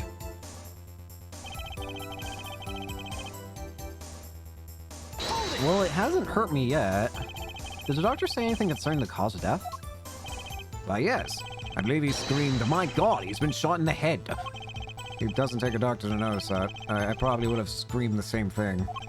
And I would have penned the requiem that arose in my soul at that horrid sight. Whatever happened to good old-fashioned investigation? In any case, I believe this is nothing more than what we have already learned. I'm still waiting for one of those right moments, Attorney. You keep talking about penalties this, penalty that, but you haven't penaltied me yet. I say that, and I'm about to regret that, I imagine.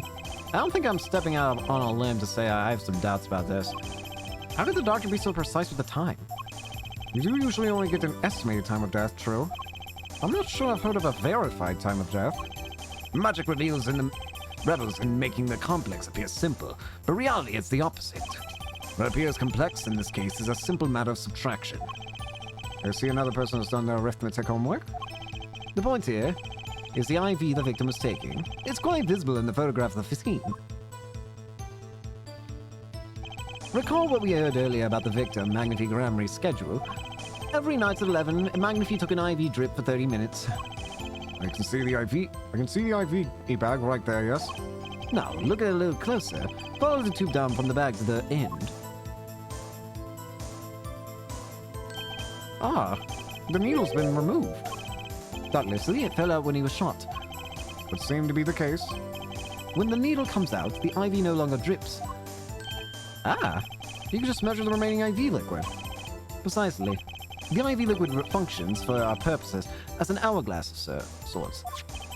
This is how the doctor determined the time of death. From the amount remaining in the bag, it was determined that the IV had stopped 10 minutes after administration began. Well, approximately 10 minutes have been passed since the IV began. And so it was when I, Valant, entered the room. 10 minutes had passed since that horrible crime was committed. And this is proof. Well, Mr. Wright? Did that seem important? Well, seeing how it is the biggest clue we have to the time of death, I'd say it's very important. Agreed. It would be hard to imagine a more precise way to determine the time. Behold the power of arithmetic! Very well. The witness will add this detail to his testimony. Sometimes the most magical thing of all is the truth.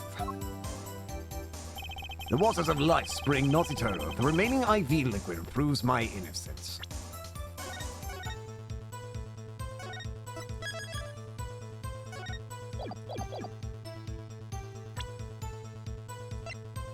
Objection! No.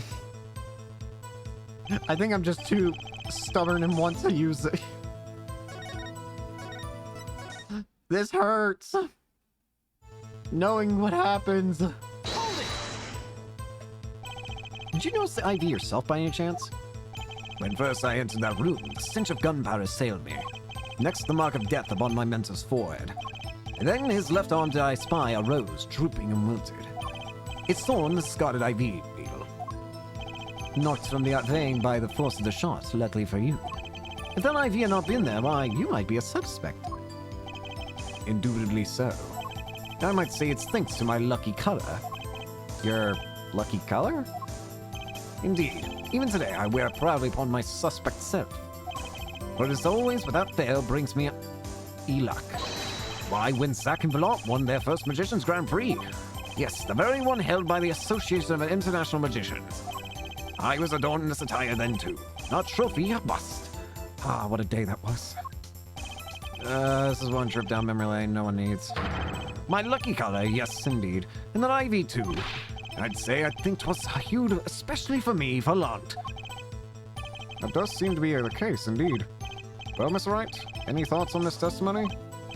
Boss sure looks happy with himself. Okay, how about this Lucky Color testimony?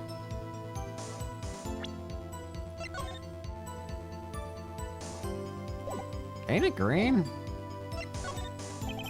Certainly sounds like your Lucky Colors brought you plenty of luck. But not this time. Mr. Vaughn, your Lucky Colors betrayed you. I'm afraid you've lost me.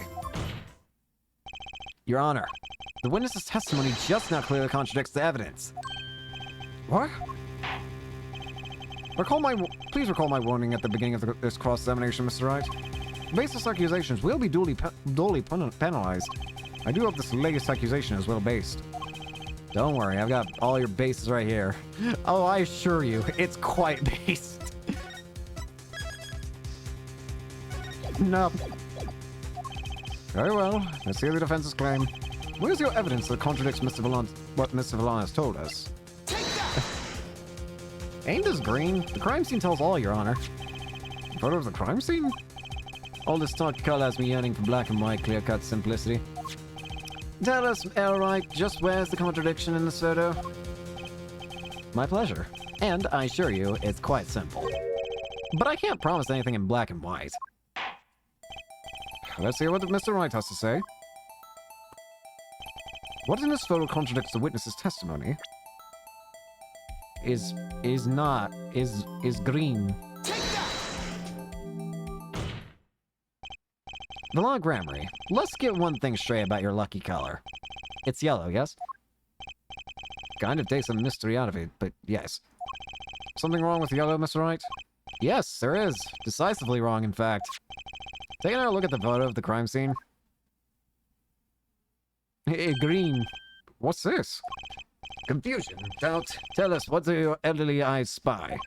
Even my elderly eyes can see a problem here, Mr. Vallant. Look at that IV bag. What is this? What? Foul magic? It would be hard to call the IV liquid yellow, and I'm afraid no magic was involved in the taking of this photograph.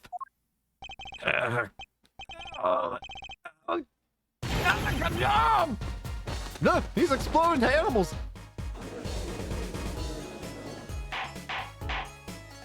Order, order, order. What does this mean? Objection! This is some kind of mistake. Yes, Prosecutor Gavin. Your witness's mistake. You're screwed. The greener they are, the harder they fall. I suppose there's no substitute for experience. Vallon Grammary, as you reminded us several times, your lucky color is yellow, but the IV is clearly not. Well, this contradiction can mean only one thing. Objection! And to think, you almost had me. I see your true colors now, Ace Attorney Finks, right? Something you'd like to tell us, Prosecutor Gavin? As far as this court can tell, the witness's testimony does contradict the evidence. Yes, a contradiction. One that I shall be pleased to hand right back to Mr. Wright. How do you mean? How? Because the witness has made no mistakes. I agree, at a glance, the IV liquid does appear sort of greenish yellow. But I assure you, the liquid itself is quite yellow. Yellow liquid? How can you say that? As far as I can tell from this photo, it's green. Yes, but what color is the IV bag itself? The bag? You mean the plastic on the hook?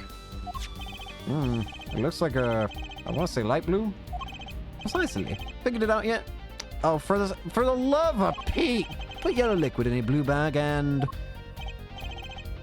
you get green. This, incidentally, is the liquid's true color. I see. Your explanation does have a ring of truth to it. Objection! As I thought, there's no substitute for experience, Prosecutor Gavin.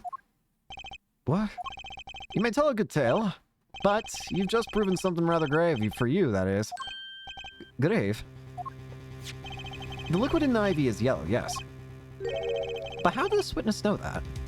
Oh yeah! How would you know that? It's quite unnatural when you think about it. You did think about it, did you?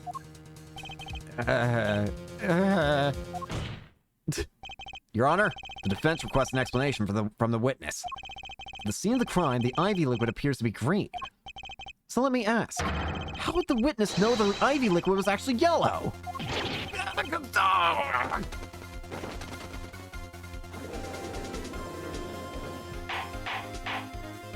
Order! Order! Mr. Wright, you will explain this at once. The witness clearly knows the color of the IV liquid. So I'm sure it means something, but what? I can think of only one possibility, Your Honor. Witness, Falon Cramery, has testified that the IV liquid was yellow because... it looked yellow. Yeah, thanks, genius.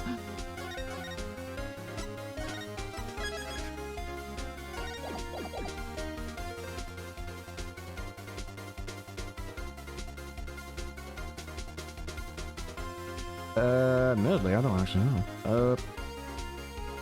Why would he know the color before?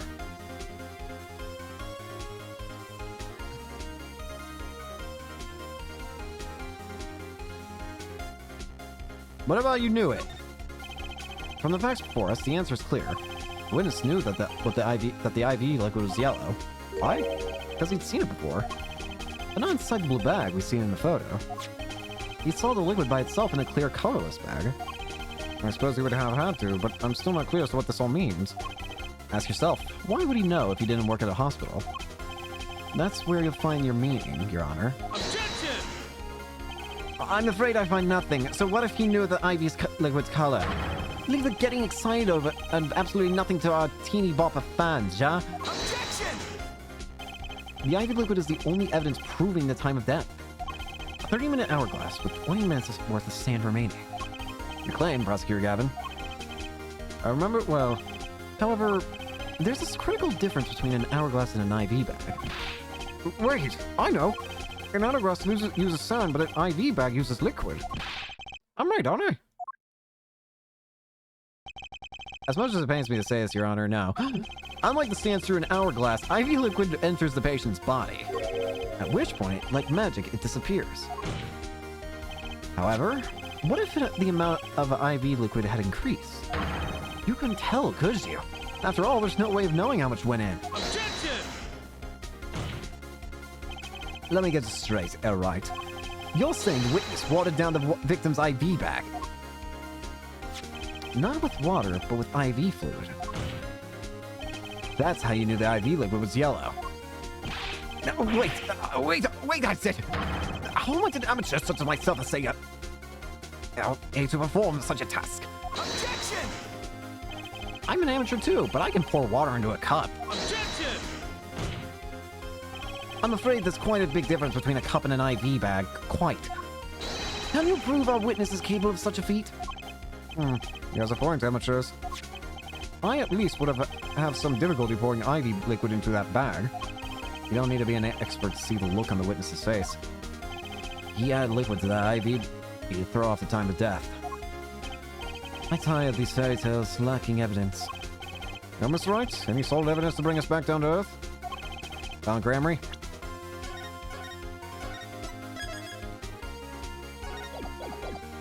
I'm afraid your magic won't serve you well in a life of crime. Might I ask what you're strongly suggesting? Magic relies on props, and props become evidence. Our witness was certainly able to increase the amount of IV fluid in the bag. All he had to do was work a little magic, and the prop was... Oh! Is it this? Is it the syringe? I had it there. I was wondering when the syringe would come into this. It's pretty easy to put anything into anything if you just use a syringe, I imagine. The victim's syringe. It's the perfect prop for the magically increasing IV trick. And easy enough for an amateur to use. Objection! What kind of evidence is that? The syringe was clean, not a trace of liquid in it. Objection! Isn't that a problem? And don't you find that odd, Prosecutor Gavin? What? The victim had the syringe to administer his insulin shots. There should have been traces of insulin left inside. Yeah. Well, Falon Cramery, as you pointed out yourself, the IV liquid makes the perfect clock. One that you could manipulate at will.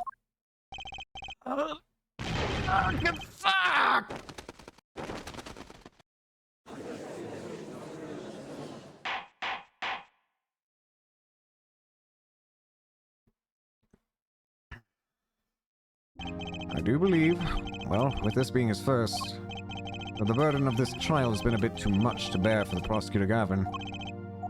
I'm afraid that while there's a doubt as to the amount of IV liquid in that bag, the time of death cannot be proven. And that brings our trial to a close for today. Well, maybe I can squeeze an extra day out of this. I can do a little much-needed investigation work. I see there are no objections. Court is Objection! Huh? Uh-oh. Truly, there's no substitute for experience.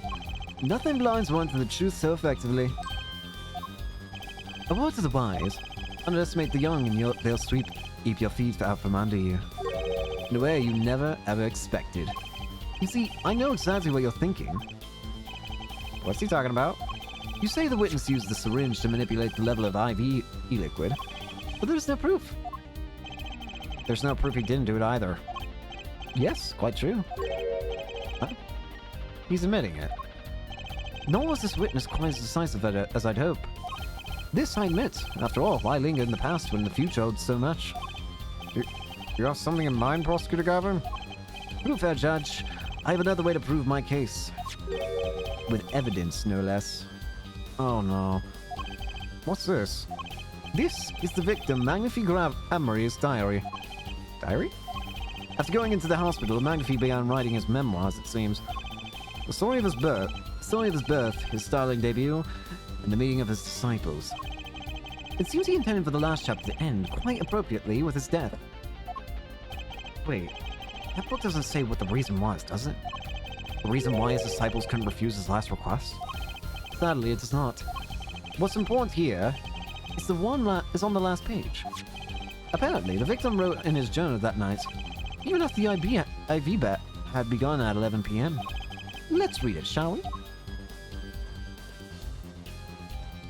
Tonight's IV is in maybe the last.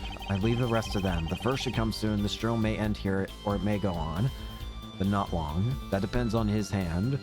All that is left to mine is something in this pen. This does appear to have been written just before his death. The court accepts this into evidence. I think I'm finding out. Read the very last part with the particular care. To lay down this pen, okay. This journal may end here, or it may go on. Not long. That depends on his hand. Of course, by his, he refers to our defendants, Zach Gramry. But it makes sense, yes. He was the first scheduled visitor, after all. But look at what he said before that. This journal may end here, or it may go on. It may go on. Magnifi Gramry intended to write again. That is, if Sam Gramry didn't pull the trigger.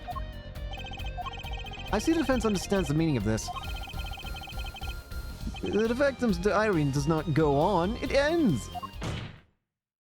Because Magnifi's life was brought to an end by the defendant, Zach Gramry. Oh no. Order! Order! Order! Prosecutor Gavin! Are you certain that Magnifi Gramry wrote this? There's no mistaking his handwriting. Well, this does seem to be significant. According to this, Magnifi did intend to continue his diary. Make the text box transparent settings to make things easier to read. I might do that for the next game, but I feel like I'm too far. I feel like I'm far too into this game. Into this game. I'm on the last case. I was just like, maybe I should just wait till the last part.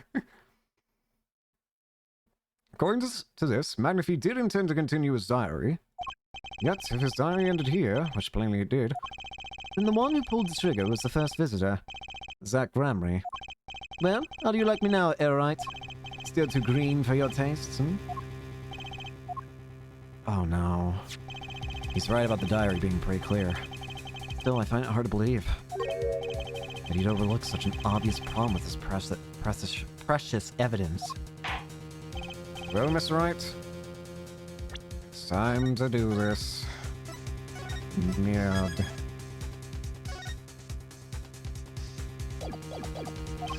Witness's testimony he heard was lacking, but put together with this evidence, it seems quite sufficient for a case. If the diary is accepted like this, trial's over. Maybe it's time for me to show them something. I know what I'm doing. I'm left with no choice but to show my own evidence. What? You have some evidence that overturns this diary. It's not too late to rethink this and avoid more embarrassment. Very well. Please show us your evidence, Mr. Wright. Incidentally, don't even think of showing us this diary I've just shown to the court. Now that we've come this far, I hope you have something a little more decisive. Show us evidence that proves the victim continued writing his diary. Alright. I'd be happy to. The decisive evidence proving that the diary didn't end with this page is... Take that! First, take a close look at this diary. Note that a page has clearly been ripped out. What's this? I didn't notice that at all. That's why we're still here talking about this. As it just so happens, I have here what I believe to be the missing page. I don't believe it. Look at this page. It's hard to imagine the first visitor that night shot Magnifie Gramarye. That's the defense's position. Wait, let me see that.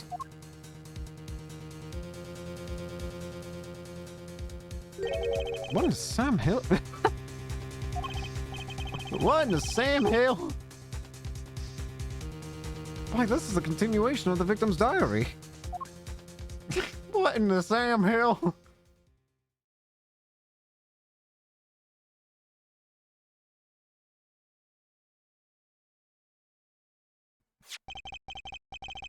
Ripping off a very painful band-aid, yeah.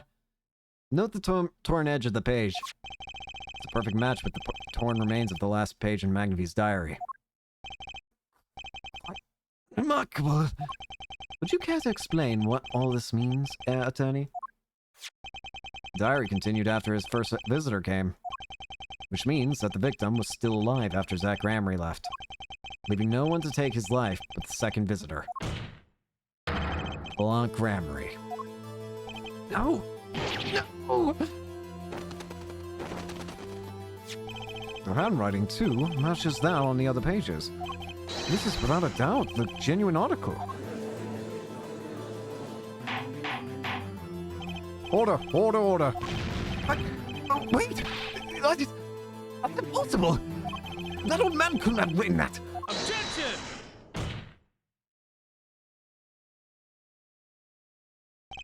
Finally. You just couldn't resist, could you, Airwright? Resist what? Presenting solid evidence? Hey, Judge? Yes, Prosecutor Gavin? Might I request we put the cross-examination on hold? The prosecution would like to call a new witness. But Prosecutor Gavin, this evidence overturns the current witnesses... I ask only to put it on hold. Please, my new witness has a very, very important piece of testimony to give. 5 minutes, no more. I promise, Your Honor. Well, if you put it that way, Mr. Wright, what's your take on this? Well, Your Honor, judging from his enthusiasm, we'll have to hear his new testimony sooner rather than later. So it might as well be sooner. And though this is highly, highly irregular, we will put the current cross-examination on hold. The witness may step down. Now, Prosecutor Gavin, please bring this surprise witness to the courtroom. I had a bad feeling just then. That ripped out page was too obvious. You must have known. And I should have known it was a bad sign all around.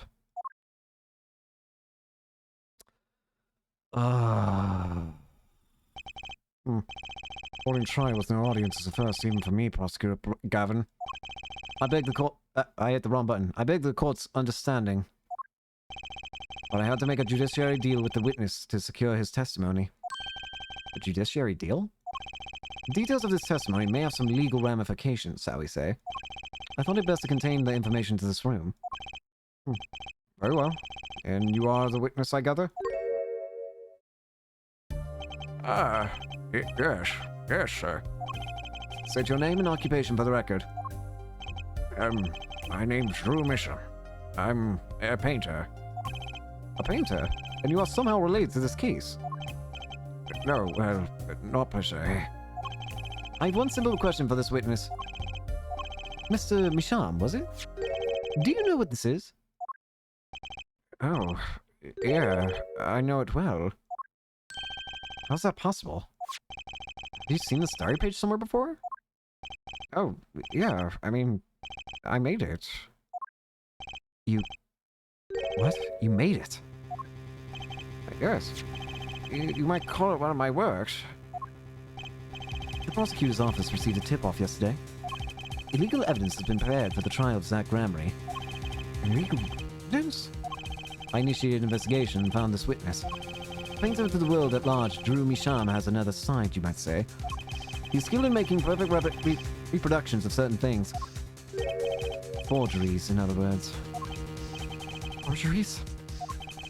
Well, so we are to understand that this page here is a fake, prepared by a certain defense attorney. Objection!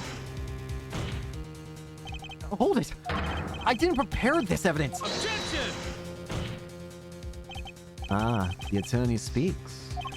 Something about this page, I presume, but what is he saying? It makes no sense. After all, it was you who presented this evidence to us, Phoenix Wright. Witness, Mr. Misham, was it? Who requested this forgery? Who was your client? I don't know. What? Most of my clients prefer to remain anonymous, even to me. I make the items I want and they receive my payment. That's the extent of my contract with them. Objection! What? There's no proof this is a fake! It's a fake. Huh? It's to avoid just this sort of problem. I always put a special mark on my works. I can say without a doubt, this is mine.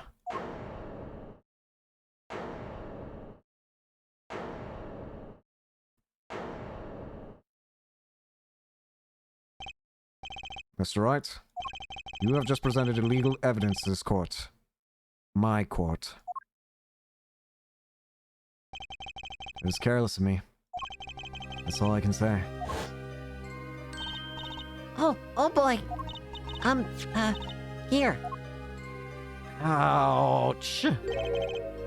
What's this? I don't know. I just got it over there in the hall. He told me to give it to the old boy in the blue suit with the spiky hair. He said it was really important. It's all a trap. A fatal trap. Mr. Wright? Yes? Do you have an explanation for yourself? If I did, would the court believe hear it? Probably not. Forging evidence is a serious crime. And presenting in a court, a serious mistake. A fatal mistake for an attorney. Fatal too, perhaps, for your client, I fear. Tell me, what kind of defendant relies on forged evidence? The answer is quite clear. A guilty one. Objection! Your Honor, wait. I understand that presenting forged evidence in court is a serious crime, but you cannot hold my client responsible for actions I undertook as an individual. I'm sorry, Mr. Wright. Your Honor? Another close call, I dare say. If the prosecutor's office hadn't received that hot tip, everything would have gone the way you wanted it to, Jean. I even gave you a chance. Too bad you decided not to think before embarrassing yourself.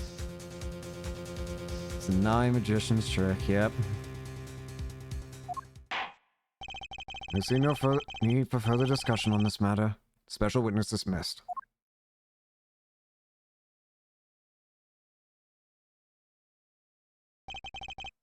Mr. Attorney?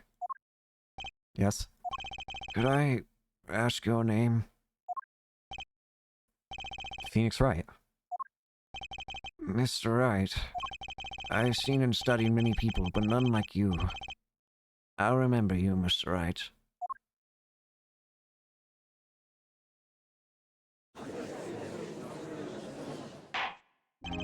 Though I deeply regret having to declare the verdict in this way, this trial is over. You have the right to find a new attorney and make an appeal. However, this court must... Oh, Your Honor? Yes, Mr. Zach? There's one thing I wish to make clear. Today, in this courtroom, you cannot declare me guilty. It is impossible. I'm afraid the defendant is quite mistaken. I most certainly have the authority to declare a verdict on you. Except, tell me, how do you plan on announcing your verdict when your defendant does not exist? Does not exist? What are you talking about? I'm talking about this. He's gone! Mr. Enigmar! The defendant's escaped! Find him, quick! Bailiff, close all exits from the building. On the double! He must not be allowed to escape!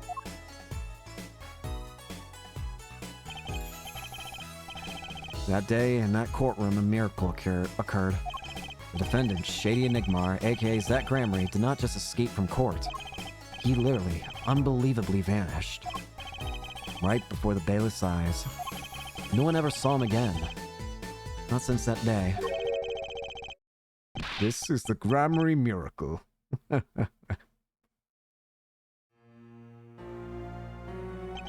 No verdict was declared.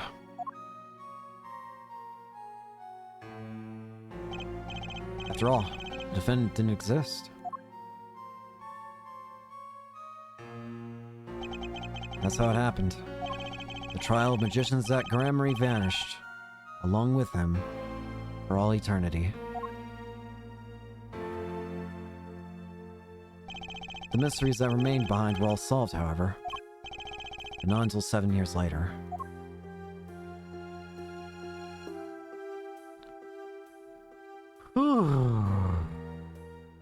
What a hell of a case. That being said, though, I think I am going to have to end it for today, and I'll probably try and push through next time I stream to finish all of the remaining case next stream, potentially. So, yeah, I'm gonna go ahead and end it here. Thank you all so much for watching. Hope you enjoyed, and hope to see you all later. Peace!